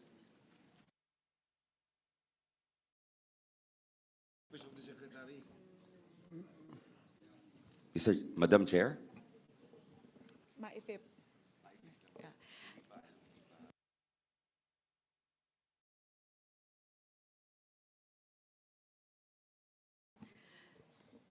Senwin and to the members of the Senate contingent to the BICAM, if we may appeal for the adoption of the additional 24.96 billion pesos for the MAIFIP program, thereby increasing the amount to 49.2 billion pesos. That would be a huge help or actually that would be the enabling factor to implement the zero balance billing in all government hospitals all throughout the country. So without this, we believe without this amount, without the additional 2.97 billion towards MAIFIP, we will not be able to operationalize the directive of President Ferdinand Marcos Jr.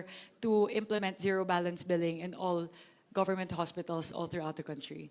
So that is the most important point on the part of the House contingent.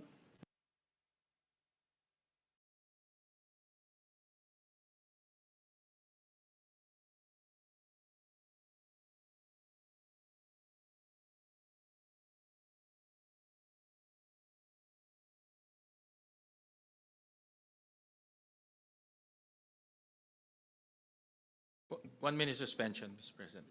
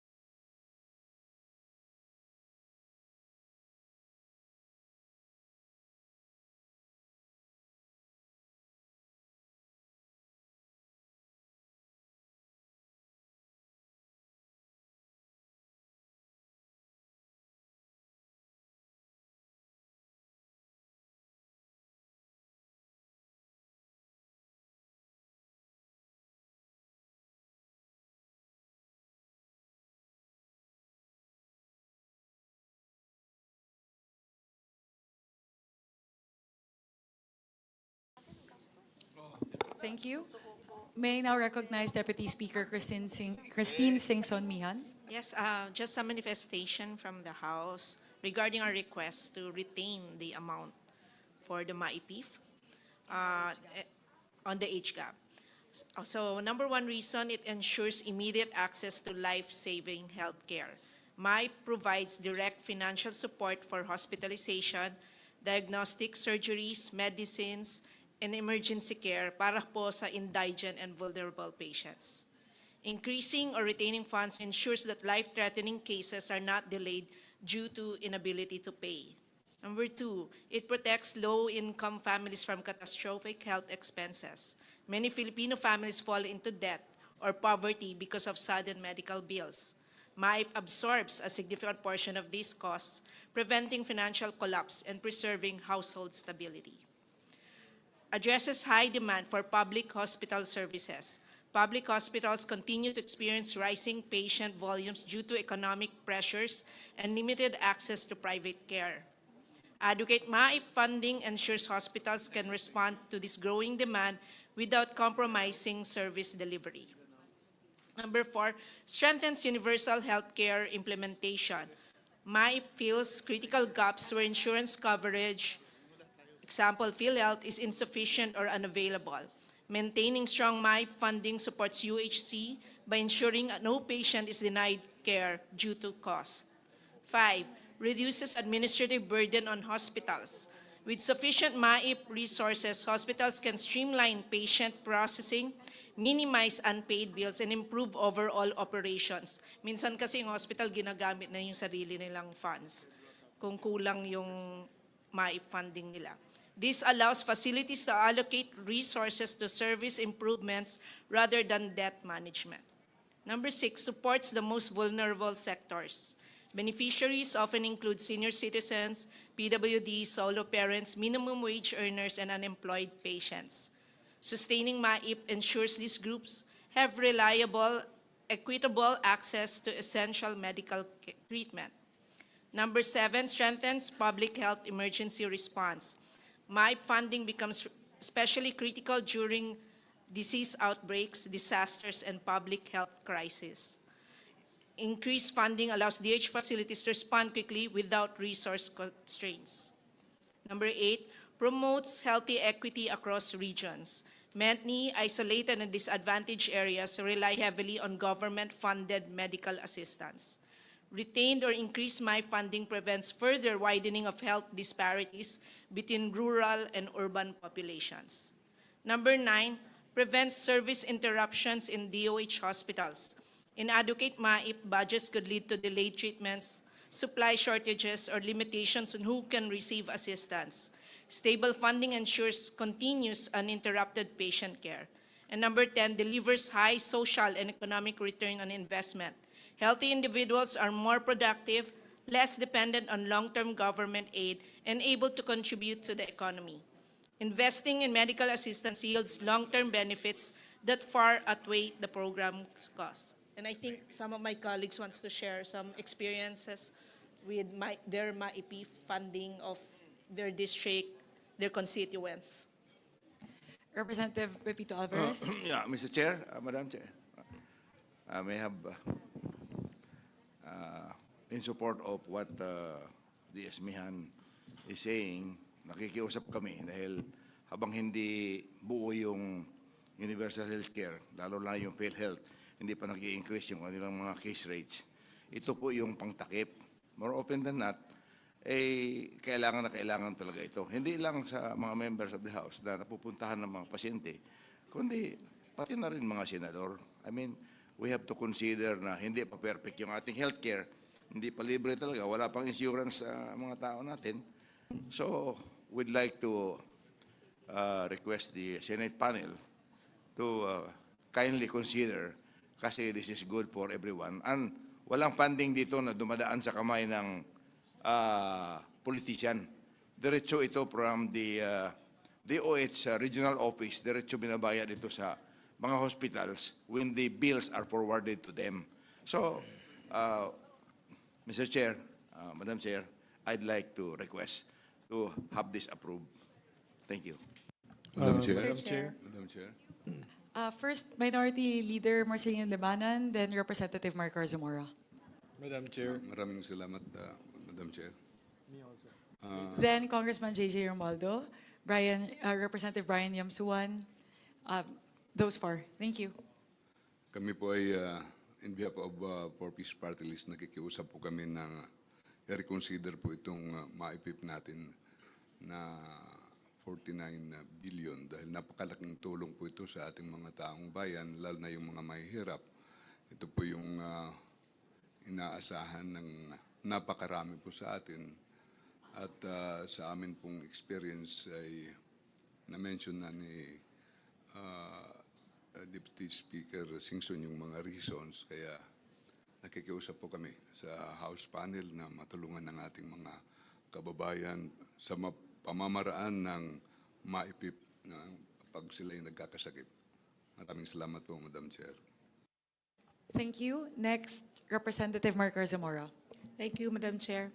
I just would like to share one best practice that we observe in the province, where RHUs that are already categorized as primary healthcare facilities are already qualified RHUs to receive MAIP. And once these RHUs were being downloaded with MAIP, it actually helps local government unit earn from MAIP. So parang kung ano yung kulang ng RHU in terms of personnel, doon nila nakukuha sa income nila sa MAIP. So it's actually not limited to hospitals alone, but it actually supports the rural health units. So parang ito yung nagiging tulong din ng national government for RHUs, LGUs to earn and provide whatever the LGU can complement.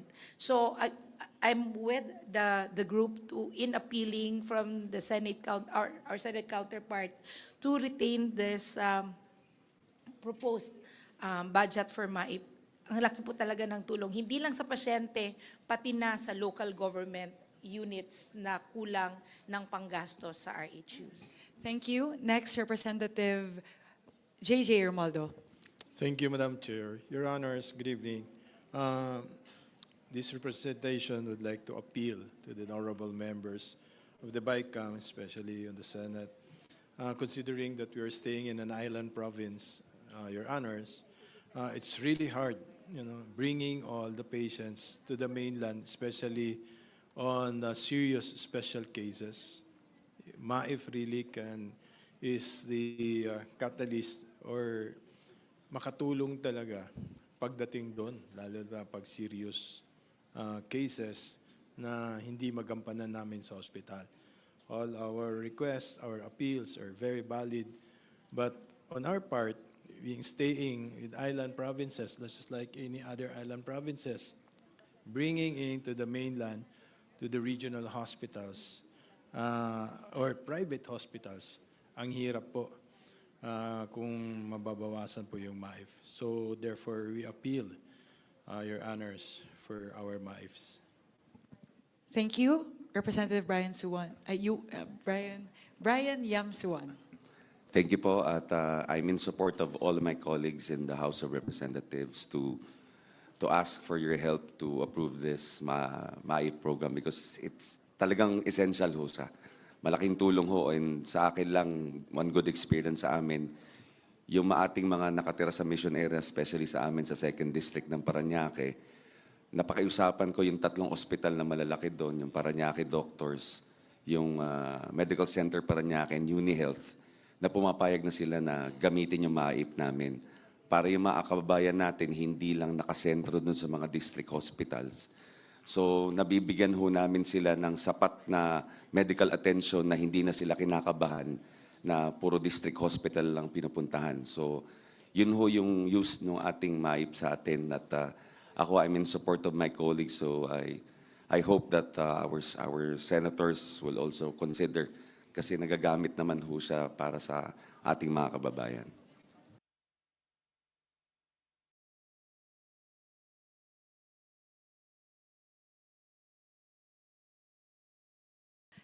If I may po, I believe this was something that stood out to me during the interpellations in the Senate. This was Senator Risa actually who raised this point. I think we can look at it also in terms of the number of beneficiaries that would be reduced or cut out from the program if we do not restore the amount. In 2025 po, the number of beneficiaries, given the GAA amount of 41.2 billion pesos, was 3.3 million beneficiaries. And with the cut, if the House version is not adopted, that would reduce the number of beneficiaries by 1.1 million.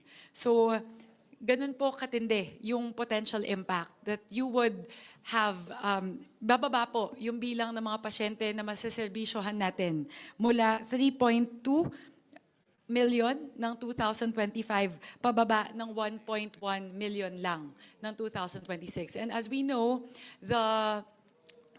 tumataas pa rin naman po yung bilang ng mga kaso na mga pasyente na kailangan po nating i-cater. And again, in 2025, wala pa po yung pangangailangan para sa full implementation ng zero balance billing. So hence, with that, I appeal to our colleagues in the Senate to please consider adopting the House version of MAIFIP, which is at 49.2 49,203. But if you add the Senate, if you add the requirements of the Senate, that would come to around 51 billion pesos. Kong Mika, just to pick on your point earlier, how many beneficiaries you said for 2025? Given the current levels of MAIFIP in the 2025 General Appropriations Act, which is 41.2 billion pesos, the number of beneficiaries serviced in 2025, actually, hindi pa po nagtatapos yung taon, so this can actually be a little bit higher. It's 3.3 million patients. And then if in the Senate version, the one we approved, how many patients is that equivalent? In the Senate version, if we don't adopt the additional 20, Because you said the 2025 is how much already? 41.2. 41. Yes. So So ngayon with kasi Senate is 29. 29. So yung 28. Yeah. so with the 28, that would be kukunti yung pasyente. yes po, 1.1 million patients po yung mawawalan. Di mawawalan. Opo. So from 3 million magiging 2.1 million na lang po. 2.1 million ang hindi bibigyan ng MAIP. Opo. Ganun po kadami. And as we all know, ang natutulungan po talaga ng MAIFIP ay yung pinaka-indigent natin ng mga kababayan. So I think it's important to contextualize it in that, looking at it in that viewpoint, which is that's 1.1 million of the most indigent patients losing access to MAIFIP. Yes, Senator Lauren. Mr. Chair, I see the point of the House because under the universal health care, and if PhilHealth is able to increase its case rates and to be more efficient, in a perfect world, as we were discussing earlier, dapat pagpasok ng mahirap sa isang pampublikong ospital, makikater na ang kanyang pangangailangan. Dapat ganun. Hindi kailangan yung kilala yung mayor, congressman, senador. Sana ganun. At dapat ganun. At kausap ko po yung Health Coalition, sila Dr. Dance, kausap yung Senator Pia, Senator Risa, and Dr. Lichon. Ganun sana ang mungkahin nila, na ang PhilHealth lahat. That is in a perfect world. Hindi pa po naaabot yung perfect world. In the meantime, paano po ang mga congressman po, frontliners, ang mga mayors, frontliners, naging congressman po tayo, representante, most of us here. Nakita po natin yung pangangailangan ng mga tao at ang MAIFIP, dati MAIP lang tawag dyan ay hindi lang yung DOH retained, district, sa pagkaintindi ko pati sa mga polyclinic, LGU hospitals, na talagang walang access, walang pupuntahan, di ba? So, paano naman po? Pero, dapat, after we pass this, sabihin natin sa PhilHealth, ayusin na nyo, and maybe we should put the funds lang in one agency. PhilHealth, dapat, punuin na natin lahat ng NEP nila ng ayos para, at damihan din nila ang coverage nila para mangyari na yung adikain natin sa universal healthcare. Until such time that the UHC law is really completely, properly implemented, and PhilHealth is able to handle all of this, I believe that we must provide for the poorest of the poor in the most far-flung islands and the highest uplands and in many GIDA areas. So I respectfully recommend. I know in a BICAM we should uphold the Senate version, but I see the importance, the urgency of the requests of our colleagues. So I think it's very more than reasonable. Pero wag natin sanayin na ayon sa patronage. At dapat naman, hindi yung mga may kaya, kasi may nagsabi na ayon sa PSA o sa ibang mga reports, may kaya o mayayaman daw. Hindi naman. O, kasi sa karanasan ko rin, hanggang ngayon, maski hindi na ako representante, pero yun, lumalapit doon. Pero it's really up to DOH how to implement this. But I see the point that DOH retained hospitals and up to polyclinics and what you call the small hospitals, the district hospitals ba yun? Oo. RHUs, yes. RHUs, which don't have funding on their own, can use the MAIP. That's my view, Mr. Chair. Thank you. Thank you very much, and Lauren. Just to add po, ang kagandahan po ng MAIFIP, kasi hindi lang siya government hospitals. May ganong flexibility po kasi ang dami po na magtatanong ka bakit pumupunta sa private hospital kahit po indigent. It just so happens that there are certain treatments, halimbawa po radiation or neuro cases na wala po sa mga accessible government hospitals, nandun lang sa mga private hospitals, or in case of, for example, motorcycle accidents, you rush the patient to the nearest hospital. So yun po siguro yung kagandahan ng MAIFIP. Binibigyan po tayo ng flexibility na tumugon talaga kung saan po kailangan nung ating indigent na kababayan ng tulong natin. Thank you for bringing it up, Chair. Dapat damihan ng DOH ang kanilang MOA sa private hospitals. At saka ganito ang sitwasyon kung government hospitals lang, punong-puno, sino nagsabi kanina, 300% mag-aantay ng ilang buwan, paano pag emergency? Pangalawa, papasok ka sa pampublikong ospital, wala naman sapat na gamit o kulang ng tao. How do you address the needs of the poorest of the poor? So, dapat may MOA sa lahat ng mga pribadong ospital sa lugar na yun. And I'll repeat, this is not going to be the norm because the UHC should really be implemented and PhilHealth should actually fund all of this. But for the next year's budget, habang hindi pa sapat ang in-offer ng PhilHealth or hindi pa kompleto yung universal healthcare, I think it is our responsibility, Mr. Chair, if you see fit, to fund the MAIFIP. Thank you. Thank you, Senator Lauren. We recognize Senator Erwin first, I think. Just on the point. Okay. Yes, Yeah, just, go ahead. it was I who mentioned that because of the zero balance billing announcement, there are many government hospitals. In fact, I was in a conversation with Dr. Gap Legaspi of PGH. They're experiencing 300% occupancy. And therefore, the challenge is how do you, because precisely of zero balance billing. So, and therefore, this may be one way of addressing the increase in occupancy in our public hospitals. I concur, Senator Kiko. In fact, I was looking at the data. On the average here in Metro Manila, the occupancy rate is about 200% to 300%, 200%, but in some cases 300%. Kasi libre sa government hospitals. Ang nagiging issue lang, you have to wait 4 months before you can get a surgery. So, ang choice mo, pupunta ka ng private hospital. Pero mahal ang private hospital. Dito naman papasok yung MyFIP or PhilHealth. But PhilHealth cannot pay for all. No, mababa rin yung kanyang case rate, may limit rin siya. No, so dito talaga pumapasok yung itong MyIP. No? Mr. Chair, I would just like to add, totoo po yung mga sinasabi ng mga kasama natin. Yung PhilHealth po, may mga hospitals sa provinces, they don't accept PhilHealth kasi may mga utang pa ang PhilHealth. Pangalawa, yung meron din po yung tinatawag na AIX na ginagamit para sa hospital.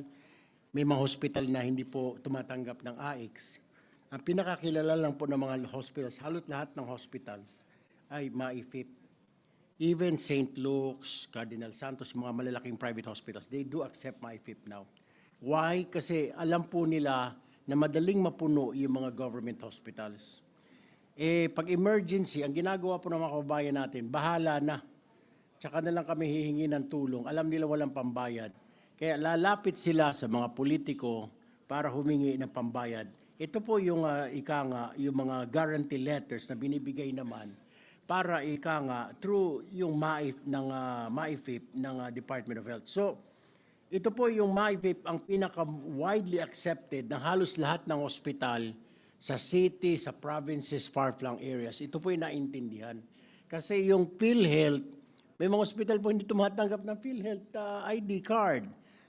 Kahit na po yung AIX ng DSWD, minsan may mga hospital na hindi po kilala yan. Ang kilala lang po ng karamihan ng hospitals, I think 90 to 95% of the hospitals ay yung sa DOH na MyFIP, Mr. Chair.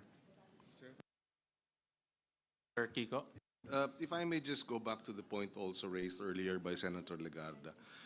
Ang malaking batikos dito sa ganitong sistema ay yung patronage na ginagamit ng mga politiko as an opportunity para matulungan yung mga sumusuporta sa kanila.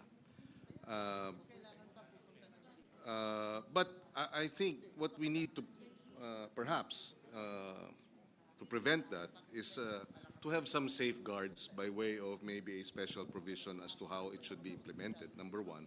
Number two, so that's one point, no? How to address this issue of being patronage politics being perpetuated. So let's put in place safeguards to prevent that. So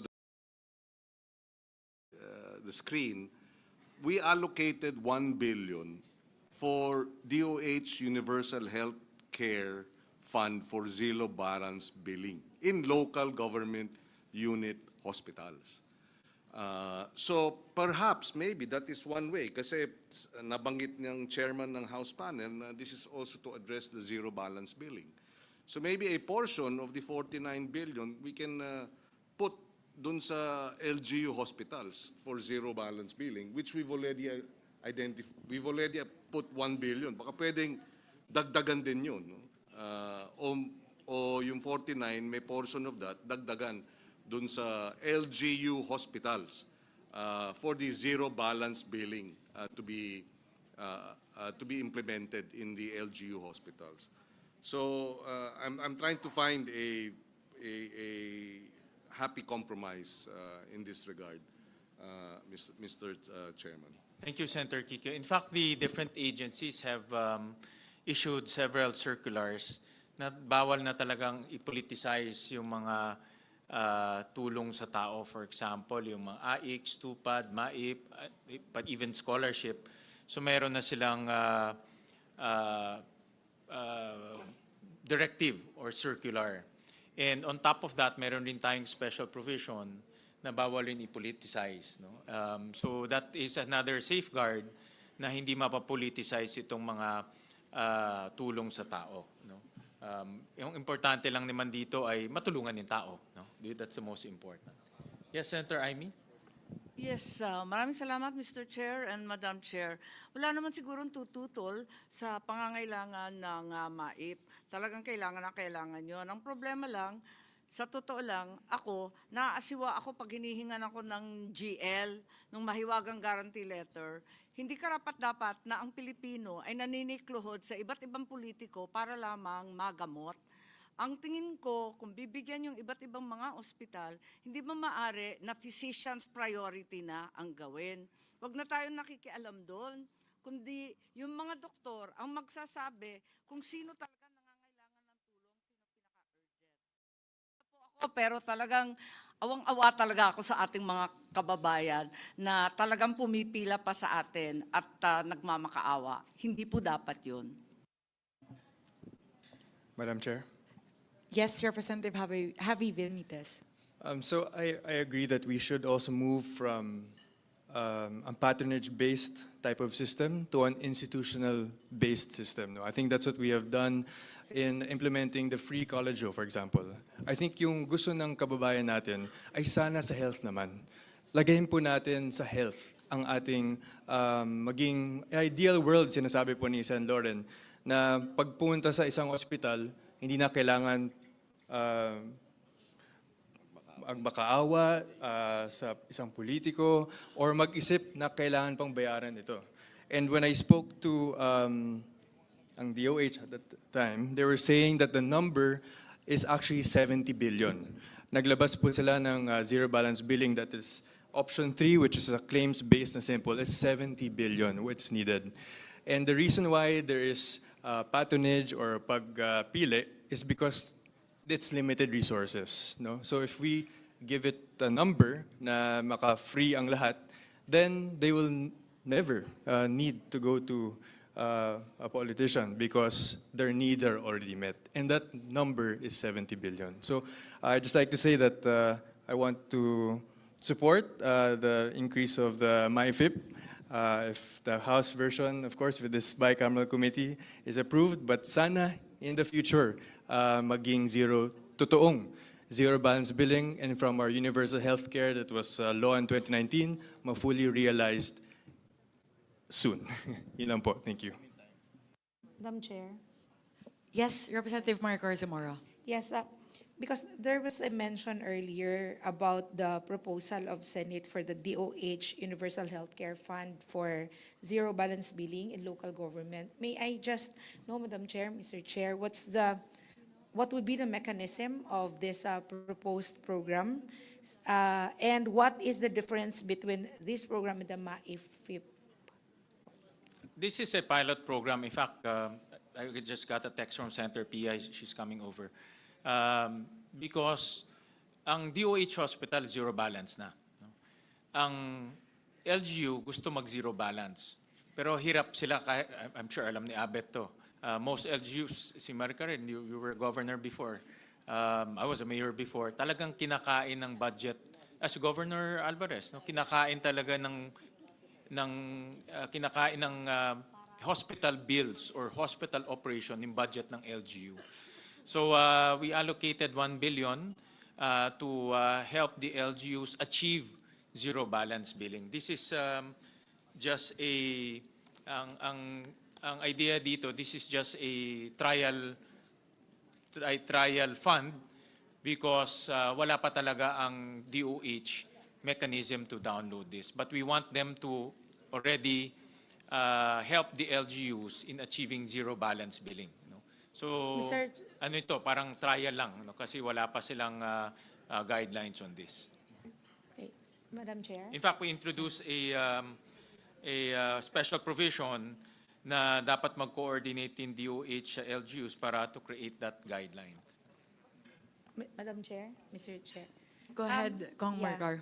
Because based on how MAIF is being implemented now, there are already LGU hospitals that are already availing MAIF, and they're actually implementing zero balance billing dahil nada-download si MAIF directly to the LGU, utilizing the MAIF sa provincial hospital. So hindi ba po siya magiging duplication itong item na to sa MAIF where it's already implemented now na pwede nang direkta sa LGU?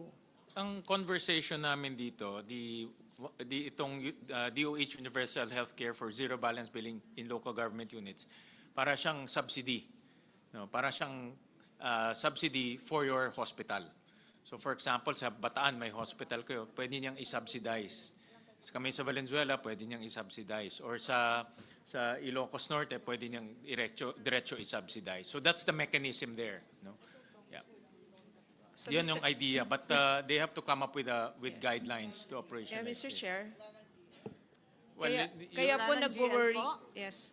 yun Mr. ang yung Ako pangkalangan. sang-ayon po ako doon. Kailangan, Talagang ayokong lumuluhod yung ating mga kababayan But yun, para lang but admittedly wala pa kasing guidelines to, no. So that's why we included in the special provision to consult with the LGUs.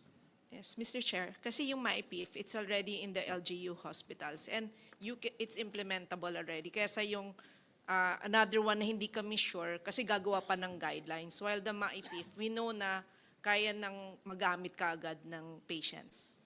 So, doon kami nagwo-worry na tatanggalin niyo yung MyPIF, dadalhin sa something na hindi pa klaro. Well, we know na mabilis magamit yung MyPIF. Importante ngayon, mabilis matulungan ng tao. Diba? Kasi any delay, ang sakit hindi mo madidelay. No? Ang opera hindi mo madidelay. No? So we need to have a mechanism na mabilis ang tulong sa tao. No? Alright? So, Mr. Chair? Hindi, ako magsalita ng konti pa. Oh. go ahead po. Hindi, ayaw ko lang din marinig kay Senator Aimee, with her indulgence, na pumipila sa politiko. 4 na taon na po ako, wala pa akong pasyente na pupunta sa akin. Meron lang akong team of social services sa bawat munisipyo, sila nag-asikaso. Even without mentioning na nagaling sa congressman, in fact, yung mga ibang distrito, doon pa pumupunta sa akin. So, walang pili. Ganon din eh. So, dahil sa awa natin doon sa mga walang-wala. In the meantime lang naman ito, na wala pa yung universal healthcare, yung zero balance billing. In the meantime that all of these are not in place, payagan na muna natin ito. Yan lang ang pakiusap. But kung nandiyan na lahat yan, wala nang pumipila sa politiko.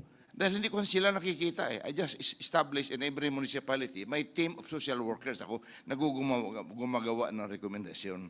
Yan po, Madam. Yes, Mr. Chair. Pasensya, Manong Pipito. Pasensya, pero talaga ang haba-haba po ng pila dyan sa Senado. Kaawa-awa talaga. Kaya ang sinasabi ko, kung maaari, wala nang guarantee letter. Basta ibagsak na sa mga kinakailangan o nangangailangan ng mga ospital at yung doktor ang magsasabi kung sino talaga ang pinaka-priority medically, hindi politically po. Salamat. Yun lang po. Mr. Chair, Madam Chair, to add to what's being discussed regarding yung pumipila at yung patronage, yung ibang districts, and I'm sure sa Valenzuela, very efficient, at nabanggit naman ni Kong Alvarez, gumagawa na ho ng one-stop shop para hindi na po kailangan pumila. And in the case of Bataan, nandun po yung PCSO, PhilHealth, nandun yung DSWD, nandun yung social worker, nandun yung MyFIP, para isa na lang ho yung pupuntahan under one roof. Hindi na ho kailangan makita yung mga public servants in that locality. Diretso na po sila. So these are some innovations being done by our district representatives in our local government units para ma-ensure na nababawasan or halos wala nang pumipila yung dignidad ng kawawang pasyente, lalo na kung mahirap, ay na-maintain at hindi nababawasan dahil one-stop shop parang professionally being managed by our social workers, Madam Chair. I just wanted to add that in the discussion. Maraming salamat po.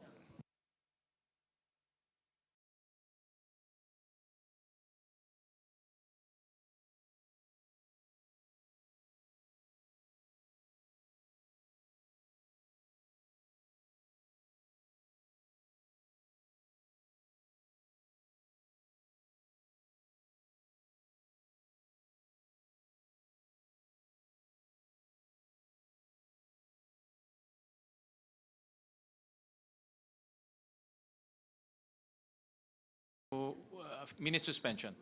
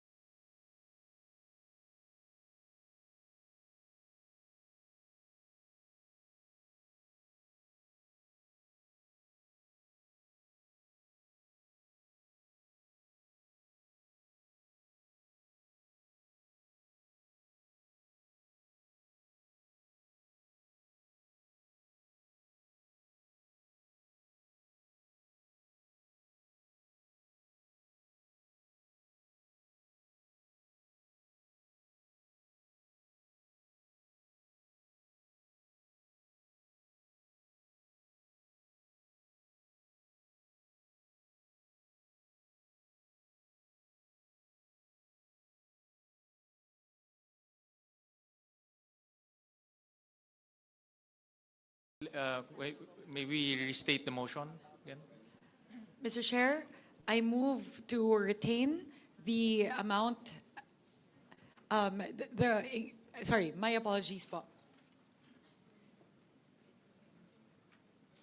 I move to adopt as the final amount for MAIFIP 51,648,816,000. Any motion? Second. Duly seconded. The budget is, the motion of the chairperson Swan Singh is hereby adopted.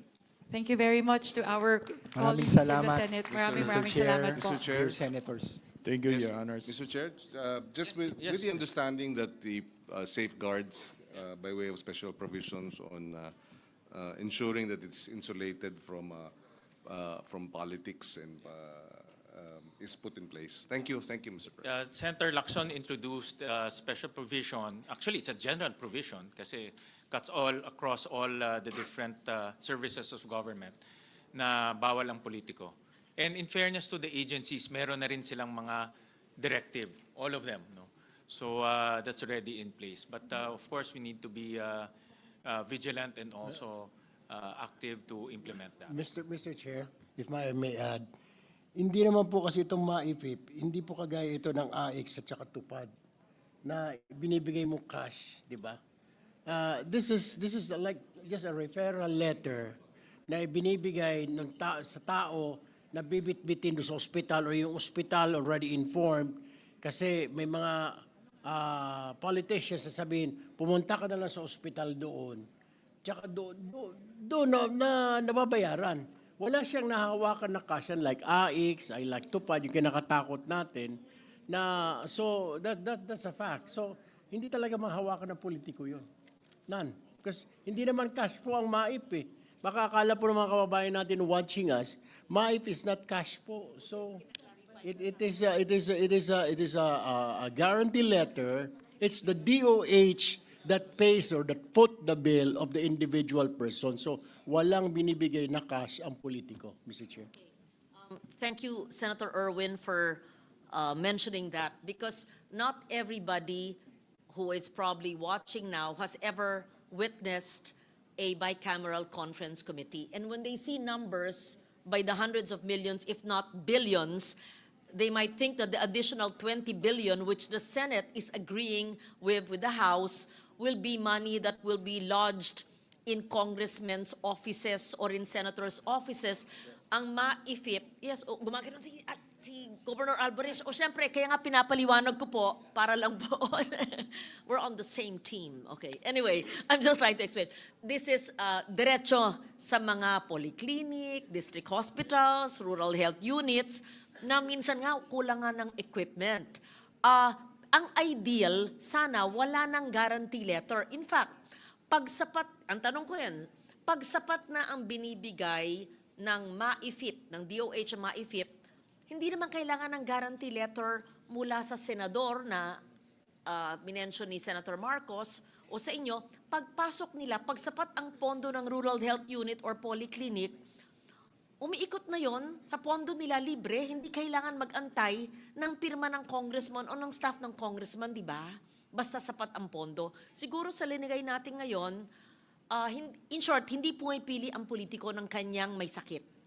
Hindi pumipili dapat ang politiko pag may sakit yung leader ng kalaban niya, walang GL. Hindi po dapat ganon. That's what the chair means. Let us not politicize it. Yeah. Walang nameless, faceless, no political color. Tama ba ho? Ang intindi ko na pag nandun na sa rural health unit, whatever health facility, letter or not, pagpasok doon, dapat i-entertain. So yun yung zero balance billing. The MAIFIP should complement and supplement what the President himself has said on the ZBB. Tama? Okay. Thank you. So Madam that's Chair. clear. Thank you. Yes, Representative Alvarez. Mr. Chair, with your respects, gusto ko lang maipropose na karamihan kasing doktor sa private hospitals, alam nila na JL ang ibabayad ng regional office ng DOH. Nagte-take advantage. Imbis na 50,000, dinodoble nila yung kanilang professional fee. Kitang-kita eh. So, more often than not, sa lahat ng may mga hospital na mga lugar sa distrito ko, mini-meeting ko si kanila na huwag sila mag-overprice. Kung tama lang. Kasi ito sana, na-approve na natin yung MAIPIP, kung maari sana yung professional fee ng mga doktor. Isama na po natin dahil kasama pero 50% lang.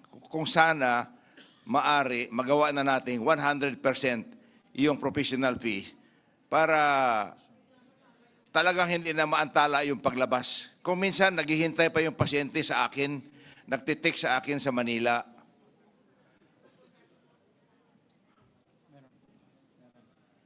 Professional fees now, they accept 50%. So I suggest, Madam Chair, Mr. Chair, na kung maaari, gawin na natin 100%. With the provision na kausapin natin ang mga doktor na huwag mag-overcharge. Ginagawa ko po yun sa lugar ko, especially in Brooks Point, 3 private hospital doon, miniting ko sila, nakiusap ako dahil nagbayad na ng nagdala na ng JL galing sa social service office ko, siyempre, ayaw pang palabasin. Dito ako sa Manila, nagte-text, tatawag pa ako sa Puerto Princesa para mag-deliver ng pera doon sa isang bayan, that's 3 hours away from Puerto, mahirap po na, lalong-lalo na magaling na yung bata, nandoon ang nanay, wala nang makain doon dahil uuwi pa sa kanila. Pati nga pamasahe noon, marami po kayo may mga indigents sa Southern Palawan, especially mga indigenous people. Kaya hindi naman, wala akong indigenous people nakita na nagluluko doon sa MAIPIP at saka sa mga pribilehiyo. So, more often than not, talagang naaantala yung kanilang pag-uwi. Lalo na kung masama ang weather. Hindi bali kung 1 oras lang yung biyahe na magandang weather, simentado yung kwarsada, aakyat pa sa bundok yan.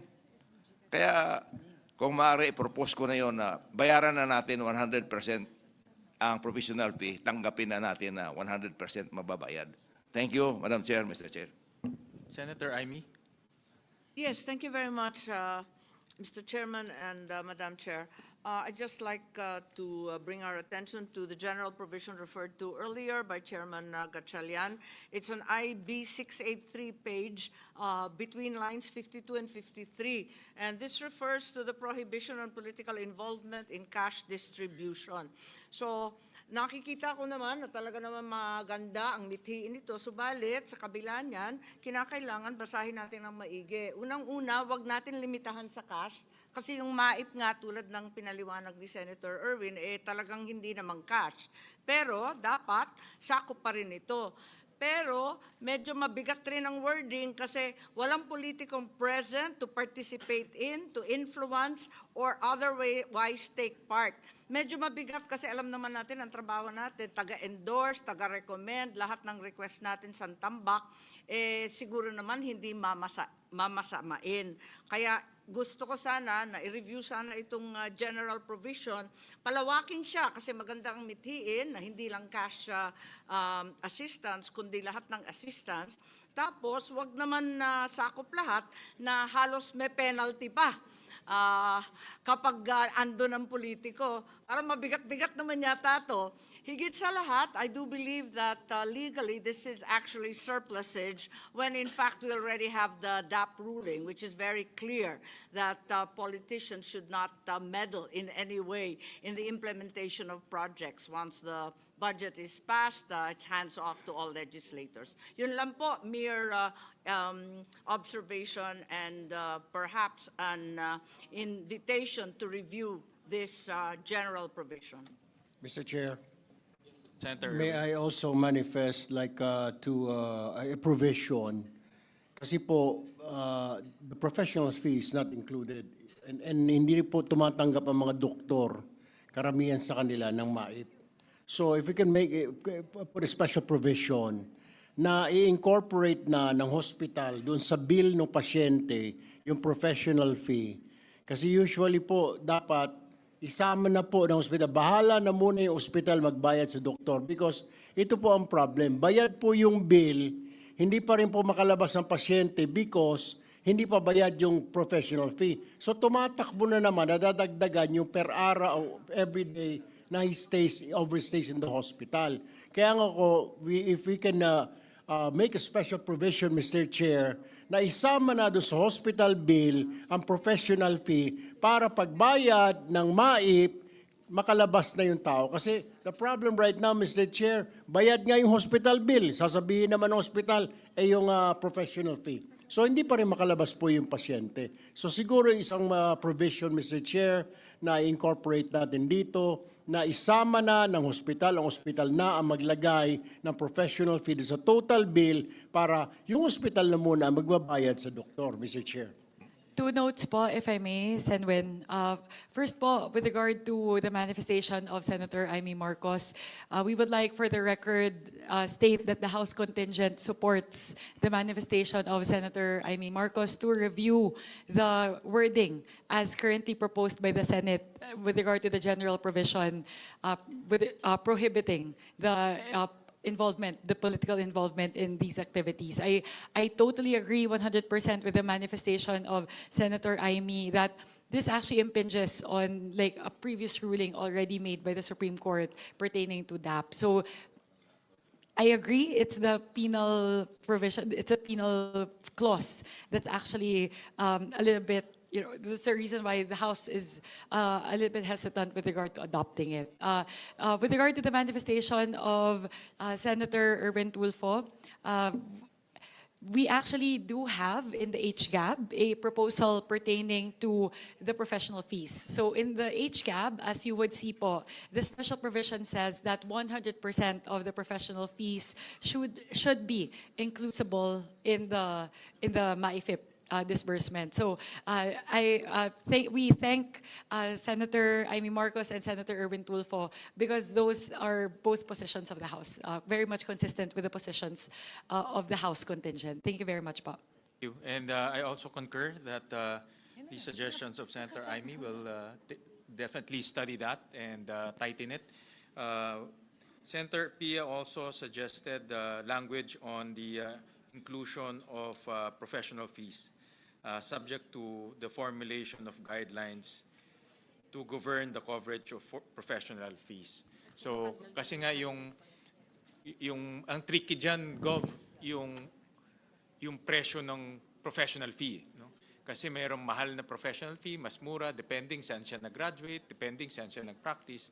So we'll leave that to the DOH. Pero insofar as MAIF can be used, it can be used. Mr. Chair, point of clarification, the professional fee, yung charges is depending on the room that you get. Kung ba VIP din yung charge sa'yo. Kung yung mga like semi-private din yung i-charge sa'yo. Yan po yung kalakaran sa mga hospitals these days, Mr. Chair. Salamat. So we can... Mr. Chair? Yes. Again, another point of clarification for Chairwoman. If you could indicate to us, alin sa HGAB, anong bahagi doon na may professional fees at magkano ang nakalaan? In the HGAP po, we have a special provision under MAIFIP, which says the amount appropriated herein under medical assistance to indigent and financially incapacitated patients shall be used for hospitalization and medical assistance to indigent or financially incapacitated patients, included but not limiting to, my apologies, including but not limited to inpatient services, outpatient services, comprehensive checkups, emergency services, dental services, ambulatory care services, ophthalmology services, drugs, and medicines as approved by the FDA, and 100% professional fees, subject to the guidelines issued by the DOH. In no case shall more than 1% of said amount be used for administrative expenses. So in the version po of the HCAB, it clearly states, it expressly states that 100% of the professional fees should be covered by MAIFIP. All right, so I think we can move on to the next item. Madam Before we Chair. proceed, just on the earlier manifestation of the chairperson of the House panel, perhaps we can include another phrase after 100% fees, professional fees. Well, I'm thinking of the language, but that the fees should be commensurate or should be commensurate to the indigent patient's ability to pay or something to that effect. No? But precisely, it's for indigents. And then you're going to charge, you will overprice your fees because ang alam ng doktor, gobyerno magbabayad. It defeats the whole purpose of us providing precisely the medical care that an indigent is entitled to. So maybe we can, Mr. Chairman, we can probably include an additional phrase to qualify, to put a qualification on the fees precisely that the doctors can charge, given that this is a program that's meant for indigents. Thank you, Senator Kiko. That is actually something that we've discussed earlier when we did our huddle. That maybe a qualifier that we can put is that only those in the charity ward would be guaranteed the 100% coverage of professional fees under MAIFIP. Pwede po yun para ma-insulate din naman po yung mga, baka naman po sobra yung charge as mentioned earlier, baka sa VIP room or sa private room. So maybe that's something we can explore, putting in a caveat saying that it only covers, that the 100% professional fee coverage for MAIFIP only pertains to those in charity wards. Thank you, Senator Kiko, for those interventions. So we move on to the next item.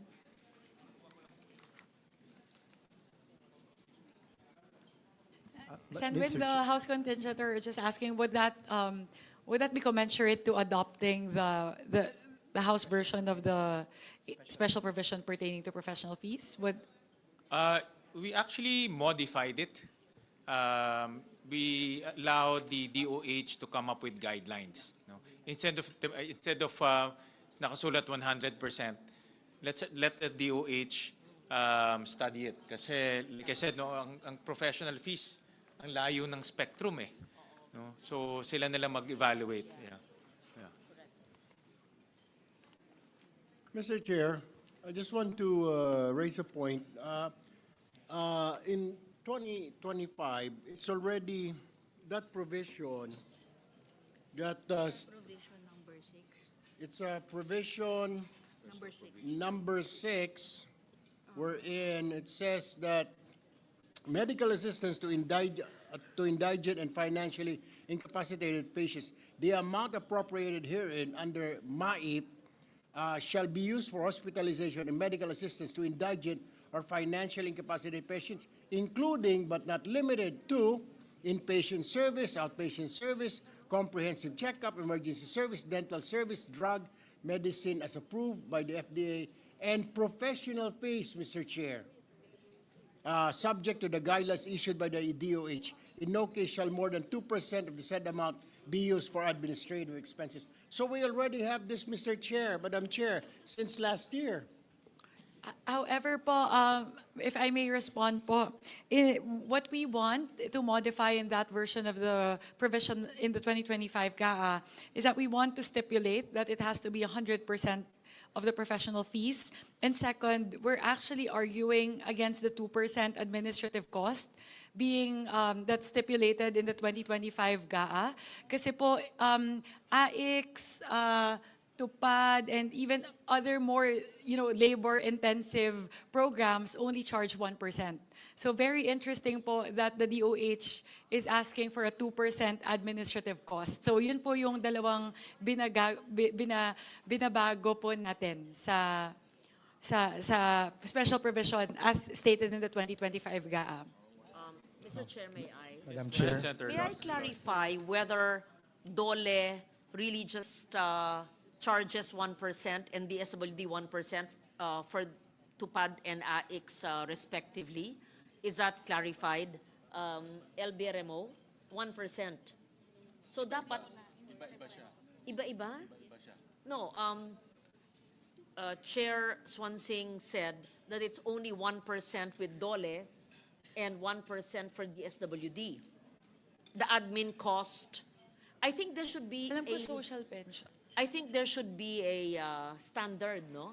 Not depending on the agency, not by whim. Thank you, Sen. Lauren. Actually, that's what we did exactly in the HGAP version. So we aligned everything because we found out that in AIX, it can vary. So it can go up to 5% actually in some areas. So yun yung, parang hindi po siya standard. That's why we said we can standardize it. Kasi may It should not be, depending on the areas, the admin fee will differ for DSWD? I'm not sure of that. Para Really? ano po, like for example, social pension for sure is 1%. So that's something na I'm sure of. We heard there are instances po, especially if it's an ATM disbursement, it can command up to 5% of the administrative cost. So yun po, kaya yun po isa naming tinitignan na dapat ma-standardize din natin yan. Because of this, I think, Mr. Chair, we should stipulate in the GAA the admin fee of the agency. Otherwise, it will be their discretion. That's dangerous. And it's difficult for the COA to audit as well if it's 1% or 5%, depende sa probinsya, kung isla ba, bundok, hindi. Mahirap yun. Oo. So, I think we should stipulate and we should agree on the percentage of the admin fee. That's what we included in the HGAP version, Senator Lauren. So we put their administrative costs for the different, not just MAIFIP, we put it for the others also. So we did try to do that, which is to standardize the administrative cost for the different programs in the HGAP version po. Mr. Chair, one last few. Yes, Senator Amy, go ahead. So sorry. Hindi, yung nabanggit lang kasi na lilimitahan sa 100% payment ng professional fee para lamang sa charity ward. Parang sa palagay ko, nakikita naman natin ang ating mga ospital, umaabot ng 300% occupancy ang charity ward. Kaya napipilitan ang ating mga kababayan pumunta sa pay ward. Kaya hindi rin makakatulong kung pipilitin natin na limited ang professional fee sa mga charity ward lamang. Kaya siguro maganda na rin yung sinabi ni Chairman Gatchalian na hayaan na muna gumawa ng IRR, halimbawa, ang DOH, total napakalaki ng halaga ng 49 billion. Dapat managot naman sila sa atin, may oversight of some sort. All right, so we will take note of that, Senator Amy. Yeah. Yes, go ahead. Mr. Chair, Madam Chair, if I may. Dito po sa House version ng MAIFIP na may 100% professional fee. After that, subject to the guidelines issued by the DOH. So, baka yun na po yung sinasabi ni Sen. Amy na doon sa 100% para tunay na mapakinabangan ng ating mga kababayan, based on that, gagawa ng guidelines yung ating DOH. Kasi as it stands now, 50% lang po ang naitcha-charge. Kaya yung pasyente po natin, kahit nabayaran na ng MyFIP yung hospital bill and 50% nung professional fee, hindi pa rin makalabas ng ospital. At dun po, lalapit sa mga politiko, buti na lang si Governor Pepito Alvarez, maraming pwedeng pang out of pocket. Pero dun sa iba na hindi na kayang mag-abono, at least magkaroon na po ng relief yung indigent patient na tuluyan ng once magaling, covered na ng MyFIP, tuloy-tuloy na pong makalabas ng ospital.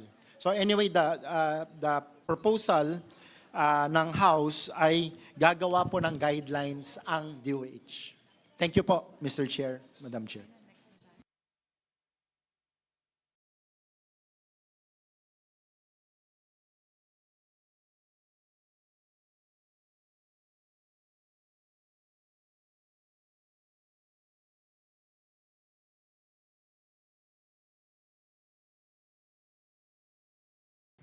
Good evening. Just a quick Let response. me recognize you first. Let me recognize the presence of Senator Pia Cayetano. I feel I've been present because I was monitoring in the 1 hour that I was in traffic. Anyway, on that note, let me just give a quick comment. Congressman Abet, good evening. I think it's been said, so I won't take up everyone's time, that the concern is there are overpriced. No, I think all of us can understand it happens in some places. So if we just say guidelines without saying 50% or 100%, and we will express to DOH this forms part of the record that we're not objecting to 100%. It can be anywhere between the current 50 and in the 2026 budget, it could go up to 100%, but they have to provide the proper guidelines. So if I don't know, if it's in a private hospital and they know that that 100% is way above the average price for such a procedure, I think they can provide limits.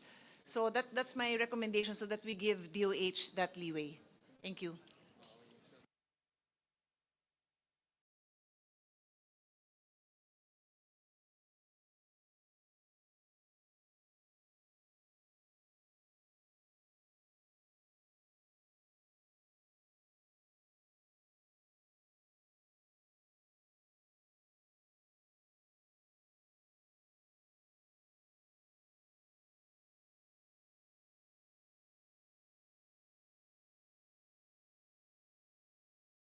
All right.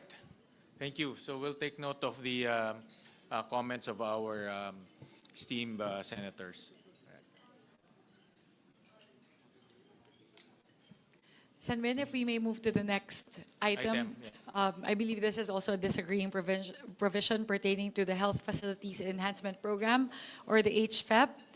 Similarly, we appeal to our colleagues in the Senate contingent to please consider restoring the increase effected by the House pertaining to HFEP to have a final amount of 26.26 billion pesos. That includes the 5.69 billion peso increase affected by the House from NEP to HGAB.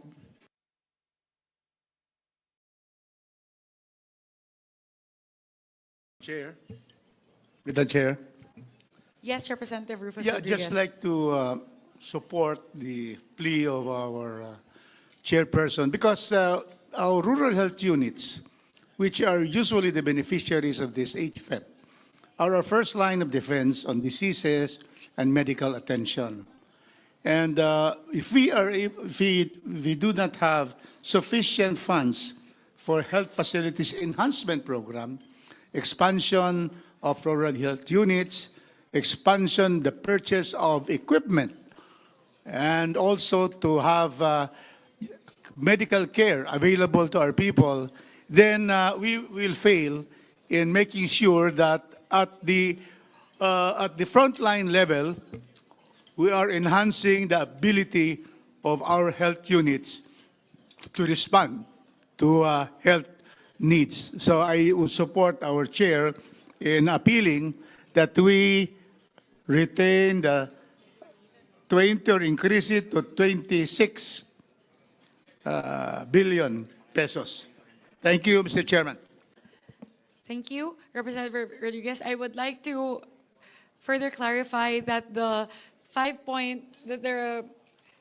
proposed increase of 5.69 billion pesos includes the completion of legacy hospitals. Those are NKTI, Philippine Cancer Center, PCMC, Mariano Marcos Memorial Hospital and Medical Center, West Visayas State University Medical Center, Northwestern Cagayan General Hospital, Bataan General Hospital and Medical Center, Bicol Regional Hospital and Medical Center, Mayor Hilarion A. Ramiro Center, Mayor Hilarion A. Ramiro Senior Medical Center, Northeastern Misamis General Hospital, and Orani District Hospital. In Bataan, there's also the Senator. Oh. So ano po to? It's a lot of different HFEP facilities subsumed under the proposed 5.69 billion increase.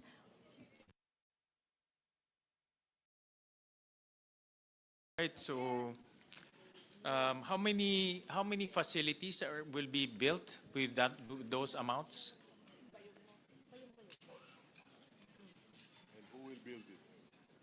And who will build it? Mr. Chair, Madam Chair. Tungkol doon sa Senator question Win, while mo, I how retrieve the many- data, I'll first like to recognize Representative Pepito Alvarez. How many facilities? Kanya-kanya po yung submit ng hospital facilities improvement program. Yung Northern Palawan po, meron silang 8 hospital doon. Tinamaan ng bagyo. Kaya sa latest inventaryo namin, nangangailangan sila ng mga 300 million. But total Palawan, including those na mga sira ng hospital, kailangan namin at least 500. Minimum yun for next year. Para ma-upkeep yung mga hospital na yun, there are 16 LGU-owned hospitals all over Palawan. And there are 2 DOH-owned hospitals. The one in Colyon, which is the Colyon General Hospital, and the one in Puerto Princesa, which is the hospital ng Palawan. Before that was owned by the LGU, it was reverted back to the DOH. So all in all, we have 18 hospitals there na government and LGU owned. Yun po. So sa kalahatan, nangangailangan kami for next year, minimum po yung talagang nasagad na, maski na bagyo yung sa norte, we only need about 500. But every year, yung maintenance meron yan. So the next 2027, 2028 might not be that amount. Kaya yung 26 billion na yan, Palawan pa lang yun. We are the largest province in the whole country. And ganun po karami yung hospital namin doon because of the distance. And remember, Palawan is a tourism region. For every peso that we invest in Palawan, we give back to national GDP 2 to 3 pesos back. Ganun po ang ratio. So, tulungan naman natin yung HPEP na yan, adapt na lang natin yung Senate version na 26, which is very reasonable, considering ang daming tinamaan din ng bagyo the last 3 months. Thank you. Mr. Chair, I will just, I want to say, like, tama po yung sinasabi po ni Congressman Alvarez from Palawan. As a matter of fact, hindi na tayo lalayo, Congressman Cong Alvarez. Yung ospital ng Palawan pala sa city, kailangan na mag-expand, kailangan ng tumaas kasi punong-puno na po ng tao at hindi na magkasya. Kaya ang end result, yung mga tao pupunta lang sa Adventist, pupunta sa Co-op, tapos lumalapit sa mga politiko para humingi ng maip para mabayaran. The Co-op Hospital, Mr. Chair, and the Adventist Hospital ay private hospitals. Kasi hindi na nga ma-accommodate ng hospital ng Palawan, yung provincial hospital, dahil kulang na kulang talaga ng mga kama, Mr. Chair. Mr. Chair. Yes. Senator Kiko. Yes, I think one of the concerns on the funding for these facilities would be the the findings of a investigation in the House about ghost facilities or substandard facilities or incomplete facilities. So my question here is how do we prevent a repeat of the poor or unacceptable implementation of ang public works ba ulit ang ang gagawa nitong mga proyektong ito? Kasi kung ganun, baka lang hindi kaya baka kumuha na lang tayo ng bato, pukpok natin sa ulo natin dahil baka masakit na naman ang ulo sasakit lang ulit ang ulo natin kung hindi maayos yung magiging implementasyon. If I may respond to the query of Senator Kiko. So, ginawa po namin, in the HGAP version, you would see a special provision pertaining to HFEP wherein we adopted a similar provision as in the basic BEF. Nahilo na. Basic Education Facilities Program, or BEF, wherein we've opened up the modes by which these facilities can be built. So, ginaya po namin kasi po, di ba, aside from DOH and DPWH, we're also opening it to LGUs and PPPs. So, similar po to the adjustment that we did for the BEF, we also stipulated the same as a special provision. And then to respond po to the query relating to how many health facilities are subsumed under the proposed 5.7 billion, it would be a total of 62 health facilities all over the country.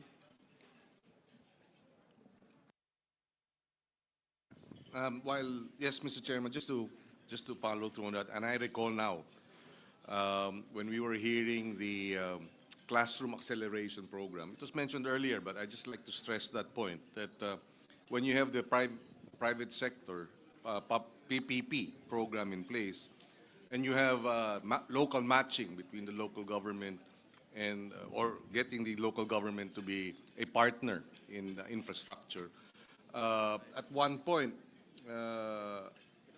the DepEd was able to build 600 classrooms a week. This was under President Aquino's time.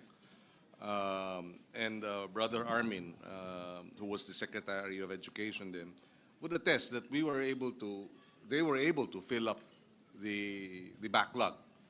And so we welcome this special provision wherein you have PPP, you have local government engagement to be able to address the infrastructure facilities for the health budget, for the Department of Health budget. Thank you. Thank you. Thank you very much, Senator Kiko. Actually po, that also doesn't preclude the need to talk to Secretary Ted Herbosa because as we all know, the reason for the huge delay in the implementation of HFEP and the very low utilization rate for HFEP, not only in 2025 but in previous years, is the very delayed release of their guidelines. Meron din pong problema administratively within the DOH relating to how they're implementing this program. So aside from opening up the modes, we're also doubling down on ensuring that the DOH releases the HFEP guidelines in a timely manner. Kasi may iba po nagsasabi, March pa lang nag-release ng guidelines for HFEP, tapos may delay pa further in terms of the bidding and everything. So halos hindi na po siya talaga nasisimulan before the end of the year. So we intend to do that as well po. Senator Pia? Just an addition to the discussion. It was Secretary Herbosa who said that they have a lot of ghost projects. So when we were reviewing the amounts for HFEP, and we really wanted to increase it, we always want to increase it every year. DOH could not give us any figures. As we held our plenary debates up to that day from the hearing, plenary debate, they could not tell us exactly the status for every HFEP. They could not tell us how many were abandoned, how many were finished but not operational, how many were finished but had insufficient equipment, how many had equipment but no health personnel they did not have it.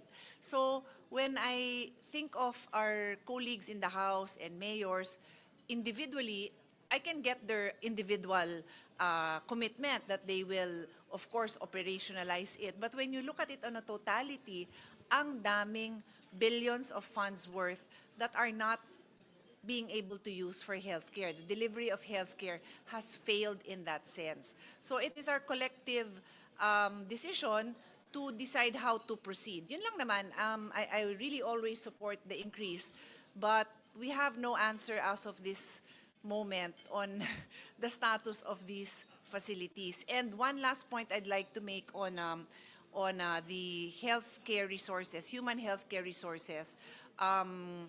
The budget for our Doktor para sa Bayan and allied health is something that I've always fought for.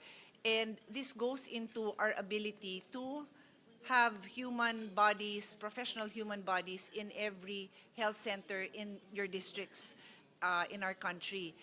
We're far from achieving it, but our goal is getting closer. But according to the Secretary, and by all means spread into the record if you feel otherwise, a lot of LGUs will sign a MOA to commit that they will hire health professionals, and then hindi sila makahire. Whether that is a budgetary constraint on the part of the LGU, or there is just no health professional willing to serve in that area, I do not know the individual reasons. I can give you the top 5 general reasons that are received, but that is the end result. Wala silang nakahire. So there's a nationwide problem which we're trying to address by funding the human health resource gap, but individually we have to look to our colleagues in the House to help us address this situation so that maybe next year we can have a better situation. Thank you, Mr. Chairman. Madam Chair, Mr. Chair. Yes, Representative Pepito Alvarez. Yeah, in then, response to and the then good- Representative Albert Garcia. Thank you. In response to the good senator, ma'am, maraming salamat. I can only speak of the whole Palawan. We have 12 non-performing large-scale RHU. Out of 12, isa pa lang ang may license. When I'm talking about the HPEP that we need in Palawan, hindi kasama po yung mga large-scale RHU na yan na hindi funded, na hindi pa umaandar. I'm talking about 16 hospitals built by the LGU together with HPEP program before when I was governor. And then we have dalawang DOH hospital. Yun po ang sitwasyon doon. At yung LGU hospitals, yung manning, doctor, nurses, midwives, and medtechs are all scholars of the provincial government. Meron kaming fund, 50 million a year. And nagagraduate namin ng doctor between 12 to 15 every year. Mga midwives namin, meron po kaming at least minimum 6 to 10. And then mga medtech, meron ding 6 to 10 na nagagraduate. So, yung mga hospital namin, kompleto po sa staffing. Hindi kami nagkukulang. In fact, yung mga doktor sa barrios na pinapadala ng DOH doon, tuwan-tuwa sila dahil marami silang katuwang. So, ganun po nangyayari. I can only speak of Palawan. I don't know of the other regions and the other provinces. So itong HPEP na hinihingi namin, particularly for Palawan, I'm very parochial, but hindi po, in general, I'm talking about the whole country, kailangan talaga natin suportahan yung HPEP. Kasi kung wala yung HPEP na yan, hindi kami makabuild doon ng 16 hospitals na good size. Others are 100 beds, others are 50 beds. But that will ensure the confidence of our tourist arrivals. Kasi every 100 kilometers, nakikita nila yung hospital nandoon at saka naasikaso talaga sila. Except for one in Coron, which was a little bit neglected kasi meron tayong general hospital sa Colyon, which is the Colyon General Hospital. More often than not, doon sila pumupunta dahil kompleto doon. So ganun po yung sitwasyon. And when we requested funds sa DOH, nakita nila na reasonably yung request. So if all of the requests are being made in the spirit that we have to put these facilities to work, dapat wag natin deny yung pera na kailangan doon sa hospital improvement program na yan. Maraming salamat, Mr. Chair, Madam Chair. Mr. Chairman, dagdag ko lang. At meron na rin po kayong Palawan Medical Center. So, isama nyo na yun dun sa pagbibisita ng mga turista para makita nila yung medical school pala, medical school sa Palawan. We're very proud of that. So, thank you rin sa support ninyo dyan. Ngayon na lang nagawa yung dahil sa suporta ninyo dito. Pero nung araw, hindi nagawa yung medical school doon. In spite of the fact na yung HUC doon, nagkaroon ng 300 million pondo galing sa akin noon, ay hindi nila nagawa yung medical school dahil sa corruption. Maraming salamat, Mr. Chair, Madam Chair. Thank you. And I agree with this special provision. It's time to unleash the local government units, di ba, Kong Abet? Dahil maraming kagaybataan na very active, very aggressive. Kailangan ma-empower rin sila eh. So if DOH can partner with the local government units, mag-counterparting sila, local government na magpagawa, mas mabilis eh. Kasi ngayon, exclusive ang DPWH to build HFEP facilities, kaya hindi natatapos. But now, with this special provision and everyone can build at the same time parang school building, then I think mas bibilis yung implementation ng HFEP. No? If I may lang po, Senator Win, before I yield the floor to Representative Abet, I just wanted to comment on the point of Senator Pia. I totally agree po, especially with the issue around super health centers that are non-functioning. It's really because a lot of the LGUs do not actually adhere to the MOAs that they sign, that they will ensure that they provide doctors and operating funds. So yun po siguro yung pwede nating tignan, that DOH has to be more strict in terms of implementing and enforcing the MOA. So, ano po, pwede po natin kausapin yung DOH tungkol doon. Representative Abet Garcia, please. Yes, thank you, Madam Chair, Mr. Chair. Just to add to what Madam Chair said, regarding the DOH HFEP facilities, medyo exaggerated po yung nabanggit sa news na ghost. It is really more yung mga non-functional, like what the chair said, na nagawa yung super RHU, tapos nasa MOA with the LGU, nalalagyan ng mga staff, pero siguro kulang din ang pondo yung LGU, hindi nalagyan, so hindi nag-function. So this also came about during the budget deliberation of DOH, and Secretary Ted Herbosa, doing a catch-up plan on this, said that he would be more diligent in implementing the MOA with the LGU para talagang mabawasan or totally mawala na yung mga non-functioning LGU. Kasi sayang naman kung mapipinalize yung mga proactive LGU like yung kila Congressman Alvarez sa Palawan dahil dun sa kakulangan o doon sa kakulangan sa pagiging proactive ng mga ibang LGU. So, sana maging merit-based doon sa mga talagang nakikipagtulungan with the national government, in this particular case, DOH, sana mabigyan din natin ng chance para mas maraming makinabang ng mga kababayan natin. Thank you, Mr. Chair, Madam Chair, and Senator Pia. Salamat po. Mr. Chair, may kausap ka na rin lang, sisingit na ako. Very quickly lang, not for our colleagues, kasi I agree 100% with what Congressman Abet said, but for the listening public, the viewing public, when we checked during the hearing, wala naman talagang lumabas na ghost HFEP. Walang ghost, yung binayaran, tapos hindi na itayo. Yung katulad ng sinabi ko and emphasized by His Honor, Congressman Garcia, yung mga non-functioning for the reasons I mentioned. So for the public to know, kasi baka mamaya ma-headline dyan, sinabi ko may ghost. Pareho tayo ng observations, yung mga non-functioning for various reasons. Thank you. Senator Amy. Mr. Chair, allow me to be the devil's advocate in the optimism that we all share, that broadening the modes of construction of RHUs, of public schools, and so on, will be hastened and expedited by bringing in LGUs, NGOs, CSOs, etc. Totoo nga, nakakatulong yan. Pero nakita naman natin ang karanasan ng late great nating Bayani Fernando, hirap na hirap siya. At ang katotohanan, ang talagang nangangailangan ng mga LGU, ang sila rin ang walang kakayahan. Yan ang problema. The ones most needy are also the least capable in terms of finances, technical, and so on. Kaya may hangganan rin itong pagpapartner. Kaya medyo minsan hindi ako masyadong gangho dyan dahil alam naman natin yung mga 4th and 5th class and 6th class municipalities kung meron pa, talagang hindi nila kayang gawin. Kaya sila, ang pinakamalalayo, sila pa talagang hindi makapagbayad. Wala talagang kakayahan. Kaya yun ang tanong ko kung puros partnership ang inaasahan natin, baka yung mayayaman, masigasig ang mga LCE, yung magagaling ang kanilang mga doktor at engineer, kakayanin yon, pero hindi lahat. Ikalawa, magtatanong lang ako sa ating chairwoman ng appropriations kung tama ba yung narinig ko na kalakip nitong HREP sa meron rin tayong mga ospital na legacy hospital na andito yung mga kidney center at iba pa.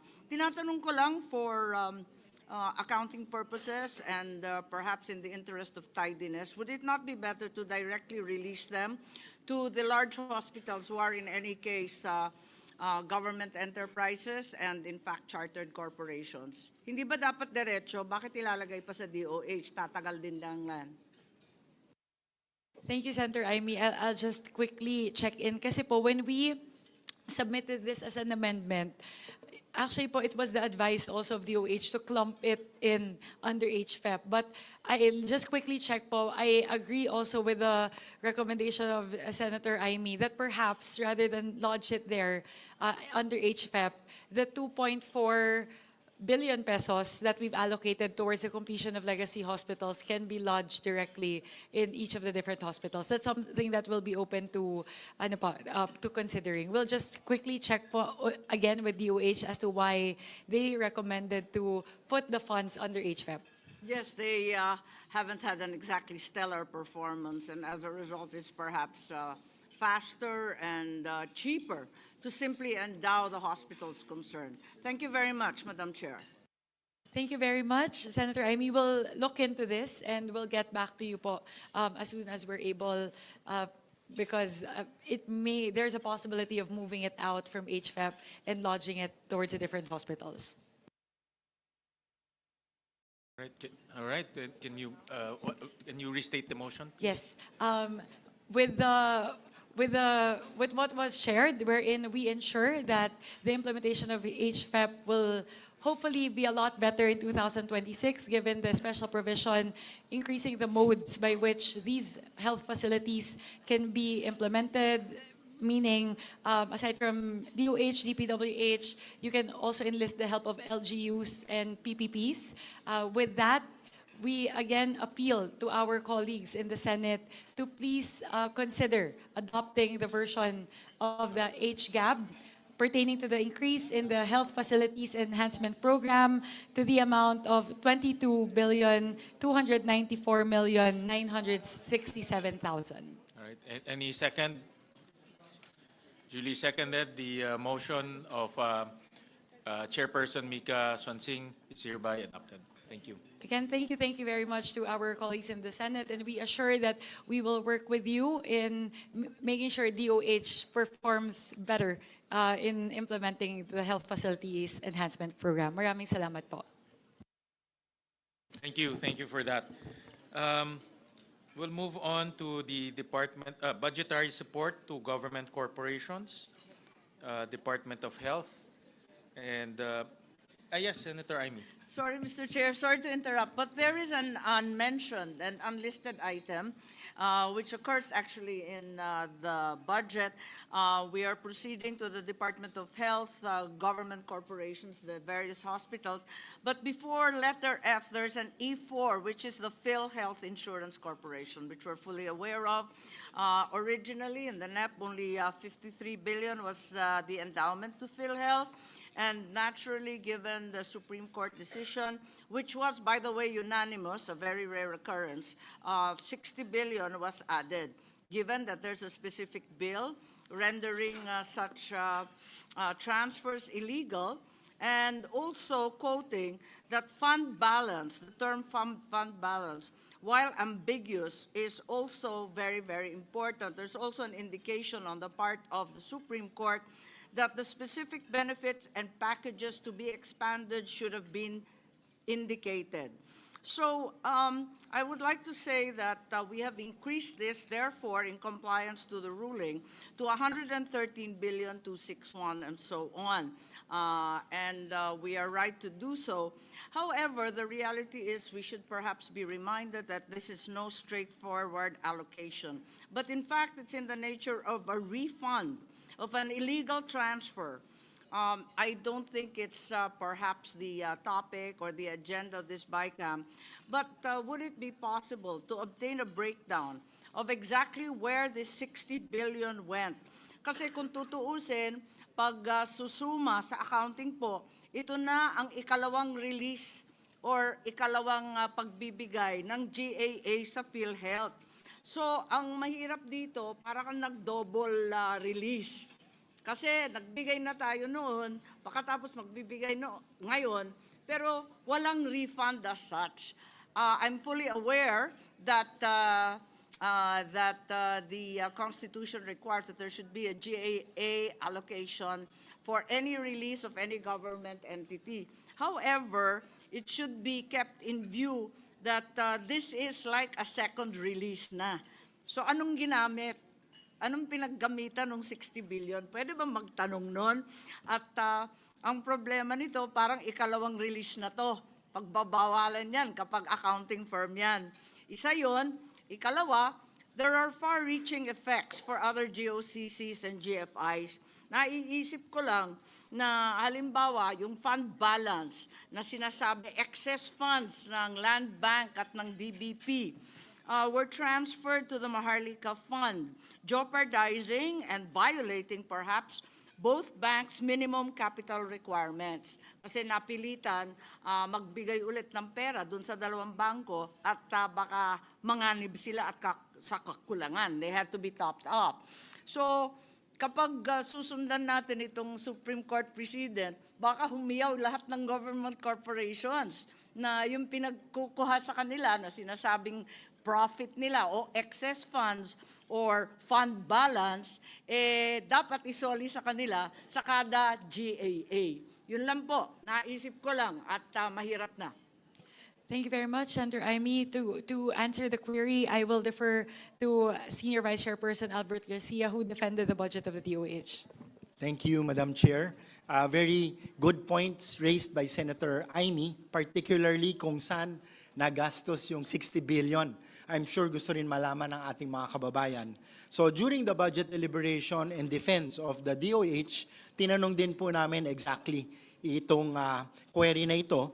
And break down po nila yung 60 billion, out of which 27.45 billion napunta po doon sa nabanggit kanina yung public health emergency benefits and allowances for healthcare and non-healthcare workers during COVID-19.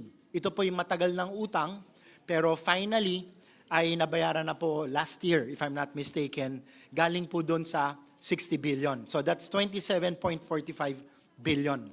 Then an additional 10 billion dinagdag po sa medical assistance to indigent and financially incapable patient or MIFIP. So that's an additional 10.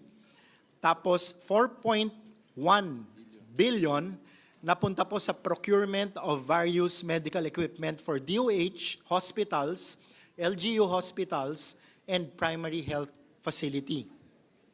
And another 3.37 billion napunta po sa tatlong DOH health facility. And another 1.69 billion napunta po sa Health Facilities Enhancement Program or HFEP.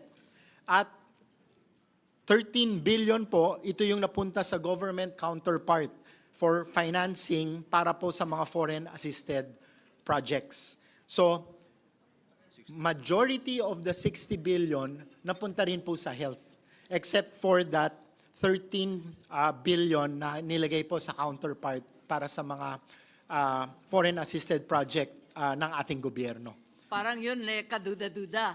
Bakit ginamit yung PhilHealth funds para sa foreign assisted projects na iba-iba naman ang pakay, hindi naman necessarily para lamang sa kalusugan. So, eto ang problema dyan. At isa pa, kailangan sumunod din tayo, tumalima rin tayo dun sa judgment ng ating Korte Suprema na sabihin kung saan na naman gagamitin itong panibagong 60 billion. Siguro liwanagin ng DOH, sabi ng Korte Suprema, the specific benefits and packages to be expanded. So dapat ilista na rin nila yung 2026, wag lang natin ibigay yung 60 billion as refund, bahala na kung anong breakdown at kung saan-saan na naman, baka maligaw na naman 13 billion. Walang ganyanan. Tama Mr. po, Chair. Madam Chair, yung sinabi ni Senator Amy. This was done before the Supreme Court decision at nag-decide na po yung Supreme Court na talagang mali. Kaya sinosoli po natin. And to the other point that was raised by Senator Amy, ganito rin po ang ginawa ng ating chair during the budget deliberation nung DOH na siya mismo nag-question and I had a hard time defending the budget kasi pinressure po niya talaga ng ating chair yung PhilHealth to come up with specific packages nang sa ganon ay agarang maramdaman nung ating mga beneficiaries. So tama po kayo and hopefully ay naririnig po ito ng ating liderato ng PhilHealth para maglabas na po ng mga malinaw at expanded na health packages. Salamat. po. Madam Chair, Chairman Mr. Chair. Gatchalian, pwede bang i-require yan sa PhilHealth na yung 60 billion, medyo may breakdown konti? Mr. Chair. Yung rinimit sa DOF? Yes. Yeah, Kasi actually, yun ang sabi ng Korte Suprema, asan yung specific Actually, benefits meron approval? silang submission sa atin ng DOF kung saan nila ginamit. We can furnish Your Honor about That's the past po. But since we're going to be allocating anew in the 2026 GAA, pwede bang ilista rin nila yung 60 billion kung saan nila igagastos yun? We'll request PhilHealth to give us a breakdown. Senwin, if I may respond. Senator Amy, actually, medyo grinil ko po yung PhilHealth with regard to that. Nagkainitan nga po kami at around 12 midnight during the deliberations. I actually asked them to do an actuarial study because they keep on telling us that it's all going to just ensuring that they are operable. Sabi ko, hindi. Dapat i-expand nyo yung benefits package ninyo. Dapat gamitin nyo yan para ibaba yung premium contributions ng members. Dapat bayaran ninyo yung accountability ninyo sa hospital. Hindi po sila makakommit. So, I've been asking for that data po from PhilHealth for the last since September, actually. Since mid-September. And until now po, they're not able to give that information. Salamat, Chair. Kung maaari, isama na natin sa budget. Malaki-laki yung 60 billion. Bakit hindi ibiyak yan? Mamaya, mapunta naman sa kung saan-saan government counterpart ng FAPS na hindi natin alam at walang kinalaman sa kalusugan ng ating mga kababayan. Tama, Mr. Hindi naman Chair. tama yun. We'll recognize Senator Pia.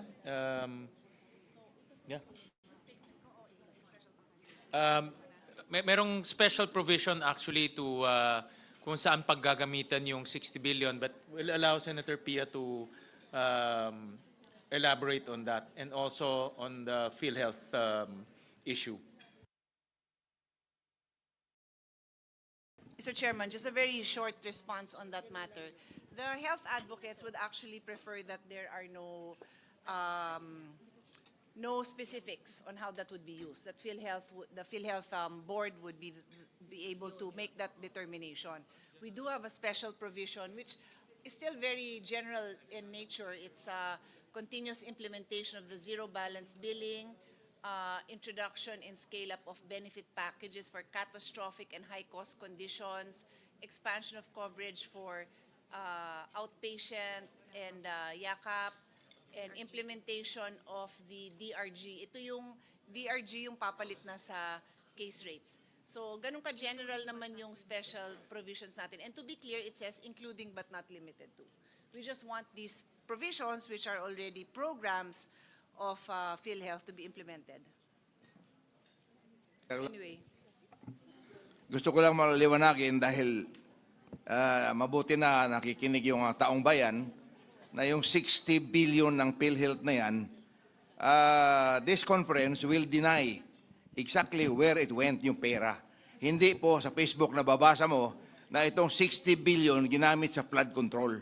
Yan lang po ang gusto kong idagdag, na hindi po ito pumunta sa flood control. In fact, 79% of which was used in health facilities and yung mga salaries ng back wages ng mga health workers. Only 21.6% was used doon sa foreign funded project, which the executive will have to explain. Thank you very much. Madam Chair? That was to be clear, what His Honor is referring to is the 60 billion that was removed. Yung binabanggit ko naman is the 60 billion that we are now appropriating. I'm making it very clear that pursuant with the Supreme Court ruling na ibalik sa PhilHealth, nasa PhilHealth yon, and then we put a few guidelines na gastusin ito ng PhilHealth not limited to the following. Yung binanggit ko ng mga zero balance billing, yung papalit sa case rates, yung DRG. Pero tama naman po kayo, yung dati, yun ang hindi natin kagagawan, doon nila ginastos. Madam Chair? Yes, Representative Brian Yamsuan. Tingin ko ang PhilHealth din, kailangan magkaroon sila ng malawakang information drive. Kasi madalas, hindi alam ng mga tao, kahit PhilHealth member, kung ano yung mga pwede nilang makuha ang mga benepisyo. Minsan hindi nasasabi sa ating taong bayan. Gaya nung yakap, 20,000 worth of free medicines for PhilHealth member. Pero walang nakakaalam. Pag binabanggit, kunyari kami, bilang mga representante ng distrito, babanggitin namin sa aming mga constituents, doon lang nila malalaman. Pero yung PhilHealth itself, wala silang conscious effort to promote and to say all the programs that are available for PhilHealth members. And I think yun ang kailangan nating i-push din sa kanila, to have that honest-to-goodness information drive that people will really know kung ano yung mga benepisyo na talagang makukuha nila sa kanilang ahensya. Mr. Chair, let me add Senator to that. Erwin, yeah. Yeah, the problem with PhilHealth, Mr. Chair, with all these benefits, they do not have this information drive. Hindi po nakakarating sa mga kababayan natin, ika nga, dahil kulang po sila. I don't know why. We have been proposing that since I was still in Congress last year, talking to the different PhilHealth chairmen, pero hindi po nila ginagawa. So that is the problem. Hindi ho, alam ng mga kababayan, kagaya yung mga i-consulta na yan, at saka yung mga hospitals, kung ano yung mga pwede silang pumunta roon, but they don't know. Kailangan pa, tama naman na, Mr. Chair, si Congressman Yamsuan, kailangan pa sabihin kung saan sila pupunta. Dapat trabaho po ng PhilHealth. Their problem is they don't have this information dissemination, a proper information dissemination, Mr. Chair. All right, thank you. Thank you for those comments. So we move to the next. So, Mr. Chairman, can yes. I now take the floor? Because I was just responding. All right, I want- okay. yeah, Yes, thank we you. exercise Senator Pia. Thank you. I just wanted to take this opportunity because Senator Aimee already mentioned that 60 billion. So I will just take this opportunity to once again, and to my colleagues who have heard me speak about this so many times, you can take a break, you can take a bathroom break, you can tune out, you can use your cell phone, because I am saying this for the 100th time for the sake of the public, kasi I think all of our colleagues here have the same position. This is about the sin tax collection. So by law, under the sin tax law, there is a mandate that the collection be earmarked for PhilHealth. Ang ibig po sabihin nun, mga kababayan, earmark, unlike karamihan ng revenue ng gobyerno, walang earmarking yun, pupunta lang yun sa treasury. So lahat ng nakukuhang revenue, treasury. Pero itong revenue na nanggagaling sa sin tax, yan po ay earmarked. Ang ibig sabihin nun, nakaisang tabi yun in a separate fund, merong specific na paggagamitan. Ang paggagamitan nun is PhilHealth. So, in 2023, I'll just go back, kasi we passed the law in 2022, it became effective by way of the sin tax collection in 2023. In our General Appropriation Act, itong budget na pinapasa natin in 2023, 79 billion yung na-appropriate sa sin tax, and it is lacking by 4.9 billion because the total sin tax earmark in 2023 was 83.90 billion, kulang ng 4.9. Nasaan? Hindi ko alam. Nalunod, na flood control, hindi ko alam. 2023 po yun. In 2024, the syntax earmarked amount was 79 billion. What was in the NEP was 80.28, so nadagdagan pa ng konti. And what was in the General Appropriations Act was 40.28 na bawasan. So ang deficit is 38.73 billion. I repeat, this is earmarked. There is no basis in law for this amount to be used anywhere else, even if it is for a legitimate purpose. Walang naka-earmark na syntax para sa ibang purpose. Ito po ay dapat nasa PhilHealth. Kulang ng 38.73 billion in 2024. In 2025, the syntax earmarked amount was 69.81 billion. Ang nasa NEP is 53.13 billion. Ang nasa GAA is 0. So ang kulang is the whole amount, 69.81 billion. Nawawala, nasaan? Nasaan? So yung mga tanong natin, makasamahan natin, Senator Amy, na 60B, yung dun pa lang sa tinanggal, pero before that, 4.9, 38.73, 69.81, where is it? It is earmarked for PhilHealth. So, in the earlier discussion where pinag-uusapan ng MAIP, ang dami nating pambayad. We would not have to have this discussion because the funding is available by law. So, I move on. In 2026, which is ngayon, ang earmark is 69.78 billion. Magkano ang nasa NEP? 53.26 billion. Ano kulang? 16.52 billion. We have the power. Ladies and gentlemen, tayo dito. Huwag na natin gayahin yung 2023, 2024, and 2025 GAA. We have the power to reinstate the 16.52 billion. In the past 4 years, let's do the right thing for this 1 year. And this will address the very same questions that you were all raising earlier on the lack of funding for medical assistance. Okay? So I rest my case kasi clear yan. Ang total niyan is 129.96 billion for the past 4 years. 129.96. I'm not done. Also earmark, kaya magkape ka pa, Chairman. Also earmarked are revenues from PCSO and PAGCOR. Iba naman yung batas na to, pero it is also earmarked. Uulitin ko, very clear na tatanggalin yung pondo na revenue ng PCSO and PAGCOR, isang tabi para sa PhilHealth. Ang nakalagay lang, kasi ibang batas to, nakalagay doon subject, and I am paraphrasing, but basically it reads something like subject to the usual accounting, budgeting, and auditing principles. O yun daw. O nasan? Wala, zero. Ibig sabihin sa apat na since 2019 pa ang PCSO, 2019, 2020, 2021, 2022, 2023, 2024, 7 freaking years. Walang pumasa sa auditing ni piso. That amount, dear colleagues, is 106.95 billion. Earmarked. Where is that? Where is it? It's floating with the flood control projects. Now, what year was that? 2022, yung 2 years na nasa GAA. There were 2 years, I think it was 2022 and 2023, basta, there were 2 years, wow, nakapasok sa GAA yung earmark ng PCSO and PAGCOR. So pinasa natin. Guess what? Never na-release. That amount was 21.17 in 2024 and 21.17 in 2023. Never released, but it was in the GAA. So, dear colleagues, that is our situation, and I will now wrap it up. That total amount plus the diverted funds, so 129 billion is the syntax collection that was never, the syntax deficit.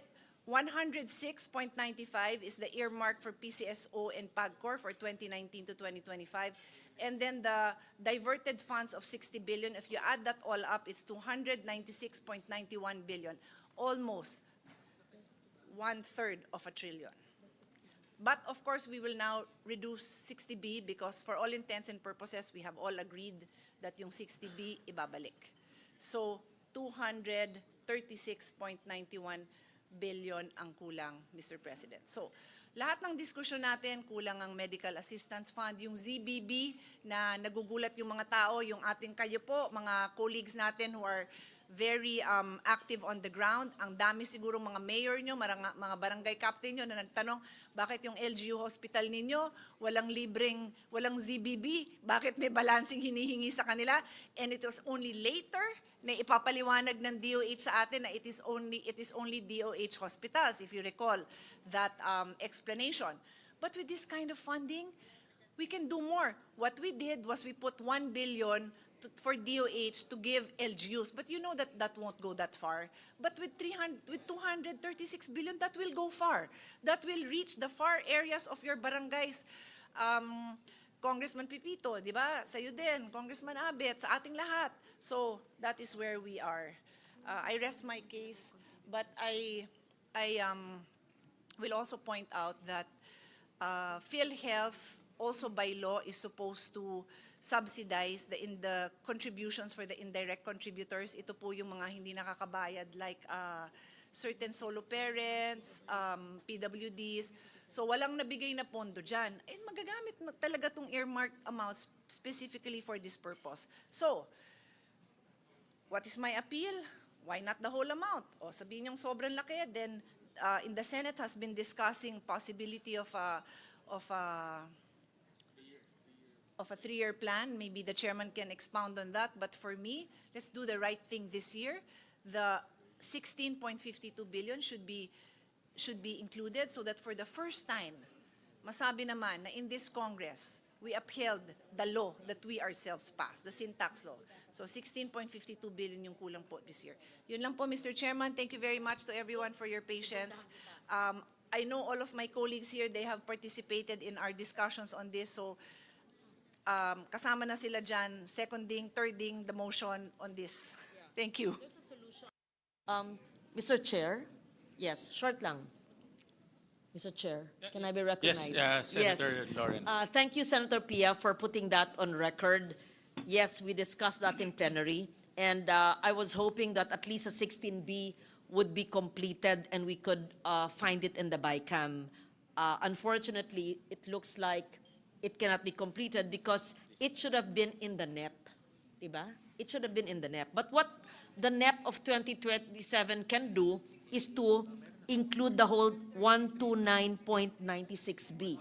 I hope, and we're serving notice to the executive to put that in the president's budget of 2027 so that yung kulang sa NEP as discussed by Senator Cayetano would be complete. So thank you for putting that on record. I'm sure our colleagues in the House agree. And kung ganyang karami ang pondo ng PhilHealth, hindi na kailangan mag-beg ang mga ma-IFIP o pagpasok sa ospital at yung 10% na tinatawag na indirect members or the invisible sector, lahat na ng facilities sana libre na lang. Hindi na kailangan pipila pa sa guarantee letter. Yun naman ang gusto natin lahat mangyari, di ba? Oo. So, Mr. Chairman. That's it. Madam Chair, Mr. Chairman, I agree with Senator Cayetano. This is law. And law, under the rule of law regime, we should follow the law. So first, but you know, what has happened before, because of fiscal space, may be difficult. But what you would like to agree to and propose is what Senator Cayetano is saying, that at least for this year, we do it right. And how much is that again? Senator?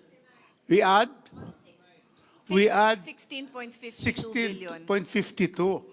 And I therefore so move that we will do it right this time following the earmark amounts which can never be given to other purposes, but should always be to PhilHealth. And so therefore, that is what we would like to do, Mr. Chairman, to make the right thing at this moment. Now, for 2027, let us see if we have fiscal space for 126 back amounts of the amounts earmarked by law, not given to PhilHealth. But this year, I think we should do this. Senator Pia is urging us to do what is right. I support the good senator. Thank you. Thank you. Thank you for that very important discussion. So we move to the Department of Health. These are the budgetary support to government corporations. Thank you very much, Sen Win. On the part of the House, under the Long Center of the Philippines, we move to retain, the HGAP version retains the NEP levels at 918.8 million.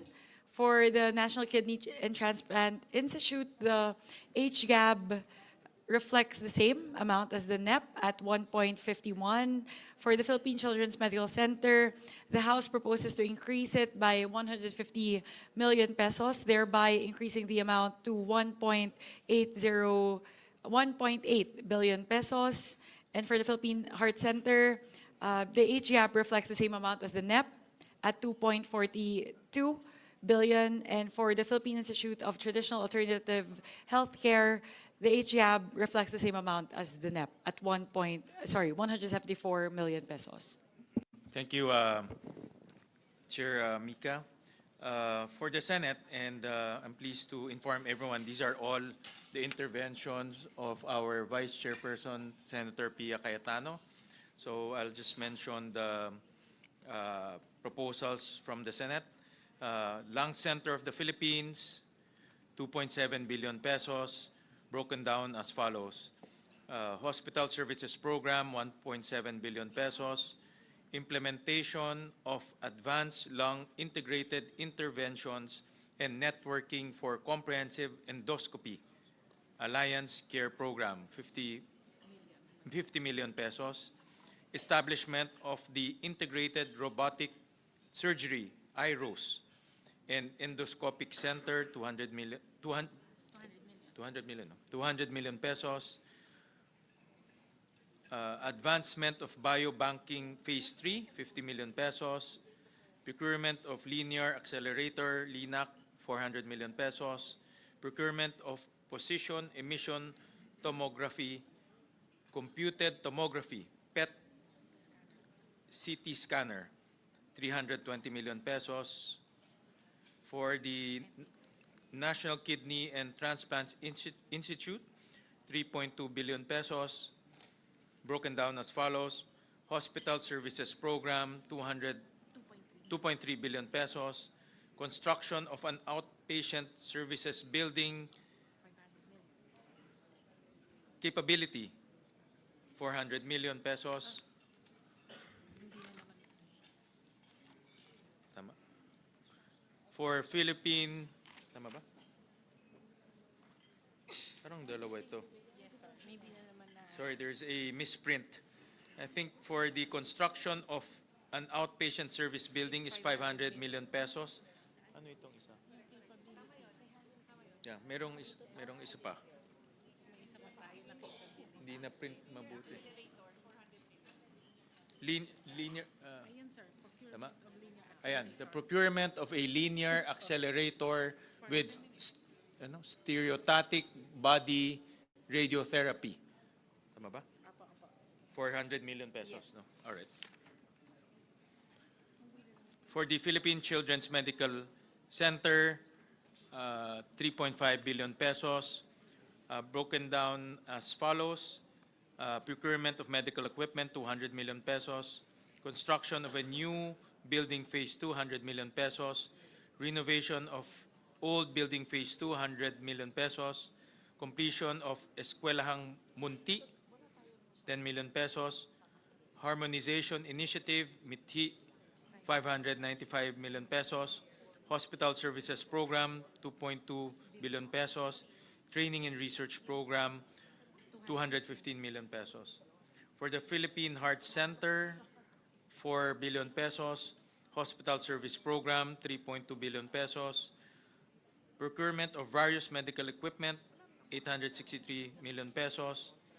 For the Philippine Institute of Traditional Alternative Healthcare, 206 million pesos, broken down as General Management and Supervision, 152 million pesos. So any questions, any motion?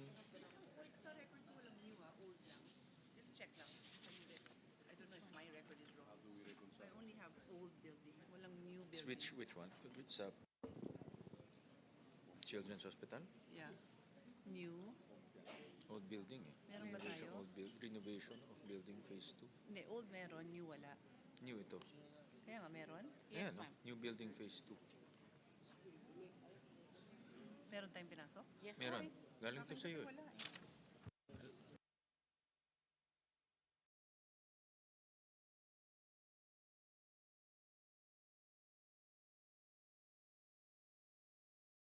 All right, any comments, any suggestion, any motion? Senwin, if I may take this one, PCMC is very close to my heart, so I'm very happy to see the huge increase for the needs of PCMC, and not just that, of the other specialty hospitals. So I thank the Senate, and I also thank Senator Pia Cayetano, who sponsored this. And with that, I move to adopt the recommendations as put forth with regard to the DOH BGSC Yeah. Any cluster. second? Mr. Chairman, I second our chair with the statement that Cagayanons have been able to be given services, especially by the Philippine Heart Center, the Philippine Children's Medical Center, and the National Kidney and Transplant Institute. We thank the Senate for increasing all the budgets for these 5 agencies. So I support and second the motion of our chairperson. Thank you. Thank you. So we now go to the Department of Agriculture. Yeah, we can start with the Office of the Secretary.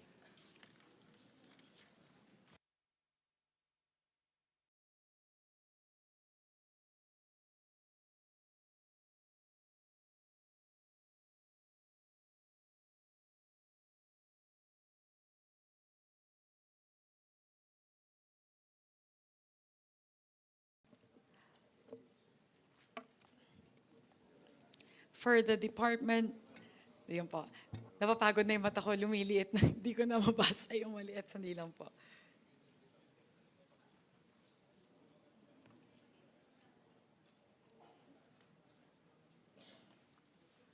For the Department of Agriculture, under the Office of the Secretary, the House proposes an increase of 16.6 billion pesos from the NEP level of 16 billion pesos for the repair, rehabilitation, and construction of farm-to-market road projects in designated key production areas, thereby bringing the total in the HGAP to 32.6 billion pesos.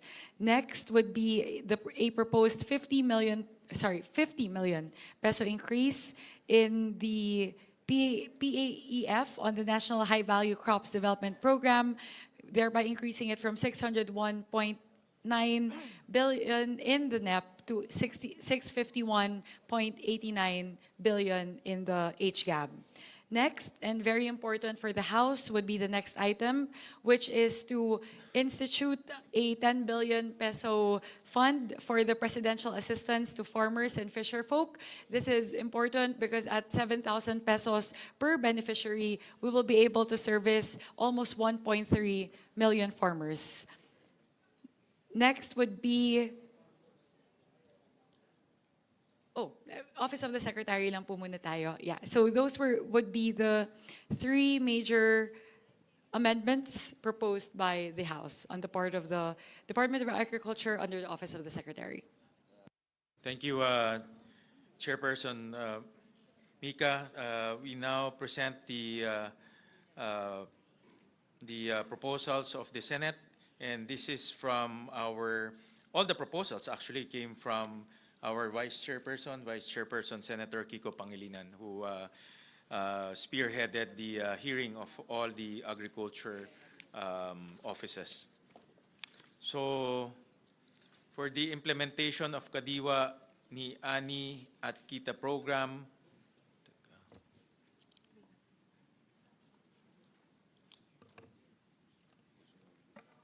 ito yun.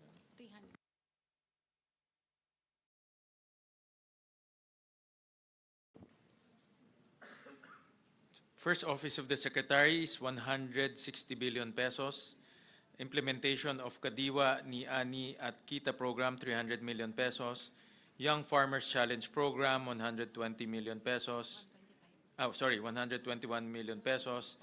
Rehabilitation, repair, and construction of farm-to-market roads in designated key production areas, 16.3 billion pesos. Other extension, support, education, and training services activities, 650 million pesos.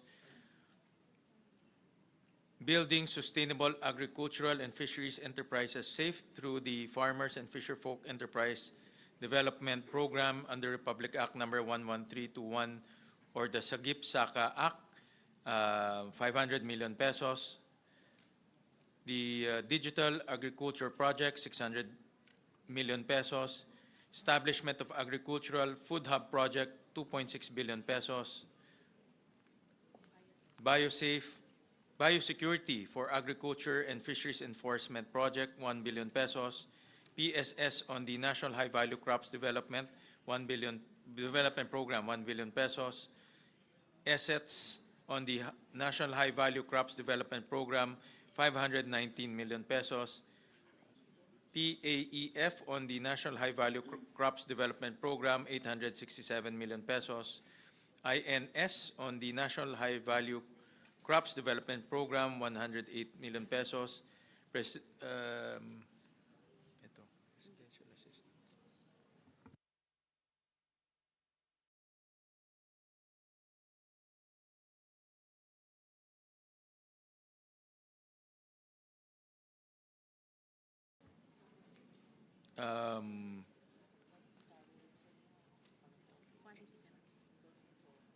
Okay. Yes, quality control and inspection and insurance of regulatory documents, 766 pesos. Animal welfare supervision and accreditation program, 10 million pesos. That's it, Mr. President. Mr. President, well, Mr. Chairman, well, that's the end, Yes, as you mentioned. yes, No? yes, Just to mention, the very last one was this representations amendment. And I just want to mention, because it's a first of its kind, it's animal welfare to provide assistance to private animal shelters that have demonstrated exemplary performance in delivering care, protection, and rehab services to animals. This is the usual domestic animal situation where they're abused, walang matakbuhan yung mga tao, walang tumutulong, walang financial assistance. So this is a first small pilot project that will put under DA the responsibility to vet these shelters and then to provide them with the financial assistance to help them do the job that many of them are already doing very well. Yun lang, Mr. Chairman. Thank you, Senator Pia. So, Mr. any Chairman. comments? Yes. Yes. Mindanao, Mr. Chairman, has a population of 26 million Mindanaonons, comprising 22% of the 119 million Filipinos.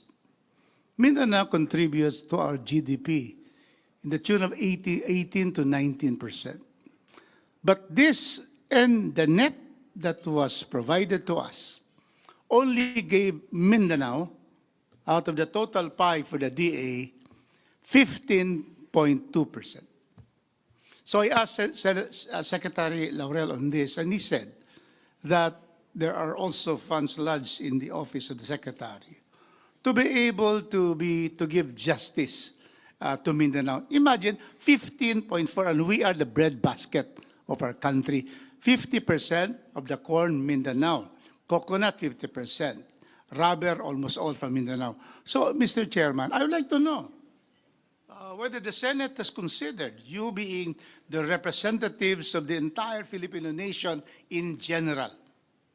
Have you been able to see how Mindanao as a region, 6 regions in the island of Mindanao, how we are able to give to our farmers and fisher folks more than the 15.4%? So I would like to ask that here in this forum, because we are now in the BICAM. And so therefore, we cannot continue to have this kind of an inequitable distribution of the DA pie to only have 15.4% for Mindanao. So we would like to know from our chairman whether that was also taken by the Senate and whether there are also moves to be able to give justice to Mindanao because we have the most number of farmers and also fisher folks. So therefore, those are the things that I would like to bring to this August Assembly of the BICAM. It is not really equitable to only have 15.4.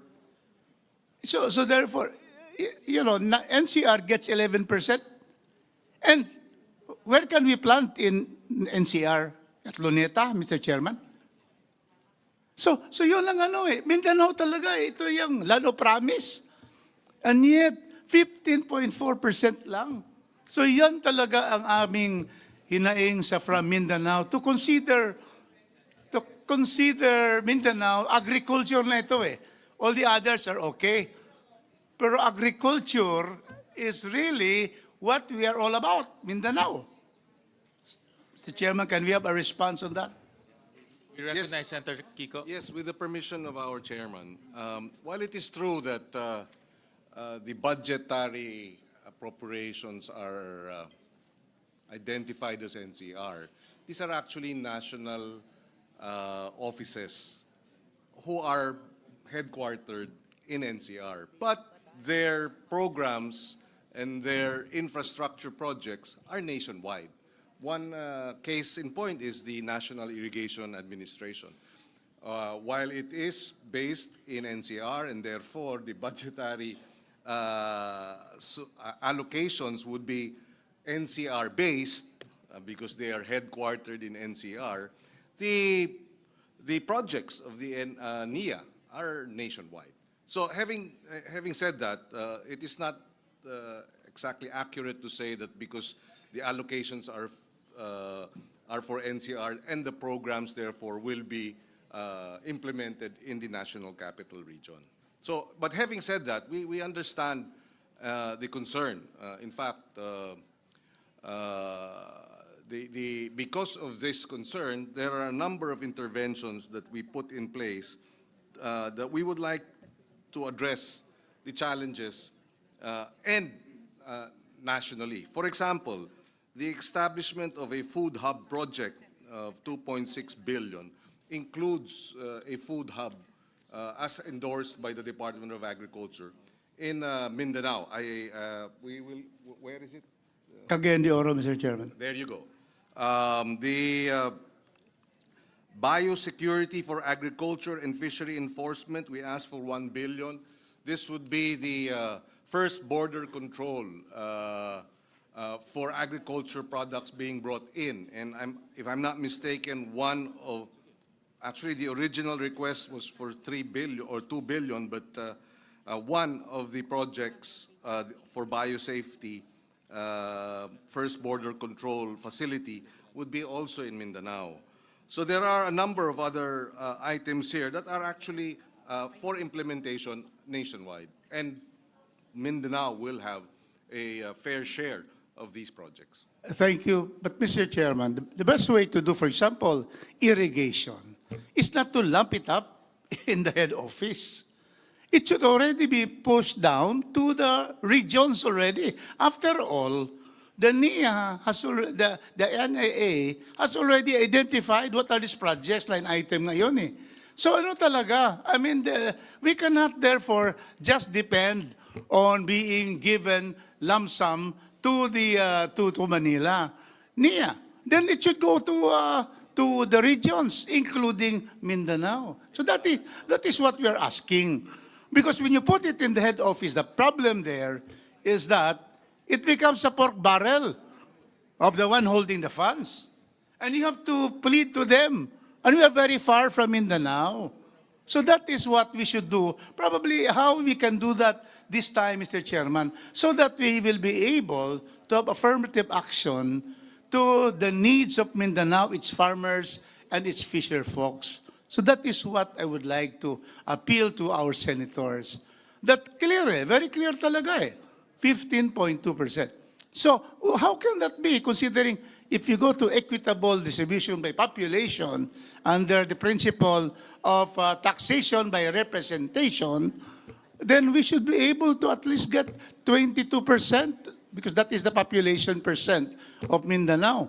26 million which is 22% of the 119 million Filipinos. So that's what we like to ask, how we are able to do that so that it will be right there, so that people, us from Mindanao will see, Nia, okay, ito yung amount. It should already be given to the regions. We can see how much Mindanao will get already. So those are the appeal of those from Mindanao, Mr. Chairman, and of course, Senator Kiko Pangilinan.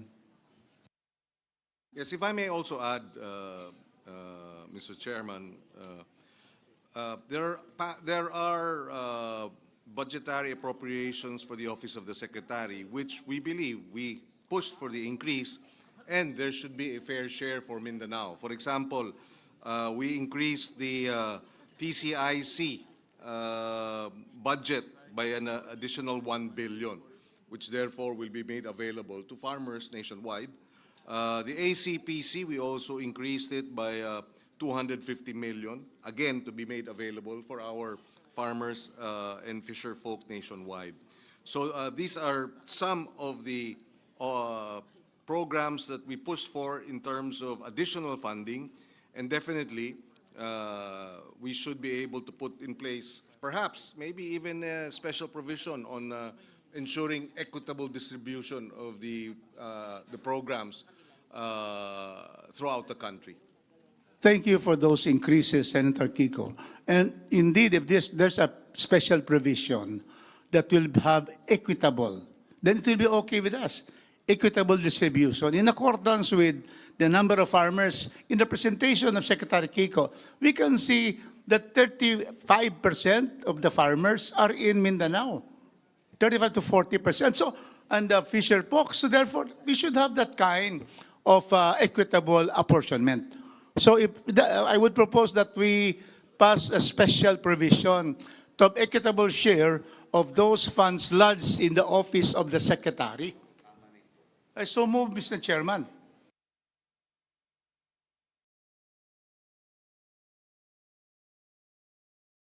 Subject to the wording, so that we don't, so we can also give the Secretary some flexibility. We agree in principle to the special provision. Thank you. Let's have a special provision subject to the consultation with the Secretary. Because actually the Secretary realized this when I brought this up in the House, and he pledged, in fact, that there will be more in addition to the 15.2%. He will be giving more. But in the special provision provides so, with a language that is acceptable to the Secretary, then we are very thankful to the Senate and the House for having that provision. Medyo equitable naman ang distribution. Thank you, Mr. Chairman. Thank you, Secretary Kiko. Thank you. Thank you, Congressman. Mr. Chair, Rodriguez. Senator Lauren. I would just like to express my agreement with the points of Congressman Rodriguez. And I'm also wondering why the lump sums are big. In fact, moving forward in the coming NEPs, coming years, it should be disaggregated. And the more disaggregated it is, equitably distributed in the different regions, even down to the provinces or districts, it's better rather than it's lump sum and it's subject to patronage politics o kung sino ang sinasabing malapit sa kusina. So I agree with you, and especially now with the effects and the impacts of climate change, our farmers and fisher folks in Mindanao need all the support needed. So we would be happy with the permission of the chair to receive a special provision that could guide the funds that are lodged presently in the office of the Secretary. Thank you. Mindanao would like to thank Senator Ligarda for supporting us, the chair, because you were the one who said to support immediately. But of course, together with the chairman, Senator Kiko. Yeah. So thank you very much for that. And we hope to have that provision. Senator Kiko, you're in charge of agriculture, and we really would like to get your support. Thank you so much. You have it, Congressman. Actually, Congressman. So Mindanao thanks Senator Kiko Pangilinan. Now we wait for the chairman to also pledge. No, I think that concept should be spread out in various agencies, not only in DA, but also, let's say, in the PWH or in DOTR, so that development will spread throughout the country, not centralized in Metro Manila or just Luzon. So that's something that we will be looking at in the next budget cycle or in any discussions. Thank you, Mindanao. Thanks, Chairman Senator Yun Gatchalian. Thank you. Maraming salamat, Kong Rufus. So, any comments? To continue, Mr. Chairman, on another matter. This is regarding our proposal for the farm-to-market road. This is affirmative action, especially in Mindanao, where we have already highways.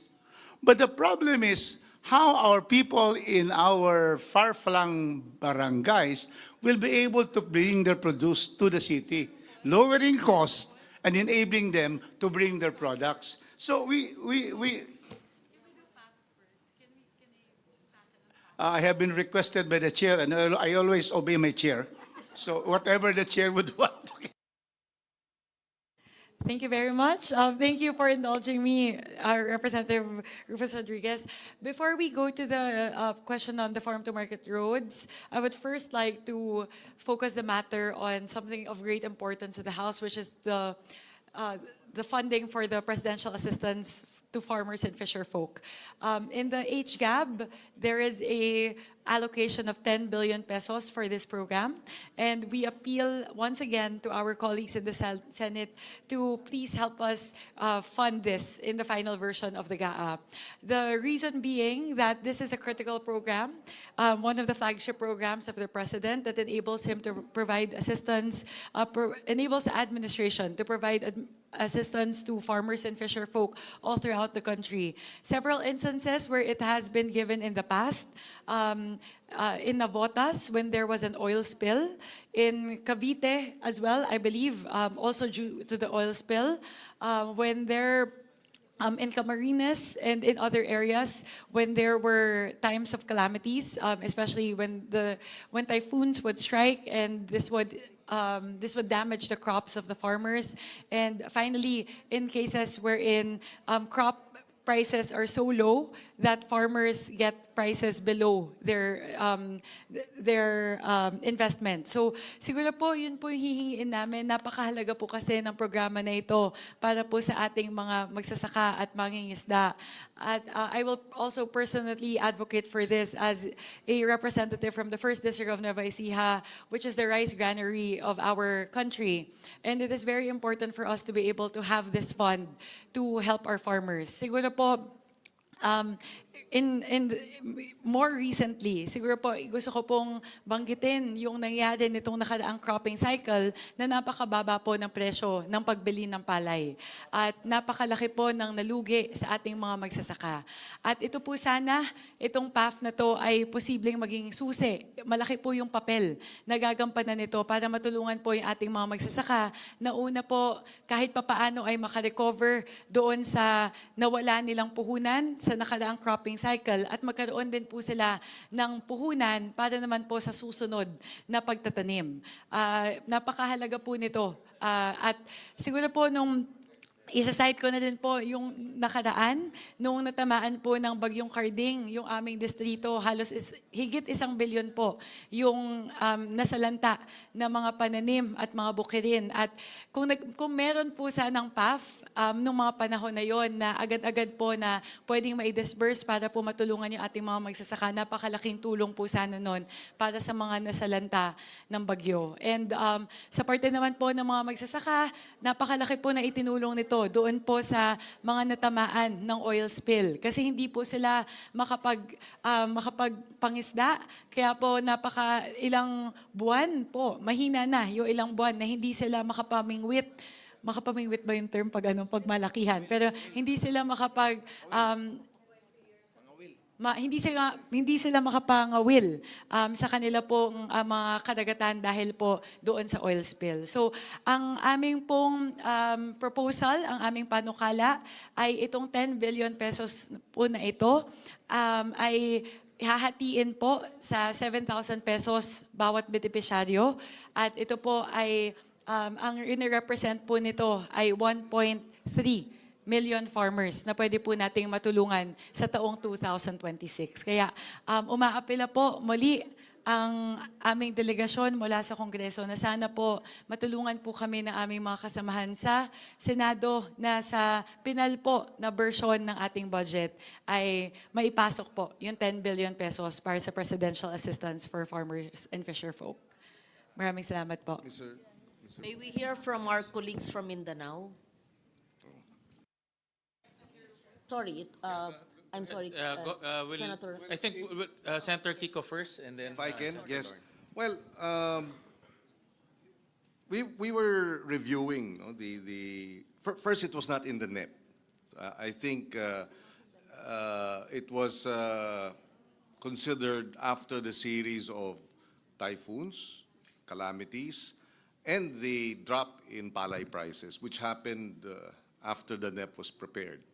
No, so our concern there was how do we secure,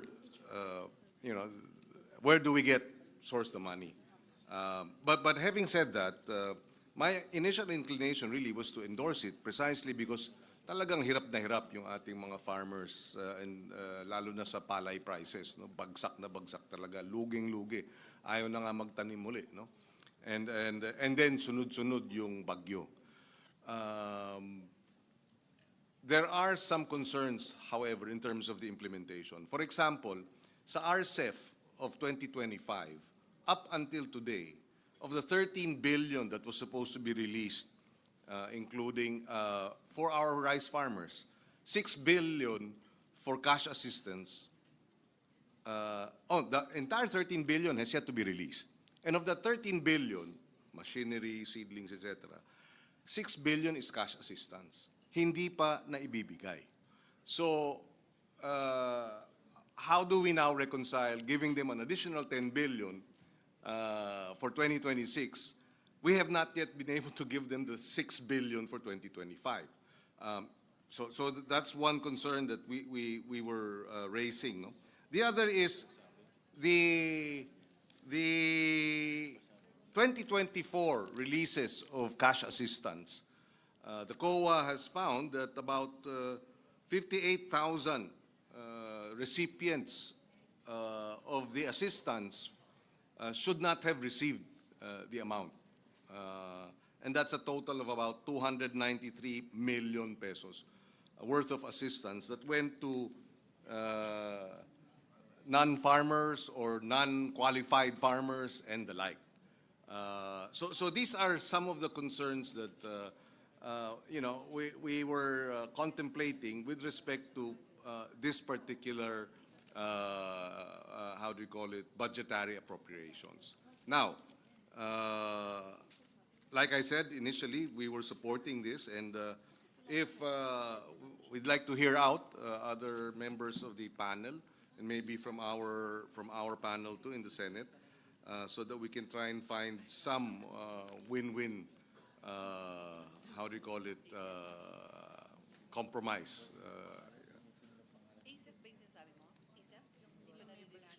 No, the RCEF. RCEF. The Rice Competitiveness Enhancement Fund, 30 billion should be allocated. 13 billion has not been released for 2025, and of the 13 billion that has not been released, that includes seedlings, fertilizers, farm inputs, equipment, and 6 billion pesos worth of cash assistance. So these are the challenges, and the issues that surround our decision regarding the 10 billion additional assistance for farmers and fisherfolk. In principle, we have no argument that they need the support. We don't dispute that they have suffered a lot in the last year and have suffered a lot of losses and need support. So moving forward, we will yield. We will defer to the committee's preference and decision. If I may respond po, with regard to the 6 billion mentioned in the RCEF, I was one of the principal authors of the amendment to the Rice Competitiveness Enhancement Fund. And, I believe that the 6 billion is tagged under the RFFA, which is the Rice Farmers Financial Assistance. And I think one of the chokehold points there would be the recognition of the funding source. Kasi po ang source po nito would be the tariff revenues. And yun po yung isa sa mga naging problema. Nagkaroon po ng late recognition, late reporting from the part of the BOC. Kaya nagkakaroon po ng delays kasi hindi po natin nakikita kung ano yung excess tariff revenues. And yun din po yung isa sa mga dahilan kung bakit in general, since RCEF was implemented in 2019, mabagal po yung disbursement. And I believe with the amendments that were introduced was it December of 2024 when it was signed? Hopefully po maayos na po yun. But I believe it's tagged, it's linked to the funding source in the case of RCEF kasi it's a SAG-F po. That's why it might be that. So it's not really the disbursement, it's the source of fund that may be the chokehold point, the choking point for our FFA. With regard to the actual identification of beneficiaries, siguro po pwede po nating kausapin yung DA patungkol dyan. Mas paigtingin po yung guidelines. We have to be more stringent with the guidelines to ensure that only farmers and fisher folk affected by calamities, either calamities or very low palay prices or oil spills and the like would be eligible to receive the PAF. So we can put in those safeguards po just to ensure that this program will be implemented correctly. And with that, I would like to yield the floor to Representative Pepito Alvarez.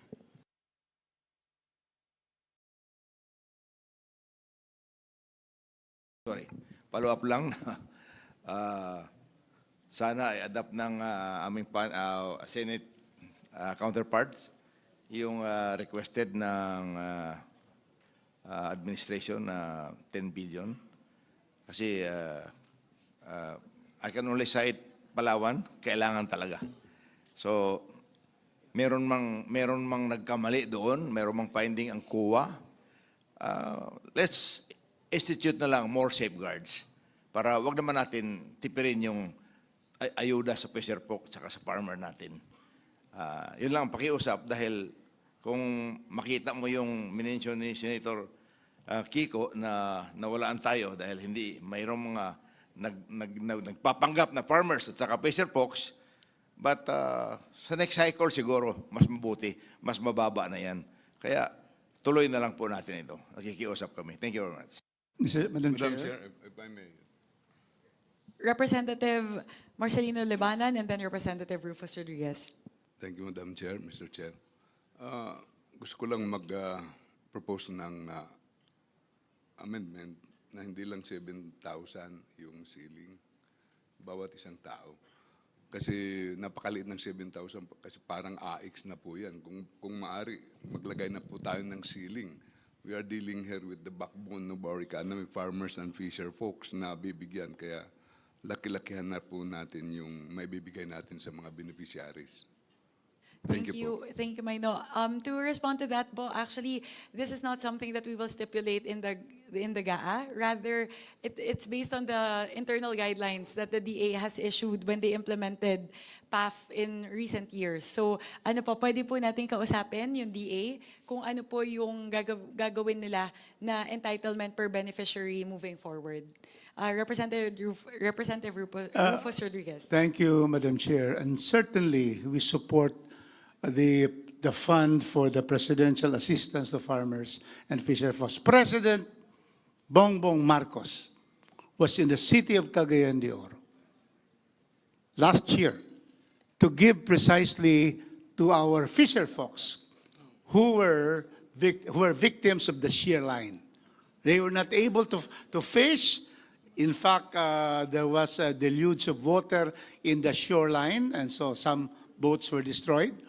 And then also from the farmers in Cagayan de Oro and Misamis Oriental. And the president was in Cagayan de Oro at our convention center.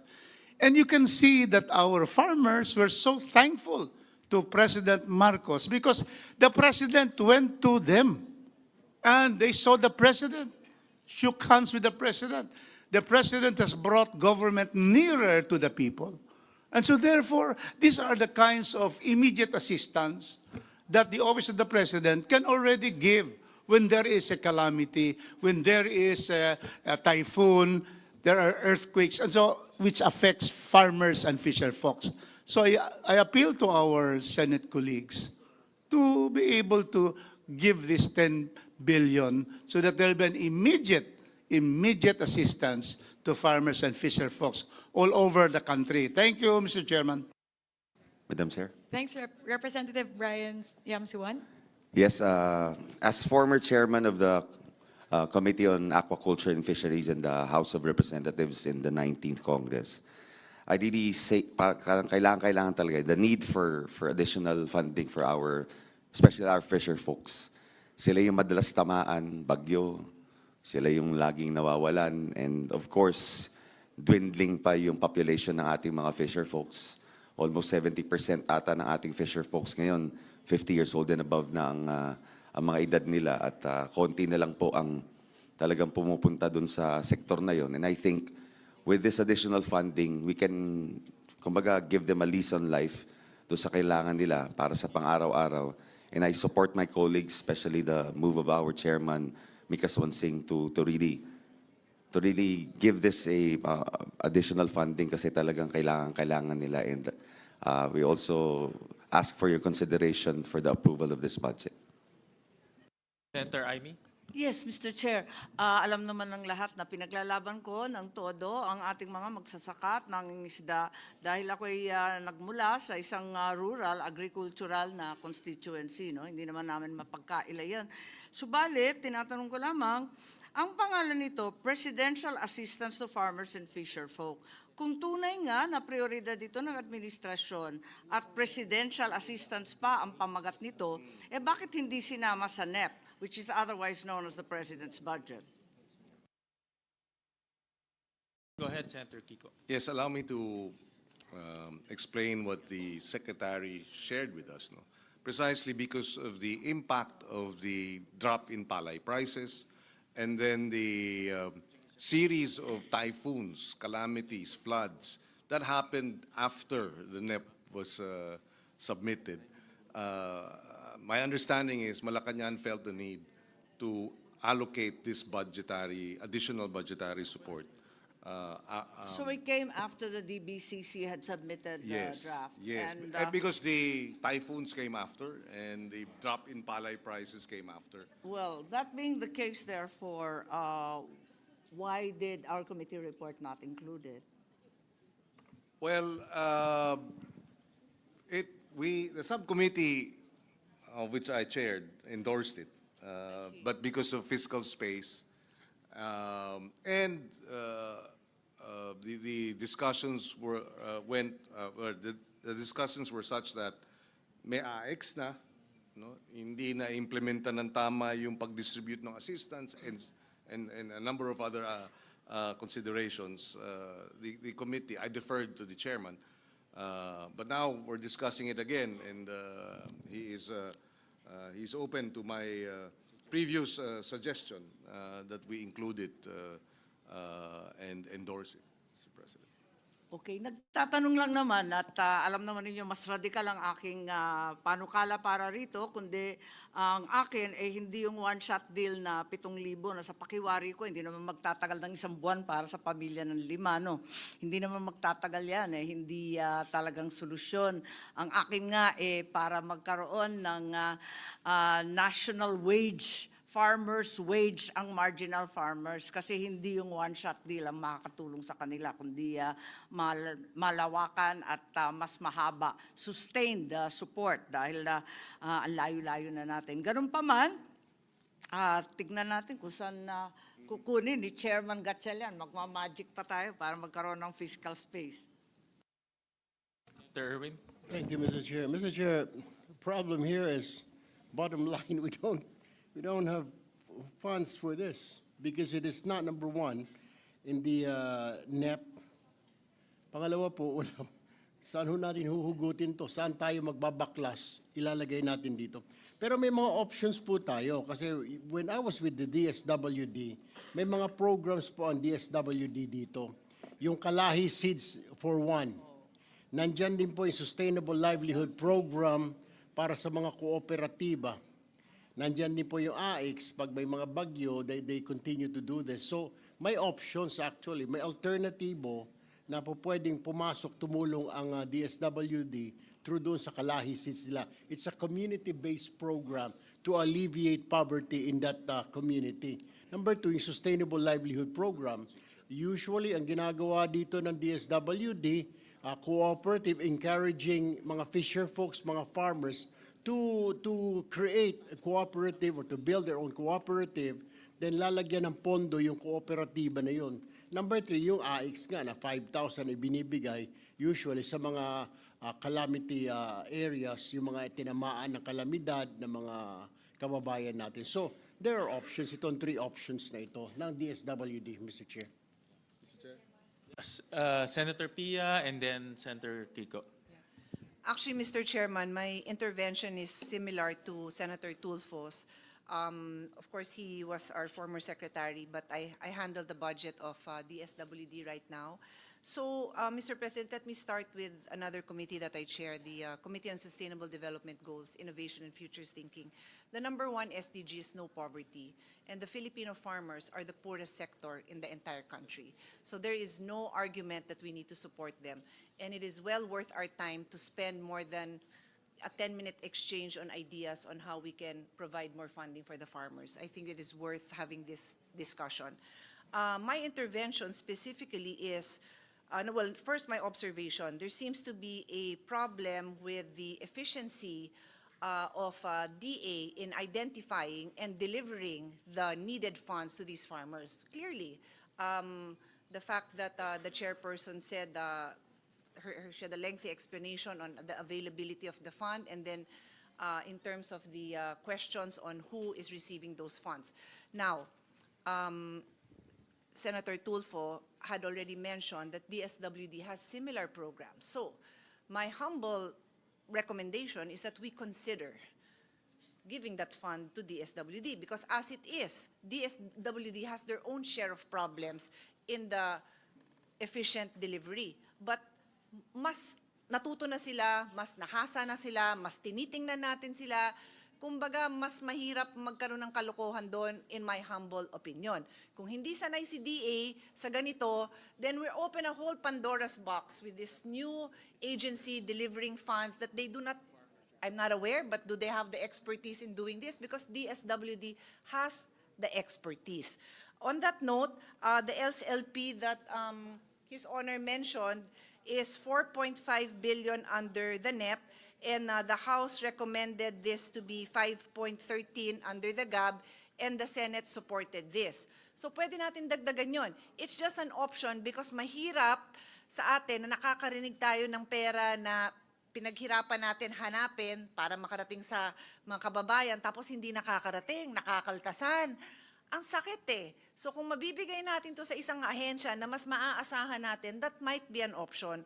So that's all really that I'm recommending that the body considers, because I want to support the farmers and fisher folks. I shared the concern of Senator Aimee, and I'll include Senator Lauren as well, because we were discussing na medyo parang afterthought naman kasi, dahil taon-taon naman tayo binabagyo. Taon-taon naman na merong another crop na nagkakaroon ng mafia na hindi na maganda ang presyo ng farmers natin. So ba't pa tayo nagulat? Ba't pa hindi pa nasama to sa NEP? So yun lang naman ang mga considerations natin at this point. But I fully support kahit more than 10 billion, maghanap tayo ng pondo, but let's lodge it in an agency that can deliver this properly. That is my suggestion, Mr. Chairman. Thank you. Mr. Chairman. Yeah, with due respect to Senator Cayetano, in the case of Cagayan de Oro, Misamis Oriental, the DA has the expertise more than the DSWD. Because DSWD, AIX, AKAP. But this one is a sector, which are farmers and fisher folks. And the fact that the President was able to go there at the time when they were hit by the shear line and the typhoon in Cagayan de Oro and also Misamis Oriental really says a lot towards our government being able to reach out to our people. And so iba talaga ito eh. That's why it is farmers and fisher folk. DSWD would not have that kind of expertise to be able to know because the DA has the list of farmers for every province, every city. So therefore, we are asking that in this particular case, let us continue, Senator Pia, because this is a sector that DA is really on top of. If So- I may, yes, in agreement with Representative Rodriguez, there is something called the Registry System for Basic Sectors in Agriculture, the RSBSA, and the Rice Farmers Registry System, which is very comprehensive. Kung minsan hindi na-update, pero ganun pa rin, siya yung foundational database for government agricultural assistance, cash grants, crop insurance, subsidized rice, and mechanization. So kung tutuusin, para sa akin, mas maayos pa nga yung listahan na yan kesa yung mga ginagamit natin sa AKAP at AIX. Yes. Mr. President, just a quick response.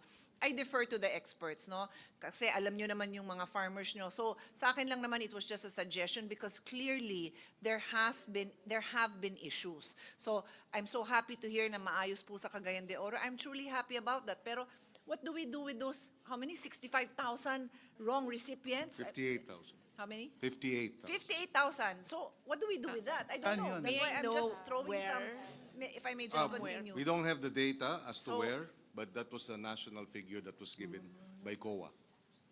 So I mean, I defer, no? It's just a suggestion, but I cannot just not consider that 58,000 wrong recipients is okay. It is not okay because that 58,000 could have, I'd rather na nadoble dun sa mga fisher folk and farmers sa Cagayan de Oro, madoble na lang kaysa maling recipient, di ba?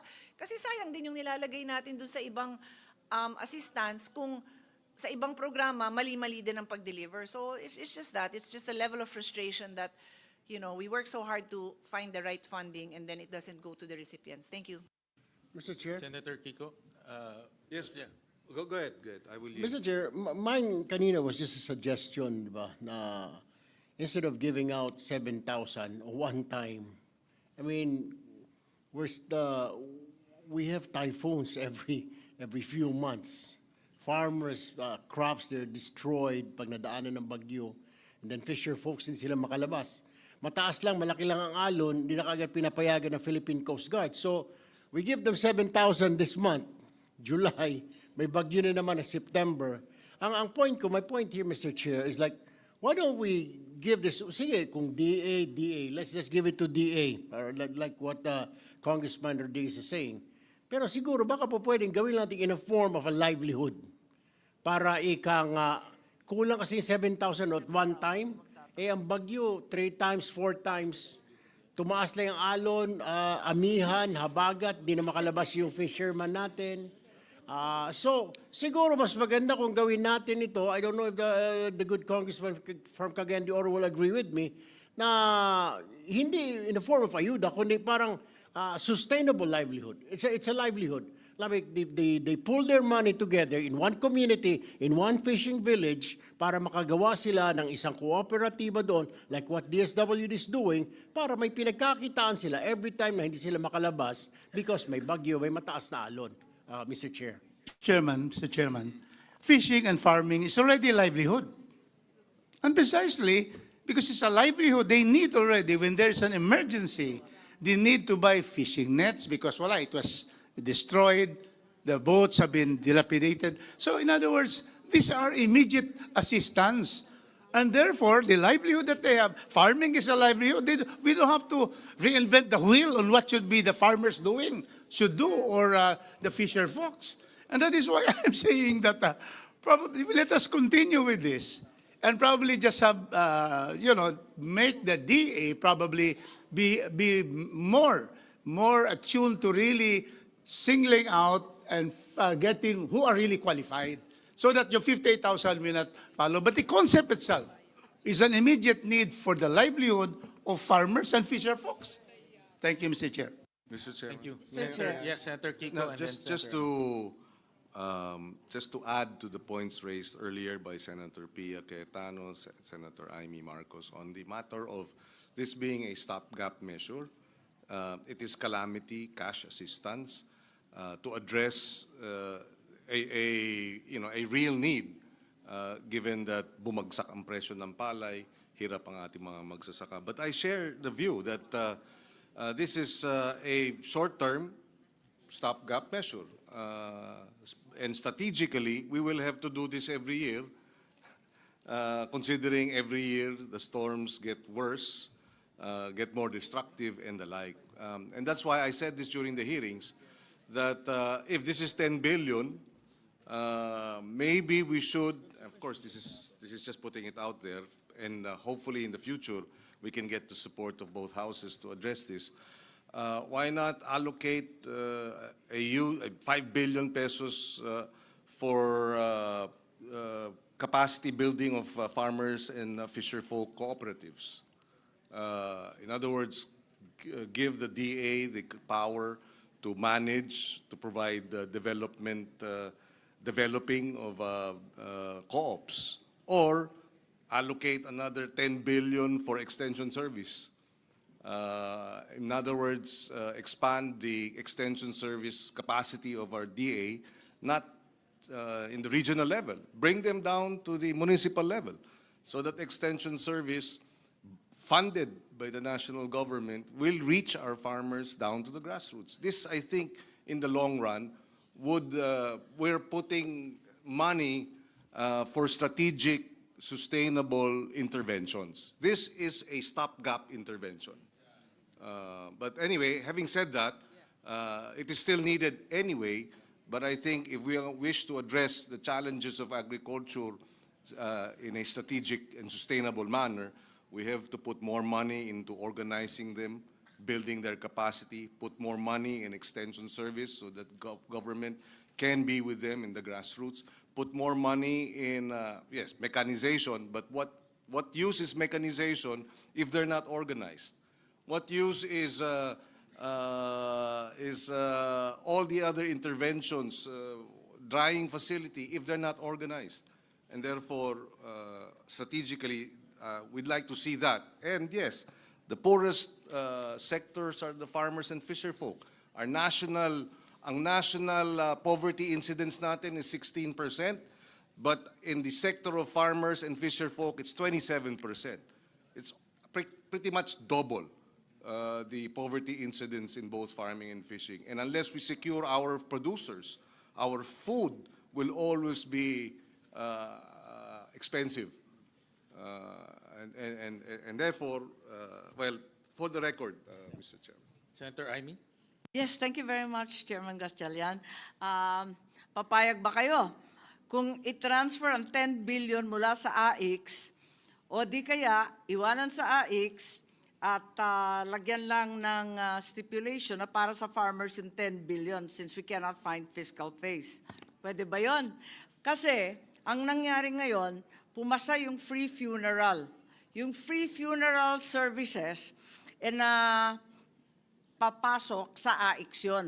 Walang bagong pondo yun kasi wala ngang pera for the free funerals. So it's a part and parcel of AIX now. So I'm wondering if perhaps you would like to just carve out a 10 billion from the AIX program and identify it strictly for farmers who are facing calamities or are victims of all sorts of natural and man-made calamities. If I may respond po, if the question is with regard to the funding source, I will be able to provide Senator Win with a proposal on where this 10 billion pesos will be carved out. A win-win. So Yes, most definitely. Huwag Yeah, tayong magbabawas ng AIX, yun ba yun? Well, for me, after listening to our esteemed colleagues, and I agree with Senator Pia, the poorest of the poor comes from the agri and fisher folk sector. And ang problema, they're also susceptible to price fluctuations. No? Pag tumaas ang presyo ng palay, susceptible sila doon. Pag bumaba ang presyo ng palay, susceptible sila doon. Walang calamity, pero susceptible sila sa presyo. No? So, and at the same time, susceptible rin sila sa weather disturbances. No? So, it's really, for me, parang it's a very volatile they live a very volatile life because of the price fluctuations and also the weather disturbances. That's why I can see a specialized program for them because I think yung mga ibang mga kababayan natin hindi ganito na experience nila, price and weather, and these things cannot be predicted, maya pakahirap i-predict yung ganito. So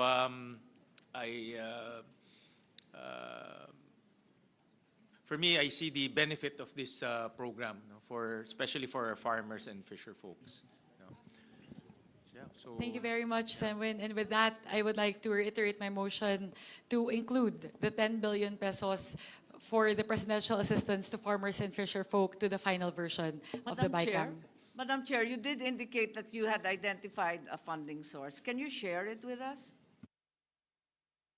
I will be able to give it, these will be derived, actually po, lahat po kasi yon. So I will be able to disaggregate it from 10 billion. It might be a little bit difficult to lay out all of it, but most definitely I can Happy assure. to wait, but so far wala pa tayong binabawasan, puros dagdag po. There's the 4 billion under the NFA as proposed in the GAB. That's a Yung huge DepEd source. 29. Not DepEd, definitely. Hindi, may NFA po. bawas na yung DepEd sa version natin, di ba? But that's definitely not going to be the source for sige. for the 10 billion. It's the 4.5 billion in the NFA. Kasi po we placed that initially in the HGAB. However, given that there's no enabling law to facilitate that, that can be a big source. for one is I see the flood control projects. That's definitely the source. We also saw. I'm sure you're all in receipt of the statement of the Public Works requesting that their budgets be restored. Yeah. They've just put it out, Yeah, I think. yeah, I saw that. So, and also inefficient utilization of funds from various agencies. As we go along, we'll see those also. I can guarantee for rest assured that we will be able to not carve out, we have already identified a funding source for the 10 billion under PAF. So with that, I reiterate my motion to include the 10 billion pesos for the presidential assistance to farmers and fisher folk in the final BICAM report. If that is the case, Mr. Chair, then I move to approve to be included the presidential assistance to farmers and fisher folks. Thank you, Senator Second. Irwin, and duly seconded by our colleagues. Thank you, Senator Kiko. In fairness to Senator Kiko, he studied this very carefully and recommended it to the committee. So the motion is approved. Thank you very much. Thank you Madam very Chair. much to our colleagues in the Senate and to Senator Kiko Pangilinan for helping us as well craft this particular program. Madam Chair, but before we go to the other item, Okay. may I tanong would like lang ako. to Because this will be a presidential assistance for farmers and fisher folks. May provision po yung Senado na bawal ang politiko magbigay ng ayuda. Kasama po ba ito or may provision kayo na except the president? Kasi ang sabi ni Congressman Ropos, ang presidente mismong namimigay, yan ang pinaka-numero unong politiko po natin. And we were there. Harmonize the intention of this program with the special provision, but that's a good point. Yeah, we'll harmonize it. Yeah, thank you, Mr. Chair. Kasi baka ma-miss out natin po ito. Napaka-importante po ito. See, this is symbolic when the President gives this aid to our farmers and fisher folks. We'll harmonize the program with the special provision.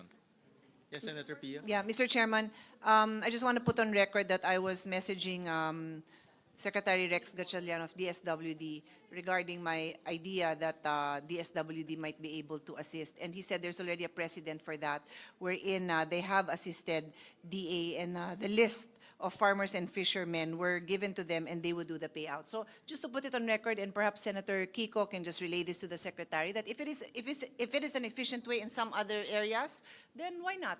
So just to put it out there. Thank you. Yes, we will relay the same Senator Pia, to Secretary Kiko. Madam Chair, very short lang to. Representative Javi Yeah. Benitez. I'd just like to share because coming from the province of Negros Occidental, we're facing a perfect storm. Na may low, poor cane quality, mababa yung prices po namin. We've been hit by the calamity. So I hope na hindi lang sa palay farmers but dito rin po sa ating mga sugar farmers. At hindi natin pwedeng sabihin na they can do other things because they've been doing this for many years. So kailangan po nila yun. So I hope na makonsider din po ng not only legislative but even the executive for sugarcane farmers. Yeah, Yes, thank you. I understand the amount, the assistance is for all, not just rice farmers, in farmers and fisher folk, precisely because lahat tinamaan ng bagyo, apart from yung bagsak ng palay prices. Thank you very much. May I now move to the next topic? So this is with regard to the farm to market roads. In the House version, the total for FMRs was 32 billion pesos, and we would like again to once again appeal to our colleagues in the Senate to restore the 32 billion pesos for farm to market roads. Mr. Chairman, may I? Uh, The Chair? Okay, May I just second the motion because this is an affirmative action for our poor farmers and people at the areas of our far-flung barangays. The highways are okay. Mostly those who will use them are those in the cities and municipalities. But then it is by going to the deepest parts of our barangay that we really bring in this particular service to them, and they're able to bring their products and their produce to the markets, making it, the prices of products also would lower in terms of prices. And so therefore, I just to also state that Senator Kiko Pangilinan has stated that in Region 10, there is no ghost FMR. And I think mostly all over the country, there are no ghost FMR because it is shown to the people and brought to the people in the countryside. So we'd like to ask that we are able to have the 32 billion and make sure that our farmers, our people in the far-flung barangays will have the benefit of good roads. Thank you, Mr. Chairman. Representative, my apologies, Sen Kiko po, or Representative Marcos Zamora? Yes, just a rejoinder, Madam Chair. The increase of the proposed increase for the farm to market roads is recognized being the most cost-effective intervention to address food prices and food security. In fact, studies and DA field data consistently show that poor farm access increases transport cost by 20 to 40% and leads to post-harvest losses of up to 30%, especially for rice, vegetable, and high-value crops. While we understand, Madam Chair, Mr. Chair, that there are FMR projects that are under deeper evaluation, investigation, or show how low utilization, largely due to implementation capacity constraints. But I believe that these are isolated cases and should not be used to penalize an entire program that directly supports over 10 million Filipino farmers.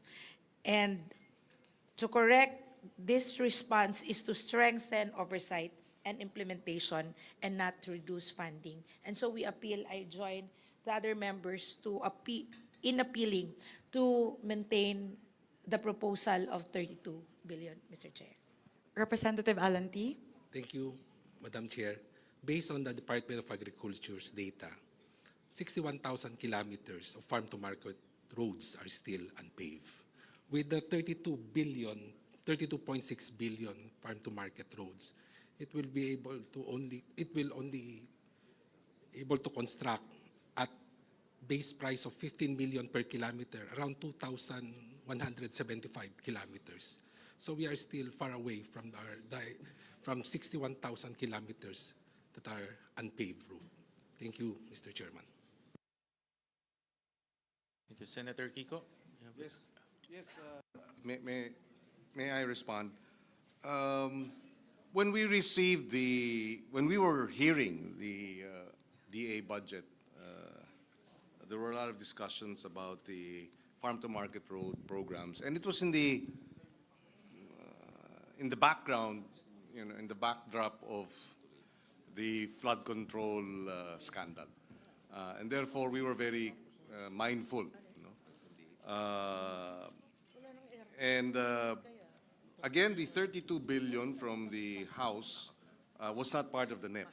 But that's also because there was an instruction on the part of the President to remove the amounts from the flood control project and then have it distributed. I think that's the reason why there was a jump to 32 billion. Our concern then was that it was a lump sum amount, an additional 16.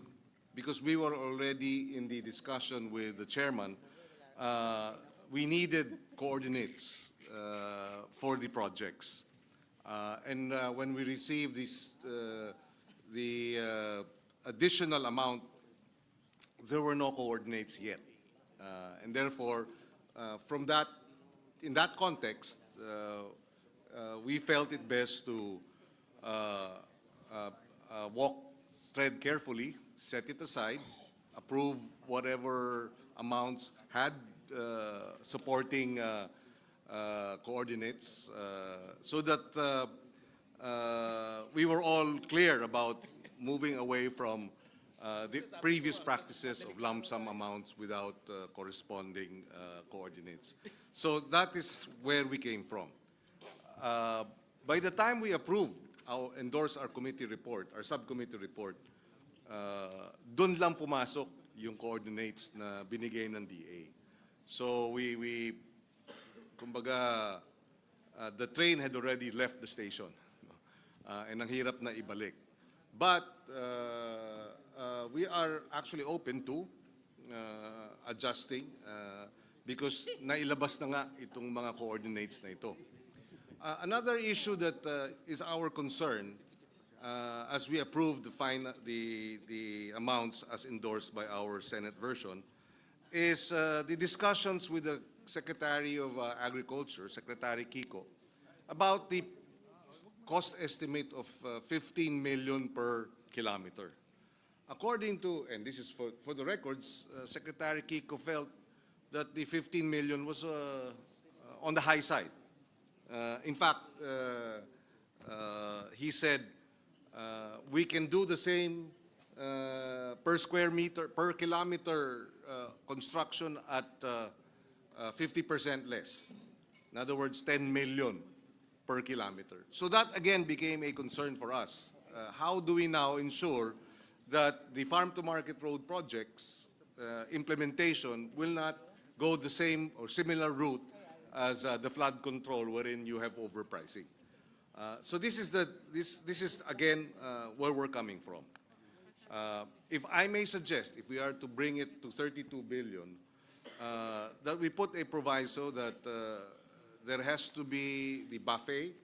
Oh, another point, by the way, before I proceed to that, is that we agreed that it should be the Department of Agriculture that would implement the farm-to-market road projects. We appealed to Secretary Kiko, and he agreed. Initially, he was hesitant, but we were concerned because of precisely the scandal and the track record of the DPWH.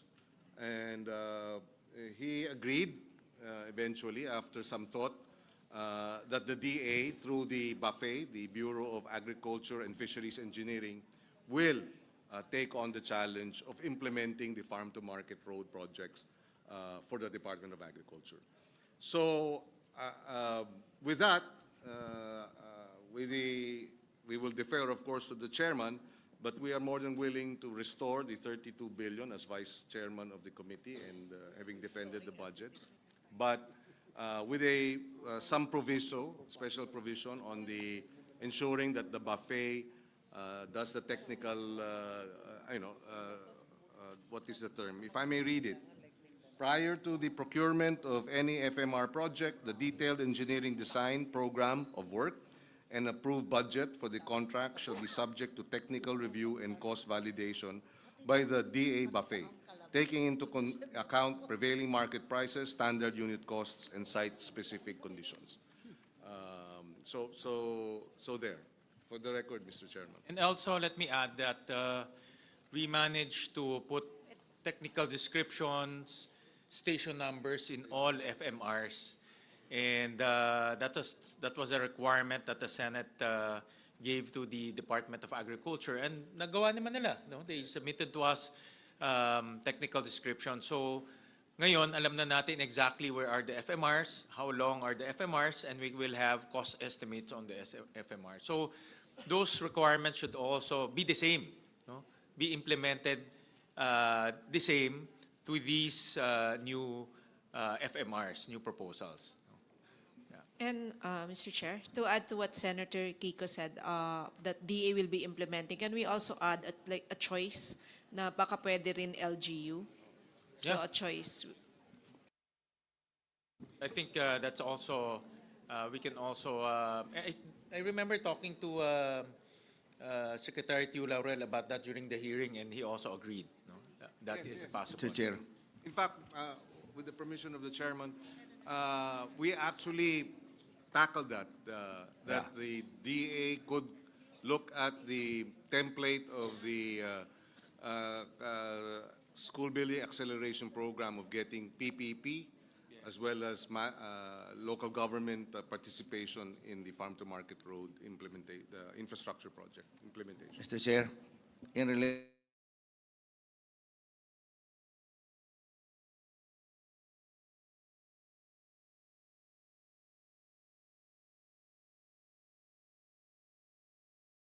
to that LGU, maganda po yung tinatawag nilang DUPA.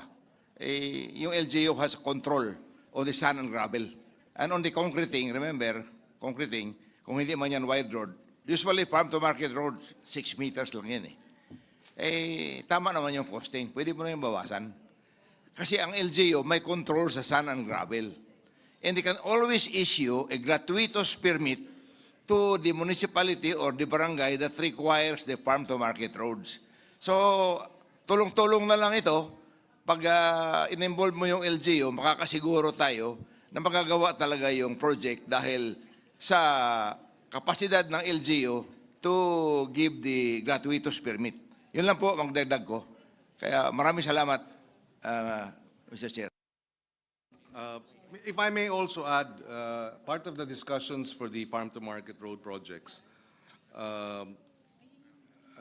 and our defense of the DA budget in the Senate is that we requested the DA to have a dashboard, digital dashboard, wherein the list of the annex of farm-to-market road projects with coordinates will be uploaded on the online dashboard so that there is transparency.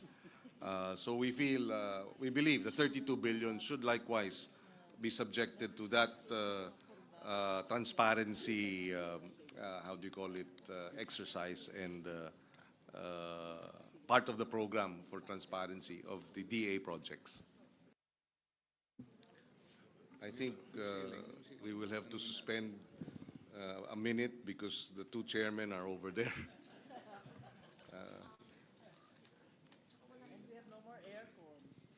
And the aircon is no longer functioning.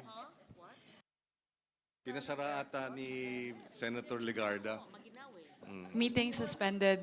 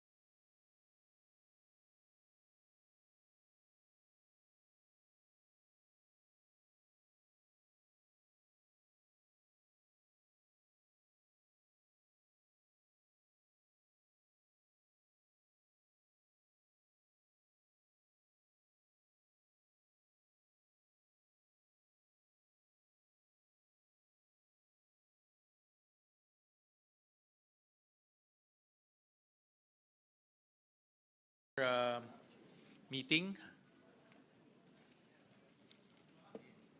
Yung section 10, wala kang hard copy. We actually included safeguards in the Senate version that will make sure that the technical descriptions are there so that we can totally eliminate the possibility of ghost farm-to-market roads. So meron ho yan. And on top of that, Senator And in Kiko? addition, Mr. Chairman, we provided that the repair, the rehabilitation, construction of the FMRs must be in accordance with the National FMR Network Plan. In other words, dati kasi ang sinasabi ng Department of Agriculture, kahit na hindi kasama sa network plan, ay naglalagay ng farm-to-market road. So that too will be limited to construction consistent with or in accordance with the National FMR Network Plan of 2023 to 2028. Mr. Chair, may observation lang ako dyan. Kasi minsan yung mga taga-Department of Agriculture, hindi talaga nila pinapasyalan yung mga areas. Katulad po sa Samar, hindi nila alam kung saan yung mga farm-to-market roads doon. Kaya kailangan talaga aralin ito kung nasaan. Nasa libro lang nila yung listahan ng farm-to-market roads, pero sa totoo hindi nila pinupuntahan. In-interpolate ko po yung in-charge po doon at hindi nga niya alam. Well, we will have to ensure that the DA submits, because we're also, Mr. Chairman, we will also ask for the annexes.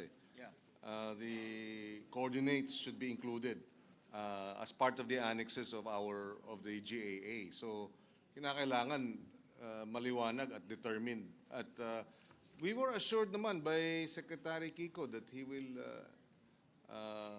submit, these necessary coordinates. So. Isa pang observation ko, Mr. Chair, yung may mga barangay na wala pang kalsada, hindi pa accessible. Kaya hindi rin ito mauuna yung farm-to-market roads natin pag hindi pa accessible yung barangay. Kaya minsan yung farm-to-market road natin ay minamabuti nating tumama muna sa barangay bago mapunta sa kanilang farm. Isang kailangan nating i-consider po yan. Marami pa tayong barangay na walang kalsada. Sa akin, one of my, isa sa mga nakita kong benefits ng farm-to-market roads, yung kalsada, ginagawa natin outside of the urban areas. Unlike here in Metro Manila, puro kalsada na, maybe Cagayan de Oro, Cagayan. Ngayon, we're pushing it to the countryside. So we're bringing infrastructure projects to the countryside. So yun yung sinasabi nga ni Kong Rufus kanina, na we're pushing it to the Mindanao, to the far-flung areas. So Mr. that's Chair, one benefit. Mr. Chair, I agree with you on that.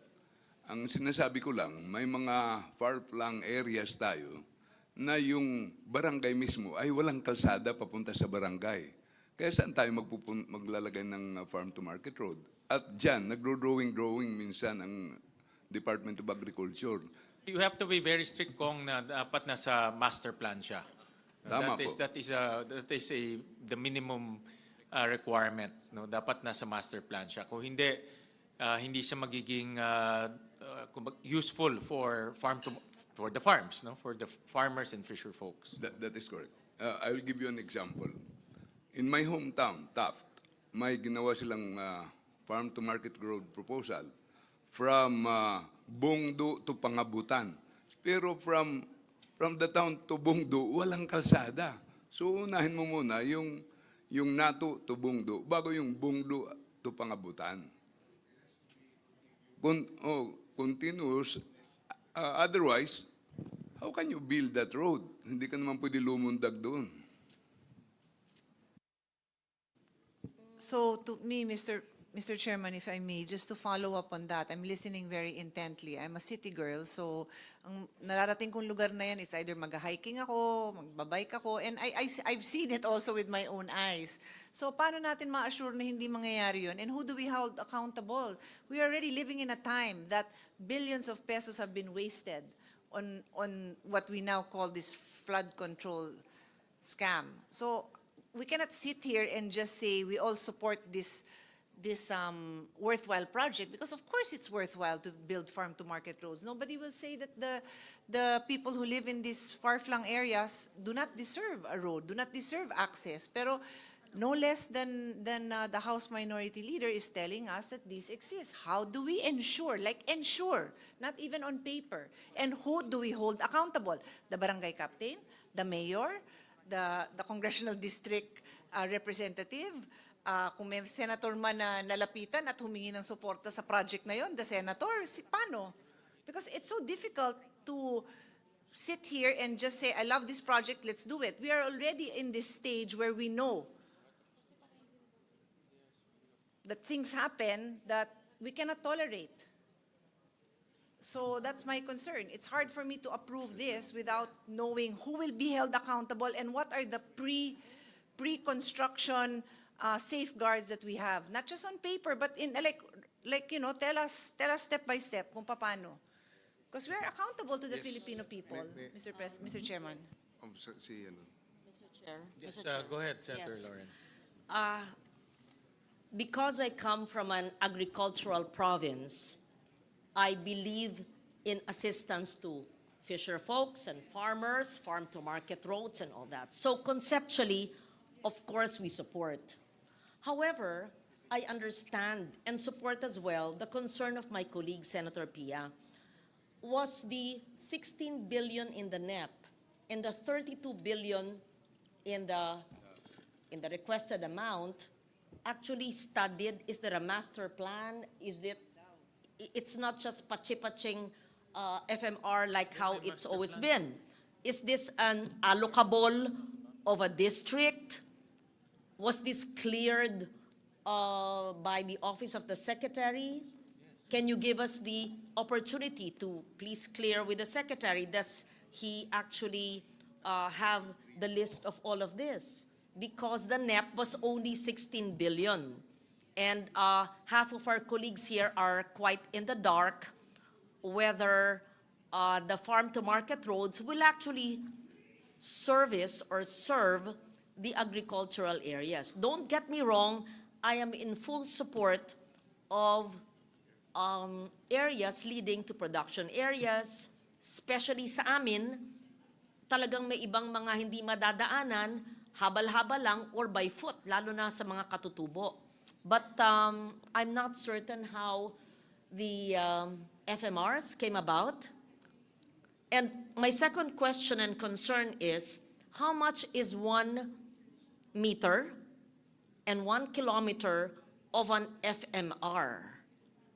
Because in our hearings, some people said 15, the others said 10 million. Especially as we receive now a statement from the Public Works Department, assuming it's DPWH that will implement the FMR, that the cost of materials is being brought back to the overpriced cost. So that is a great concern for this representation and my colleagues here, because we will be budgeting for a 16 billion and a double 32 billion allocation, and the cost of materials have been brought back to what everybody agreed was an overpriced amount. I just read it. There's already a statement. I So read I'm the worried statement. about that. I read the statement also, Senator Lauren, and this is an offshoot of our hearings. Remember, with the DPWH, they actually lowered down the cost of materials price. No? They call it the CMPD cost, construction materials price data. So binabaan ho nila yan, and yun yung kanilang pinablish. In fact, that's the price that they are using right now for all construction projects by DPWH. So binabaan ho nila yon. Mr. Chair, if I may. Yes. Tungkol po sa statement ko kanina, yung farm-to-market road na binigay kong example ay na-resolve na yan sa ginawa ninyong coordinates. Kaya ang sinasabi ko lang, ituloy natin yung mga coordinates na yan sa implementation at magkaroon talaga ng magandang master planning sa ating farm-to-market roads. Thank you, Senator. Yeah, Kiko. Yes, may I just respond to the points raised by Senators Cayetano and Legarda? It was precisely our own concerns.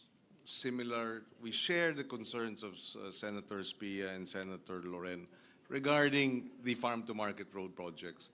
And this is precisely why, during the hearing, Senator Win and myself were pressing the Department of Agriculture to take it on and not allow the public works to implement the farm-to-market road projects. And after some thought, Secretary Kiko Laurel agreed that the buffet and the Department of Agriculture will take on the implementation of the farm-to-market road infrastructure projects, consistent with the farm-to-market road national master plan. Also, we had discussions on overpricing. This too is on record. We expressed our concerns as to whether or not 15 million per kilometer is overpriced. And Secretary Kiko Laurel said he qualified it.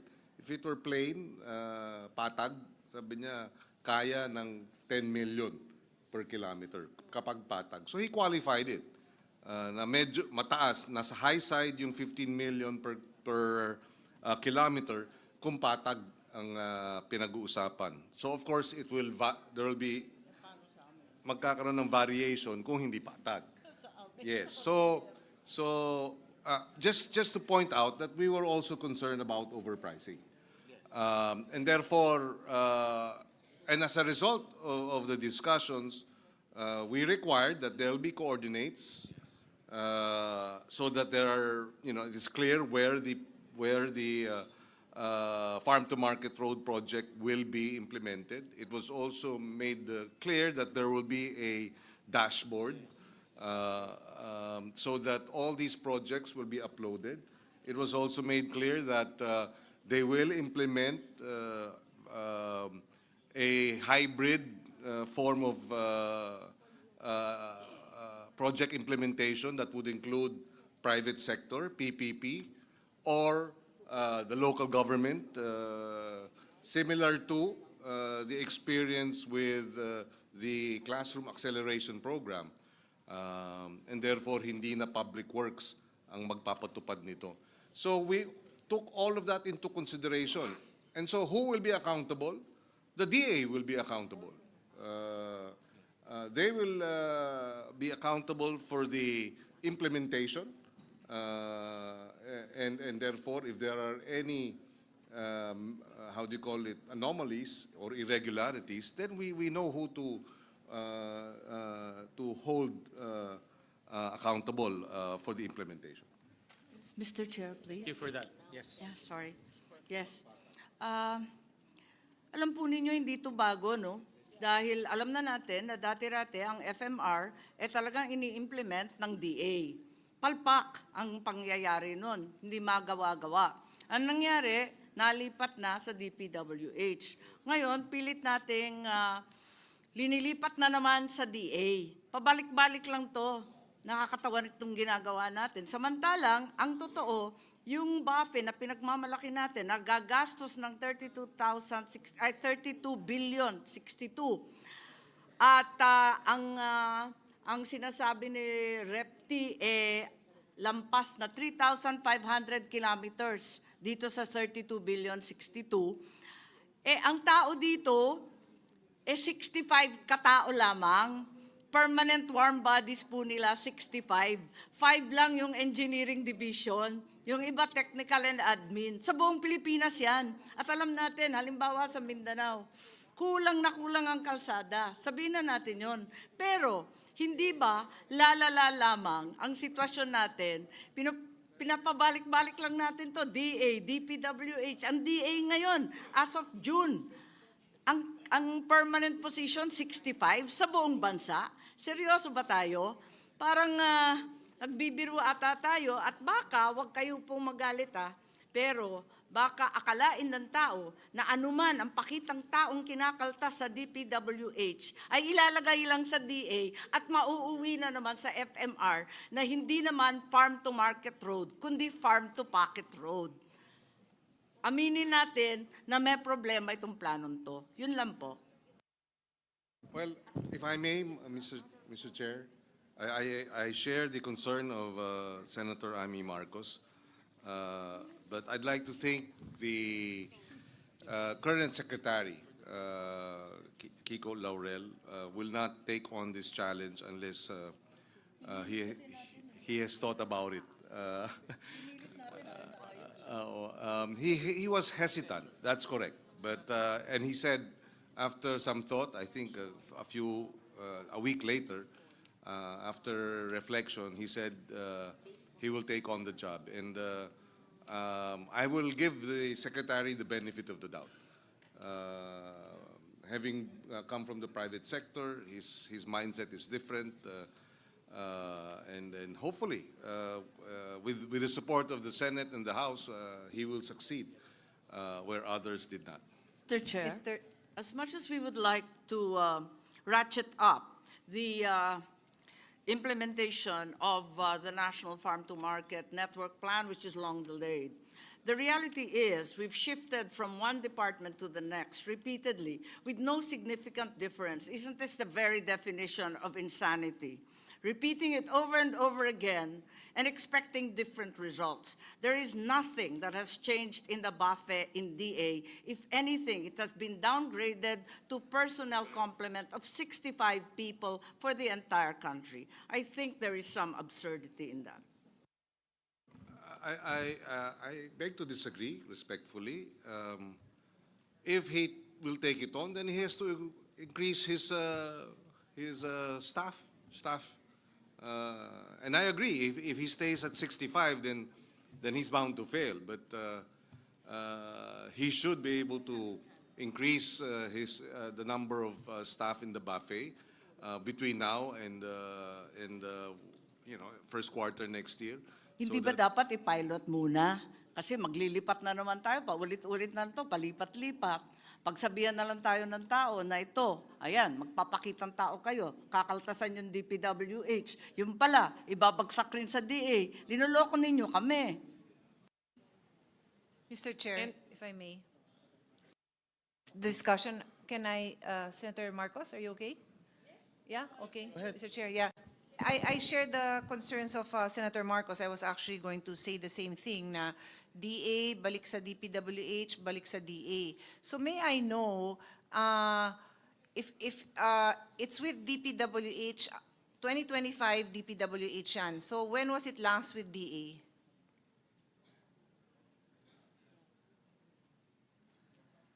Uh, 2014, 2013? Okay. Roughly, so in other words,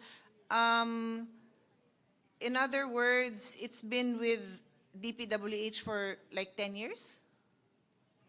I believe More or less, so. like 2014 to It was 2025. it was during my term as Secretary for Food Security. President Aquino took it from the Department of Agriculture and placed it with the Public Works, and it was I and Secretary Babe Sixon then of the Public Works Department.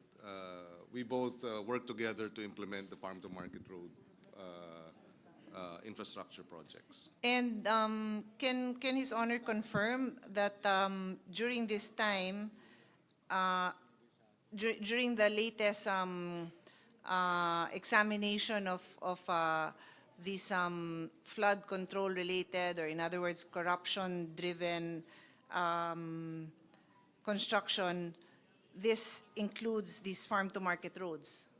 I'm sorry? Can His Honor confirm that these farm-to-market roads were also subject to overpricing, ghost projects? Because off the record, when I was asking His Honor, you said something, you said to the effect, yes, and that is why it's going to be given now to DA. That's correct, no? Yes, yes. Yes. So, in that is other correct. words, In fact, the DA is currently undertaking a inventory of the farm-to-market road projects and have identified a number of ghost projects in Mindanao. But they are still doing their inventory. so sadly, Mr. Chairman, if there are like these third-party contractors, baka sila din ang magbid sa DA. So I'm just putting that out there. These things can happen. And obviously, complicit there would probably be some local officials who would also have already participated in this kind of anomalous transactions. So that would be the concern, to allow DA to step into this project na hinay-hinay lang. And that's why I support Senator Marcos' recommendation that it be a pilot project. So there's already 16 billion in the NEP. Why would you double it at the time that you're transferring the project to a new agency? It doesn't make sense. With all humility, with the agencies that I've handled, when it's a new project or if they're changing direction, we start small so that we have less errors. And it's not as if it's in our face that these kind of problems exist with these kind of projects. So parang, sorry, but it's so difficult for me to support this with all those factors. I'm willing to give DA the benefit of the doubt, but not with another 16 billion pesos, Mr. Chairman. So that is my position right now, with all due respect to all the far-flung areas that deserve farm-to-market roads. They deserve it. But it is not their fault, and ayokong yung kawawang mayor dyan, barangay captain, madamay pa sa ganitong kalokohan na wala silang kamalay-malay, Mr. Chairman. So, Mr. Well, Chair. one minute suspension.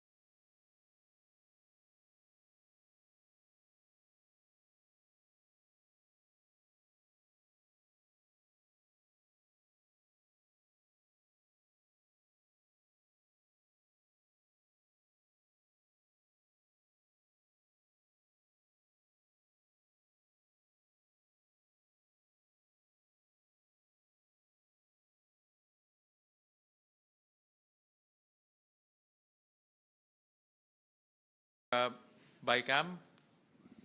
So earlier on, during the break, I took a look at the list of FMRs that were submitted to us, and there are indeed coordinates in the FMRs, and only 7 projects out of the 1,000 plus. 1,644 Yeah, po. 1,644 projects. So, and I understand that tomorrow the 7 projects will have coordinates ready. But as an added safeguard, we will now allow the DA to partner with LGUs or download funds to the LGUs to implement the FMRs. They can also do PPPs. They can also do other modalities other than other than public works. No? So that is the another modality so that they can implement the projects quick as possible. And Senator Kiko would want to elaborate In addition, the other safeguard. we will put special provisions that will be additional safeguards, such as the transparency portal necessary so that at any given point, at any given time, alam ng tao, ma-check niya nasaan yung project, anong area, anong coordinates niya, and the citizens' participatory audit will likewise be part of the safeguards wherein we will engage citizens groups, individuals who will check and monitor the implementation of these farm-to-market road projects. If I may add po, so looking at the utilization rate for the implementation of the farm-to-market roads in fiscal year 2025, out of the items that have been tagged as ready for release, 83% of those projects have already been implemented. So I believe for the budget for 2025, the DA is on track. I think po nagkaroon lang ng halt ng bidding, kaya po na hindi nila na-implement yung remaining 17%. But I believe given the current performance of DA in terms of implementing the farm-to-market roads for fiscal year 2025, we will be able to implement it well for 2026. Of course, given the 4 modalities that can be utilized to work on these farm-to-market roads, as mentioned by Senwin, that would be DA, DPWH, LGUs, and PPPs. That would definitely accelerate the implementation of farm-to-market roads. So with the safeguards in place, we are confident that we will be able to implement the 33 billion rather that is proposed for farm-to-market roads in fiscal year 2026. Mr. Chair, sorry, but Your Honors, when I asked a while ago, the chairman of the budget for DA said that 2025, it is DPWH that's still implementing for 2025. Her Honor is referring to DA. So what do I not understand? Oh, yeah. So for 2025 po, yes, that is correct. The current implementation, the 83%, is DPWH. is DPWH. Yes, okay. So therefore, my concern is still stands that walang record si DA on their ability to implement, added to the facts raised by Senator Marcos that they have 3 engineers. So that you know what I mean? Like, I Yes. appreciate the numbers you're giving me, but that's DPWH, not DA. So we're transferring it now to DA, giving them an additional budget to work with, and they have no experience except from 10, 11 years ago. I'm just putting that on record. That is the concern that I have, in as much as I super want to support countryside development. Thank you, Yun lang, Sen. Pia. Mr. President. With Mr. that Chairman. po, we are actually expanding the modes, the modalities that can be utilized. So apart from just DPWH, as it currently stands now, there would be DA and LGUs and the PPPs. So if DPWH is able to perform at 83%, hopefully with all of the 4 modalities, they would be able to easily hit the 100% target for 2026. But I understand the concern po. It's really, DA has to beef up their manpower, especially for BAFE. Mukha po talagang short they're very short-staffed to be able to implement all of these. But we'll take a note. Actually, po, there's a 1% administrative cost, and I believe that is, they requested for that, so they would have more validators, more inspectors within their engineering department. So that should help address the concern with regard to manpower.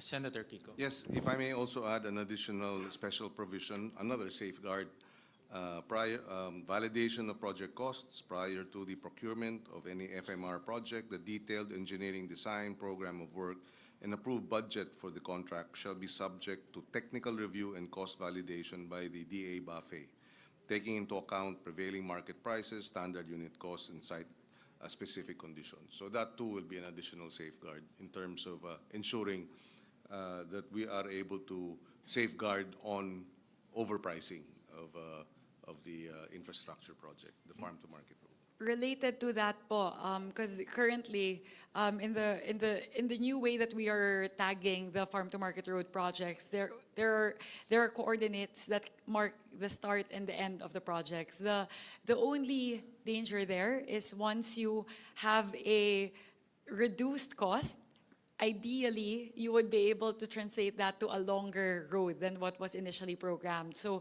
perhaps the proposal is for us to be able to put in a special provision also under the FMR that allows us to utilize whichever savings to augment the farm-to-market roads.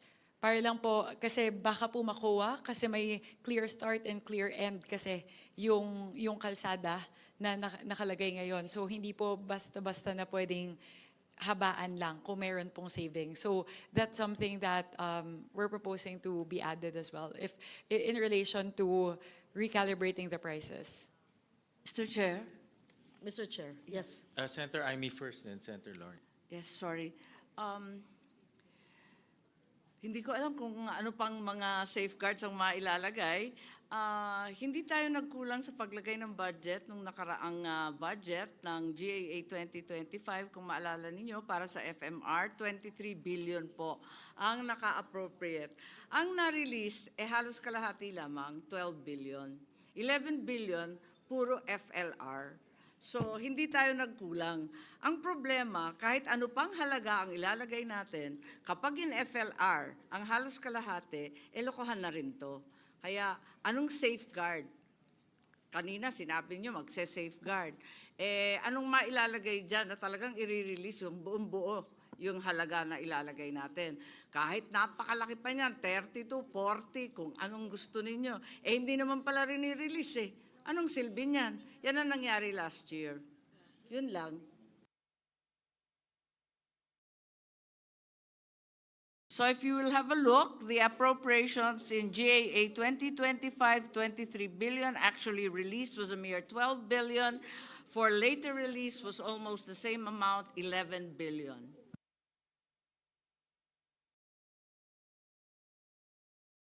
Mr. President, Mr. Chair, okay, allow me to put this on record, and I would be happy to be proven incorrect, because I want to be able to say that we are able to use the savings for a longer or a bigger project. However, in my understanding, we cannot use the savings for a project which is a line item in the GAA for a longer road or perhaps a taller building or a bigger room, because that is the line item in the GAA. And so the savings will have to either return to Treasury or second, be put together, and that can be a fund where you still have to go to the Office of the President for approval, whether it will be for an extension of the road project or another line item. For example, if it is a 1 kilometer road and it was bid for X amount, pero nakatipid, magaling yung district engineer at yung congressman hindi tatanggap ng anuman. So may savings. Can that be used for a longer road? The answer, to my knowledge and in my experience, is it cannot be used because it was not appropriated in the General Appropriations Act because the road was only 1 kilometer. I put that on the table, Mr. Chair, because that is the concern of everybody. That is in light of the Public Works statement we just read tonight, which Senator Pia and all of us are concerned about, because the ask is to put it back into the overpriced amount, which we have been discussing day and night for several months. So it's back there. However, the DPWH says that they will take care of it in the implementation. Okay, so we trust the DPWH or the DA or any agency of government that will implement it. So the question is, what is the incentive so that there will be savings? Can the savings be used to lengthen the project? The answer is, to my mind, and I would be happy to be wrong, the answer is no. It can be used if you will seek OP approval for the extension of the project. So, special provision. We'll have to answer that. Yes. It will become My law. lawyer will answer me. Yes. Very good. In Okay, answer to yes. Senator Lawrence's concern, it will be perfectly legal if it will be in the special provision. Because the special provision is also law part of the GAA. So that can be done. And that is why it's really, if it is special provision, it is part of the law. That savings will be used to extend and giving help to our farmers and far-flung area residents. Yeah. Thank you for that. That is the reason why I put it on the table, because it is very important. If we did not discuss it, and that's what we call the elephant in the room, then the savings would have to revert to Treasury, or you would have to seek OP approval for every movement, and that would be arduous and inefficient. However, if my dear lawyer will attest to the fact that a special provision is in order and can be done, then that is good. So that would be for a DA, DPWH, DepEd, DOH project, whichever, yes. Having said that, Mr. President, so I just wanted to put that on the table. I thank Congressman Rufus Rodriguez for this. Coming from a province that is agricultural, as I said, I support the farmers, the fisher folks. Of course, we need so much farm-to-market roads. Napansin ko lang po, 16B ang nasa NEP. So the 16B, I assume that pinag-aralan ito ng DA. But the 16B that the body wishes to add to make up the 32B, I am not certain if this additional 16 billion of farm-to-market roads will comply with what the DBM has been saying in all our hearings. Sabi ng DBM, kailangan daw ng TRIP, yung 3-year rolling program. You know that. Even for a single National Museum building, which is multi-year, they did not fund kasi wala raw TRIP. So I just put that on the table again because the 16B appears in the GAB. And assuming the BICAM will allow it, it is not compliant with what the DBM claims is a requirement for all projects. Second, did it have a feasibility study or an SB resolution, which among senators we regarded as requirements for any infrastructure project? RDC approval, siguro hindi naman kasi RDC approval, it's either or, SB Reso, LGU Reso, or RDC approval. Now, is it shovel-ready? I hope that the 16B initially is shovel-ready kasi pinag-isipan niya ng DA eh. Pero yung 16B na bago, hindi ko alam. So, I am not against farm-to-market roads. Ako po ay sumasang-ayon na kailangan tulungan ng ating mga magsasaka. Sa kabundukan namin, habal-habal lang, minsan tinatahak ang mahirap na mga nalandas paakyat sa bundok. So kailangan. Sinasabi ko lang po ito sa mga requirements na pinag-usapan namin sa Senado At nanguna dyan si Senator Lacson na sumang-ayon tayong lahat. So I feel it is incumbent upon me, Mr. Chair, to put this on the table. At the end of the day, I will defer to the wisdom of the chair. Thank you. Madam Chair, just an answer. Under Article 6 of the Legislative Department, precisely, Section 24 provides for original exclusivity of the House of Representatives on all appropriations. These requirements by other agencies, it is the ultimate wisdom and policy of the House of Representatives that of the 255.5 billion flood control that were stricken off, we put the 16 billion to our farm to market because the President said education, health, and agriculture. So there is therefore the source of the fund. And of course, with the decision of the House of Representatives, of course, we send to you because you have the power of amendment or consensus or a proposal for amendment. So it depends upon you. But we are saying that in the first instance, we have already made the decision in the House. So it's up to you whether you would be able to agree with this, and we appeal to you. Because our districts, we are responsible to our districts that these far-flung areas unreached by good roads will now have paved roads. And that is why there is that basis. And so therefore, it's now, if you do not agree also, what can we do? But precisely we are asking and appealing to you to be able to approve this because it complies with everything under the Constitution.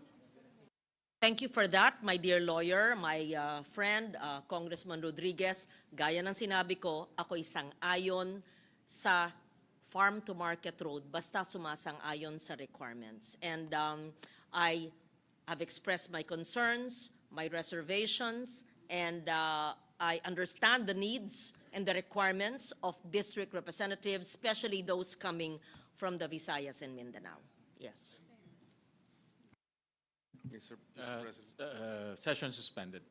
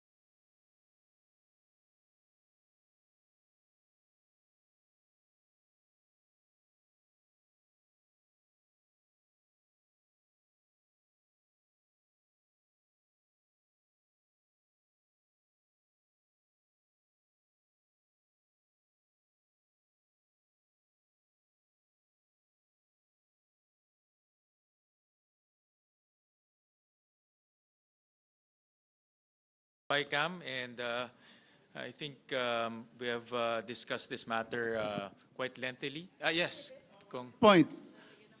The panel, Senate panel, was using Section 70, authority to use savings. No, it is Section 81 on the general provisions. Let me read now. It is augmentation, not use of savings. And what is Section 81? Rules on augmentation. Augmentation is the act of the constitutional officers authorized to use savings in the respective appropriations in this act to cover a deficiency in any existing item of appropriation within the respective offices, and deficiency in an item of appropriation may result from, number one, unforeseen modifications or adjustments in the program. B, reassessment in the use, prioritization, and distribution of resources. And here is the most important provision. An item of appropriation shall pertain in the amount appropriated for an activity or project authorized by this act. And here is the clincher. The particulars of the expenditures to be funded from saving should be within the scope of or covered by an existing activity or project. So we use Section 81 on this, not on Section 79 on the authority to use savings, which the President and the Senate President and all the heads of offices are the ones entitled. So this is the rules of augmentation under general provision. I maintain that under this provision, if there's any saving, it talks about savings. Augmentation is the act of the constitutional officers authorized to use savings. You see? So therefore, this can be done by the DA and also by the project itself, especially if there is also a special provision. Special provision, because it will pertain now to these farm-to-market roads, you see. So there's a support already in the general provisions, rules of augmentation. So I submit that this is really legal and this can be done. We just request a special provision because we are talking of FMR. This is general already. It is already a basis for a special provision. Thank you, Mr. Chairman.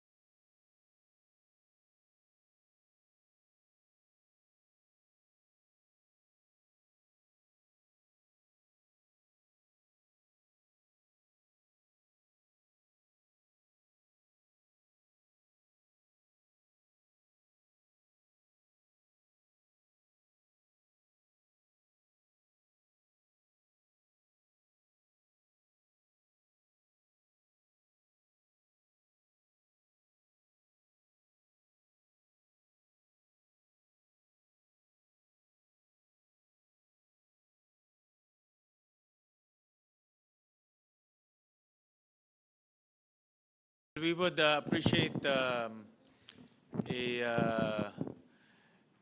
actual language from a legal guru like yourself, a legal luminary. So, Kong Rufus, if you can help the committee craft that language, and we would really appreciate it. And then we can also have something to hold on and study. Thank you, Mr. Chairman. We'll do that, Mr. Chairman. Okay. We will defer, Senwin, to our Chairman of Constitutional Amendment. Correct, So, yeah. our legal We also luminary have in the our House. chairman. pa rin, no? Chairman of Constitutional Amendments here, so both chairmen can work together to Perfect. craft that provision. I'm a little bit younger than Congressman Rodriguez, so I will defer to him. All right. So again, let me reiterate. We've mentioned safeguards to implement infrastructure projects this time in this budget, making sure that the budgets are lined item in the budget, together with technical descriptions, station numbers, and we made sure that all of these projects are identifiable. No? And that includes farm-to-market roads. No? And Senator Kiko also provided more safeguards. Number one, for LGUs to implement PPP, also uploading the technical description through a dashboard. I saw that special provision. And they also added citizens participatory audit in this in the implementation of these projects.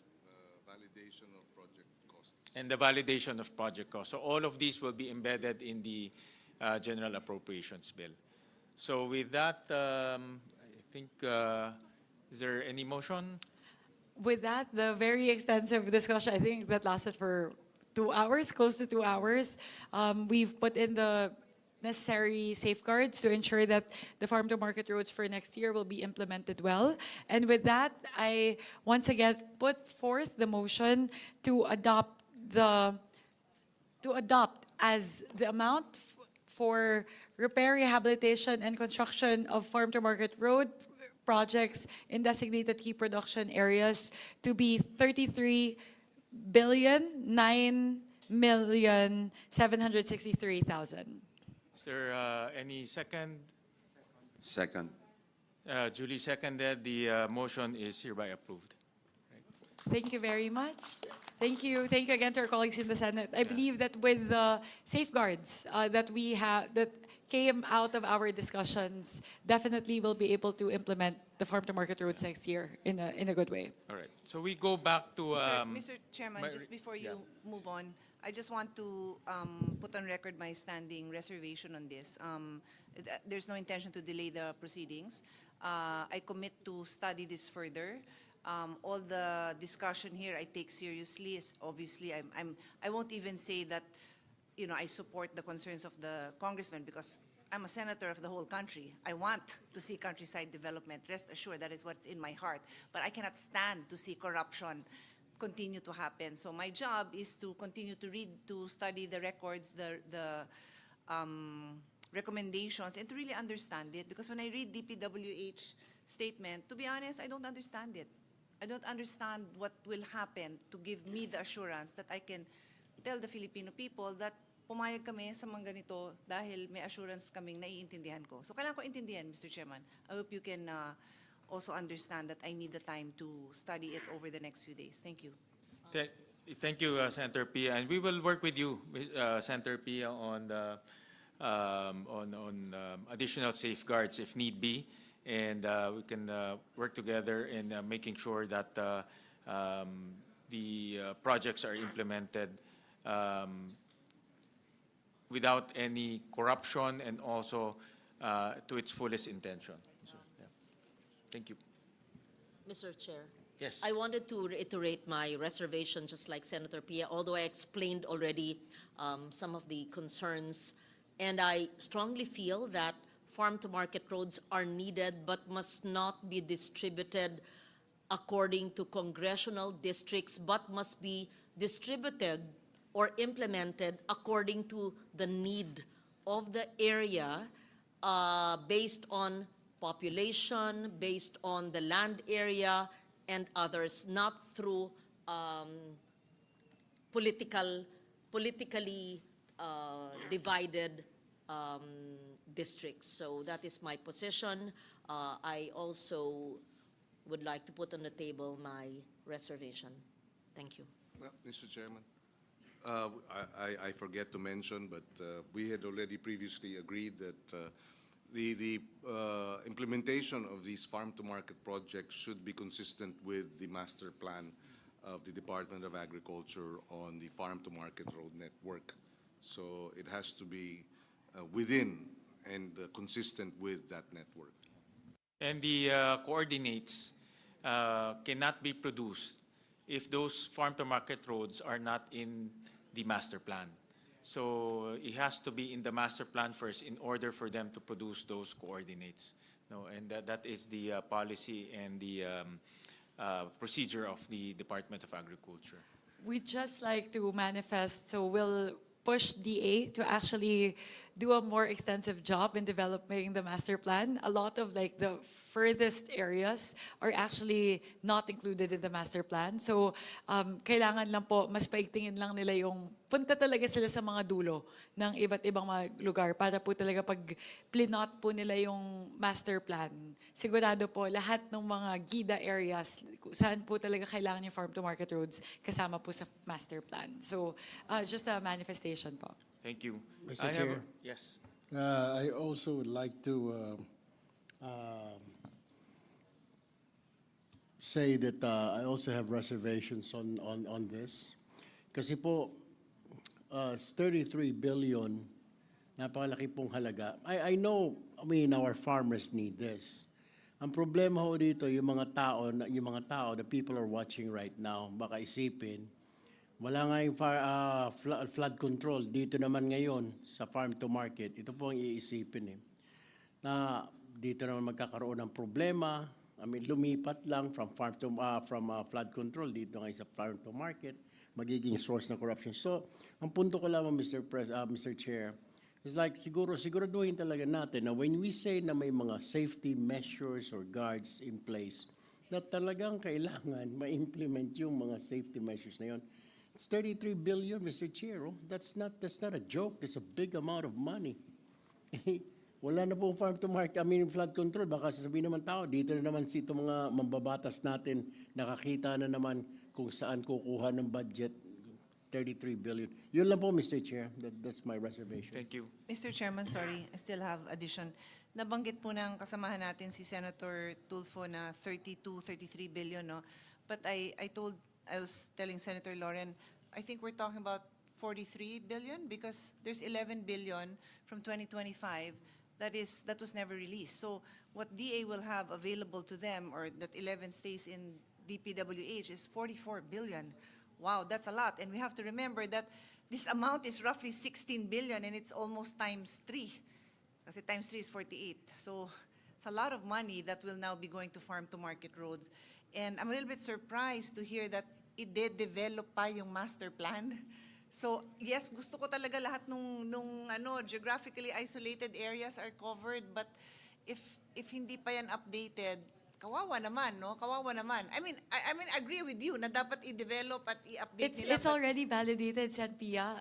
We're just saying that some of the roads that are actually the most far-flung are not yet part of the master plan. So kulang lang po. But That's what I mean. So that's a problem. It's already extensive po. But the tendency po kasi is they're able to first validate those that are closest and the most connected to the markets, to the centers. So meron na po. But it just needs to be totally lahat na i-expand lang po. Yes. Tama naman yung gusto nyo. Nagugulat lang ako na hindi pa talaga ganon. And then ganito na yung binubuhos natin na pera. So, and then my last point, Mr. President, is Mr. Chairman, when you say in accordance with the master plan, does that include some kind of prioritization? Because if the priority is rice self-sufficiency, then if I look at it, will I see that the areas being prioritized are areas that are heavy into rice as opposed to other products? I would just like to know, and I don't need to know it now, but I would like to be able to study it so that I can give my support, because as of now I have my reservations. Thank you. Well, two things. The President just launched the infrastructure transparency portal that covers all types of infrastructure, including farm-to-market roads, school buildings, irrigation projects. So, yung sumbong sa Pangulo ngayon, in-expand niya. No? So, pwede nang magsumbong ngayon para sa iba't ibang mga proyekto kasama pong farm-to-market roads. And then number two, since this is an open BICAM, naririnig tayo lahat ng taong bayan kung ano yung ating pinopropose sa budget. So, ibig sabihin, alam nila na merong ganitong farm-to-market road. At pangalawa, ipapublish rin natin to sa website one by one, together with the coordinates. So, sa mga kababayan natin na nanonood, sa Cagayan de Oro, sa Bataan, sa Camiguin, alam nila ngayon na may farm-to-market road na ginagawa sa buong Pilipinas. So, masusundan na nila ngayon. No?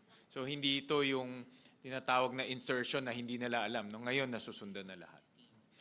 So with that, If I may likewise add, the DA actually has an administrative order which provides the criteria for validating farm-to-market road projects. The FMR serves a road influence area. It's part of a connected road network system. It's linked to an all-weather road of equal or higher quality and the like. So we will also make sure, by way of oversight, that these are being followed.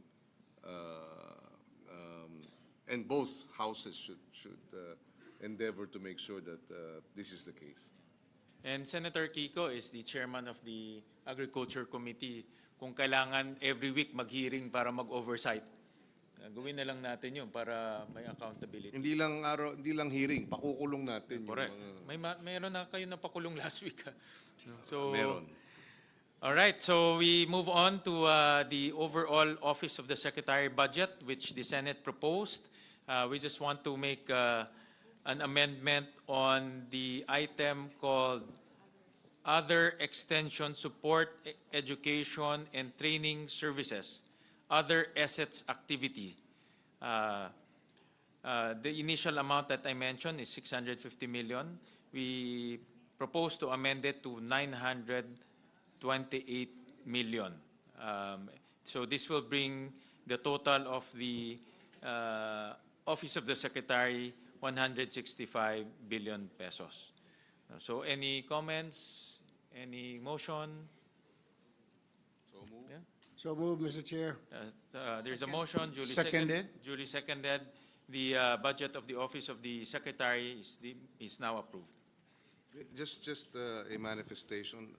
Ito pong extension service kasi, like I said earlier, napakahalaga. Dahil right now, ang Department of Agriculture ay hanggang regional level lang. And kailangan talaga ng presence up to the provincial and municipal level. So this will help us help the DA rather, strengthen its presence on the ground to provide the capacity building, extension service, support that our farmers and farmers associations and organizations need, Mr. President. Thank you. That's Mr. an Chairman. intervention from Senator Kiko. So thank you very much. I now move to Agricultural Credit Policy Council.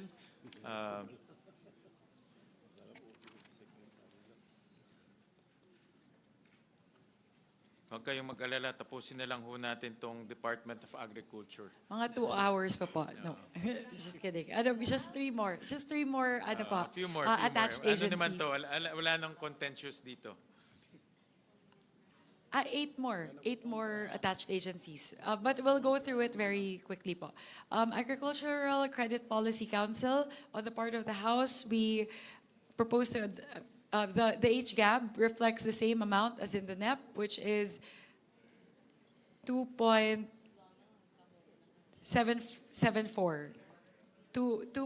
billion. Thank you. On the part of the Senate, we proposed 3 billion, 24 million from, this is for the Agro-Industry Modernization Credit and Financing Program Administration. Another proposal again from Senator Kiko. So any motion, any comments on this? Without any objection, the House concurs. Yeah. Thank you very much. To the Bureau of Fisheries and Aquatic Resources.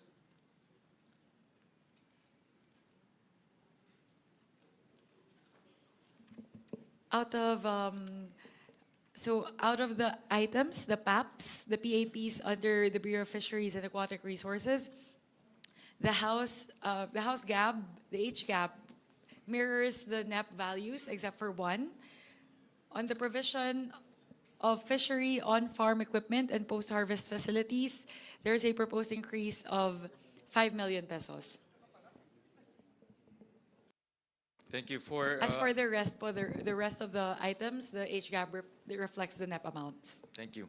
On the part of the Senate, for Bureau of Fisheries and Aquatic Resources, we propose 11.7 billion. For General Management and Supervision, 641 million. Development of Organizational Policies, Plans, Procedures, 641 million. Fishing gears / paraphernalia distribution, 296 million. Fisheries production and distribution, 2 billion. Operation and management of production facilities, 1.2 billion. Provision of fisheries on-farm equipment and post-harvest facilities, 74 million. Market development services, 145 million. Monitoring, control, and surveillance, 1.4 billion. Quality control and inspection, 224 million. Quarantine, registration, and licensing, 173 million. Coastal and inland fisheries resource management, 521 million. Extension, support, education, and training services, 1.1 billion. Mobile water treatment and desalination system for sanitation, community health, and livelihood support in fisheries household, 150 million. That's it. Any questions or any? Move to approve, Mr. Chair. Second. Duly seconded. The budget of the Bureau of Fisheries and Aquatic Resources deemed approved. For the Carabao Center. Carabao. Laki nito. Carabao feeding program. Wala, no? 1 billion.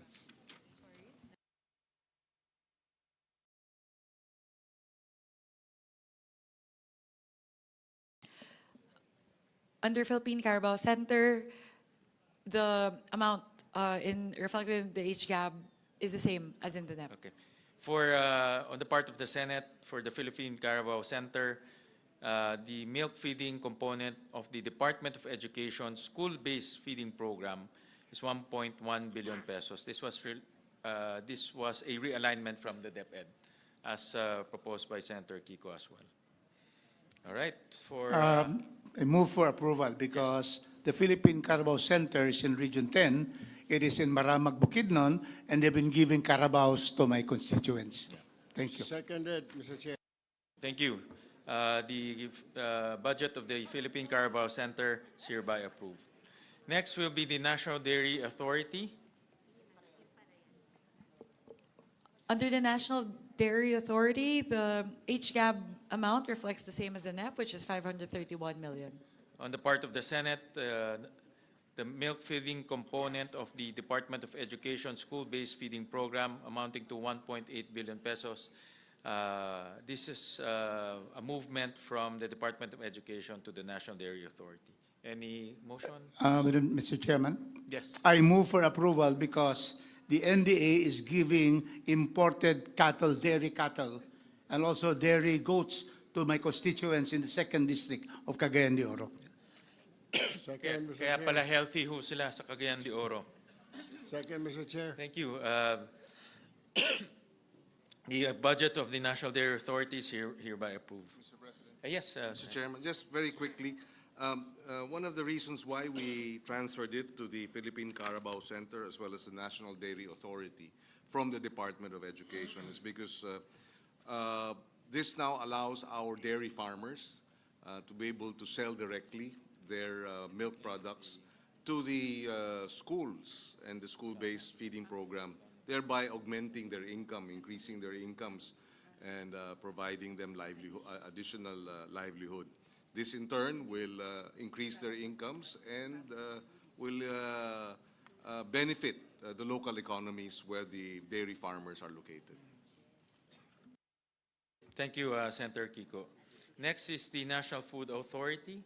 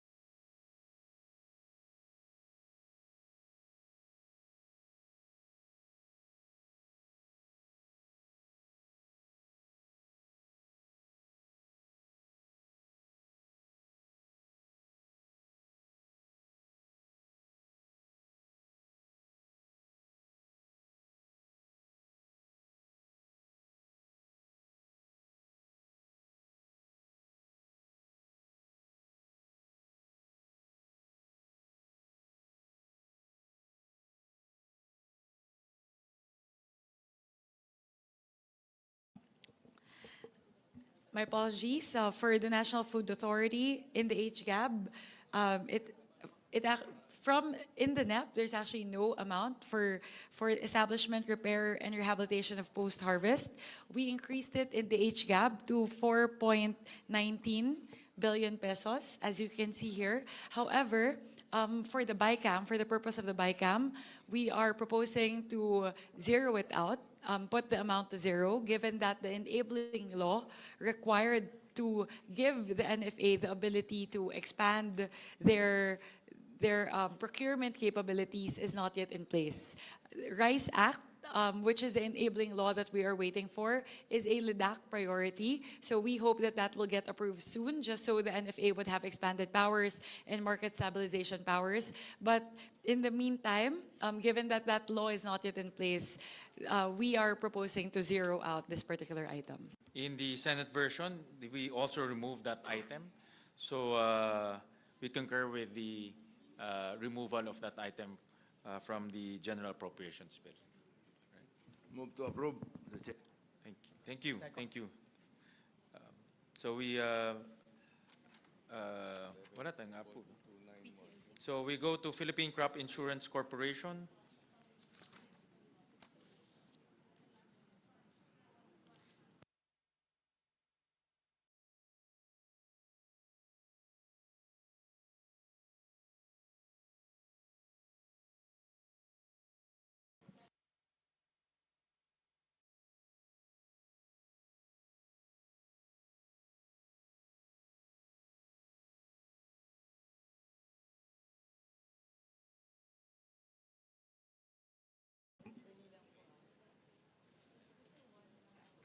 Bakit ang...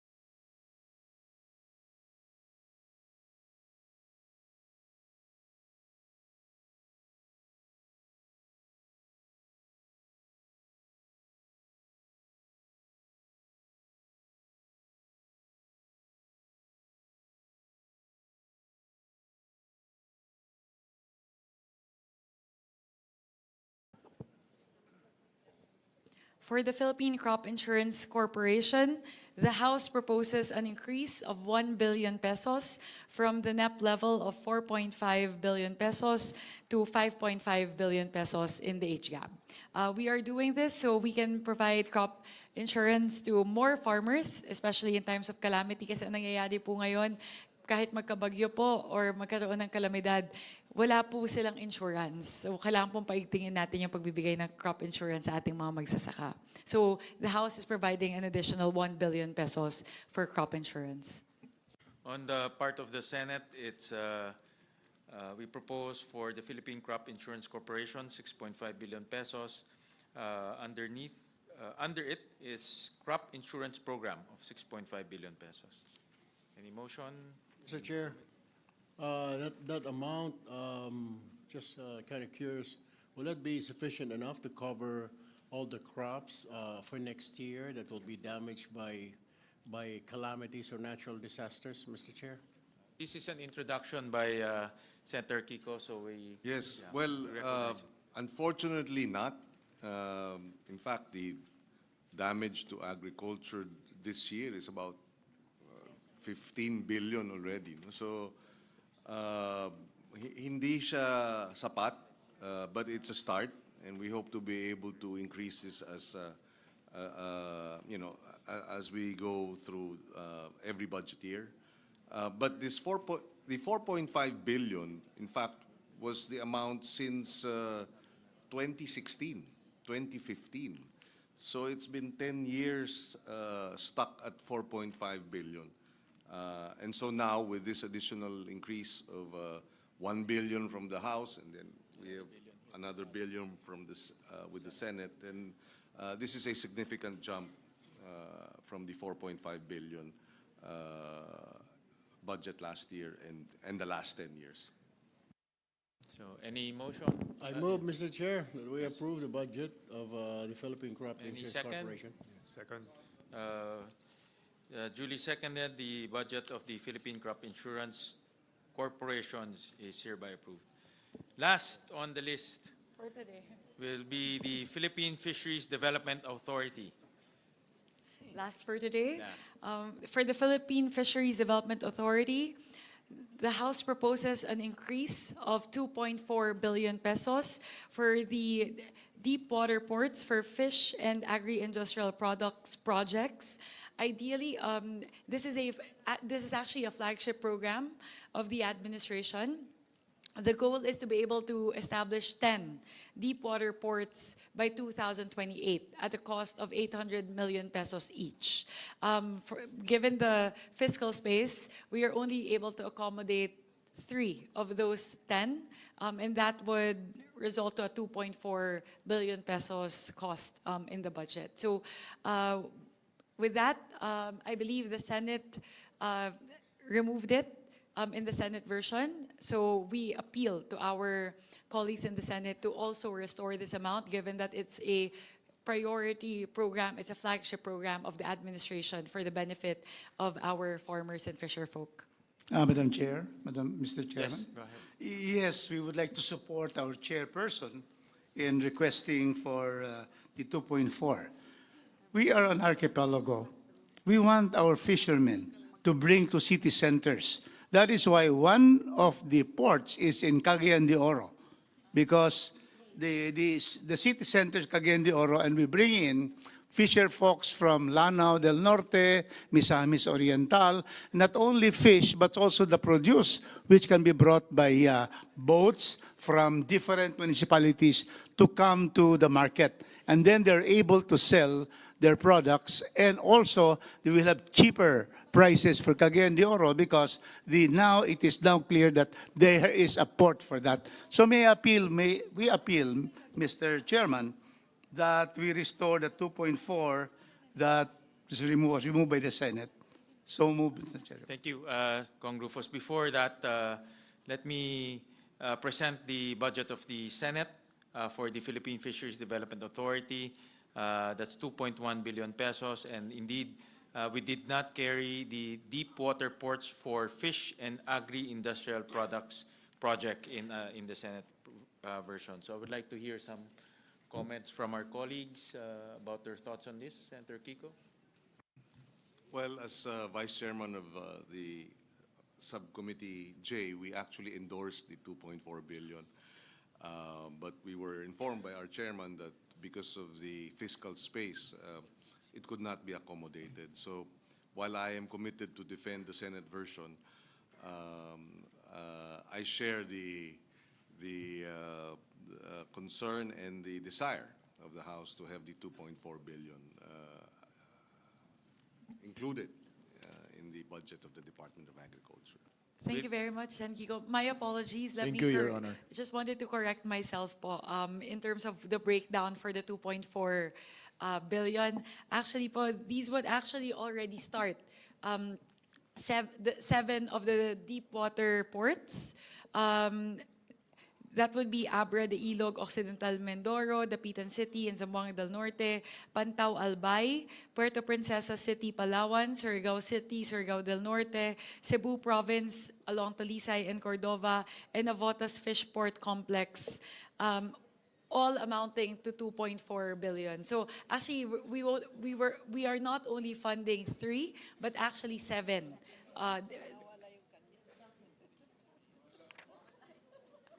We'll take a look at the Cagayan po. But this is the breakdown that was mentioned. My apologies, Kong Rufus. I actually did not. Well, I just noticed. in fact, in the hearing, it was very clear that Cagayan de Oro will have a fish port. And that is why I'm surprised that I'm now fighting for this, and there's none for Cagayan de Oro. So can you just include that? Because we really need, we are in the Mindanao Sea. Very rich, fertile. It was just transferred fisher- to Palawan, compañero.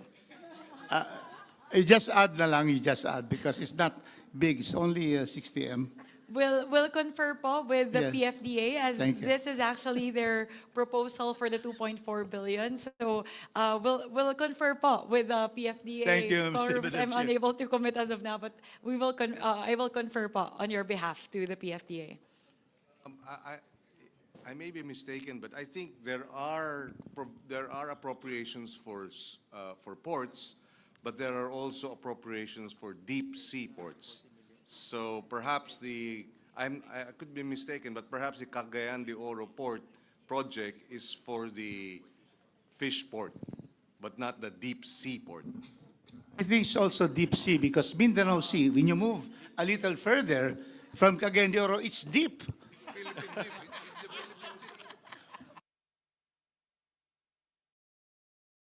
Malalim pa yata kaysa sa Palawan, sa Puerto Princesa. Senator Pia? Mr. Chairman, I'd like to express my support for this project.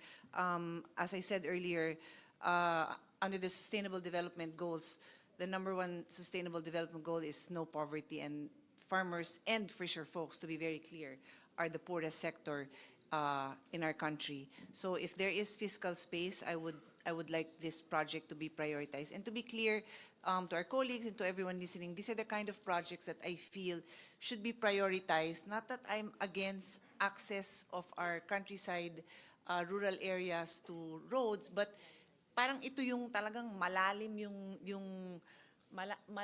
yung effect nito kasi directly to their livelihood, and it's something that veers us away from that controversy lang. Kaya support ako dito kung papayag kayong lumipat pa dito yung ibang project ng madagdagan ng deep sea port kay Congressman Rufus, I even support kasi gusto ko lang ilayo yung sarili natin dun sa controversy. Yun lang naman po. Thank you. Madam Chair? Yes, Representative Brian Yamsuan. I have worked closely with the PFDA during my stint as chairman of Aquaculture and Fisheries in the House in the last Congress, and I see the need for these projects. Really, they need this. The PFDA needs it, not only them, but the people around those areas na makikinabang pagka naibigay natin yung proyekto. Yung activity, yung economic activity, gaganda. Yung ating mga fishermen, medyo magkakaroon ng productivity, yung kanilang mga kita.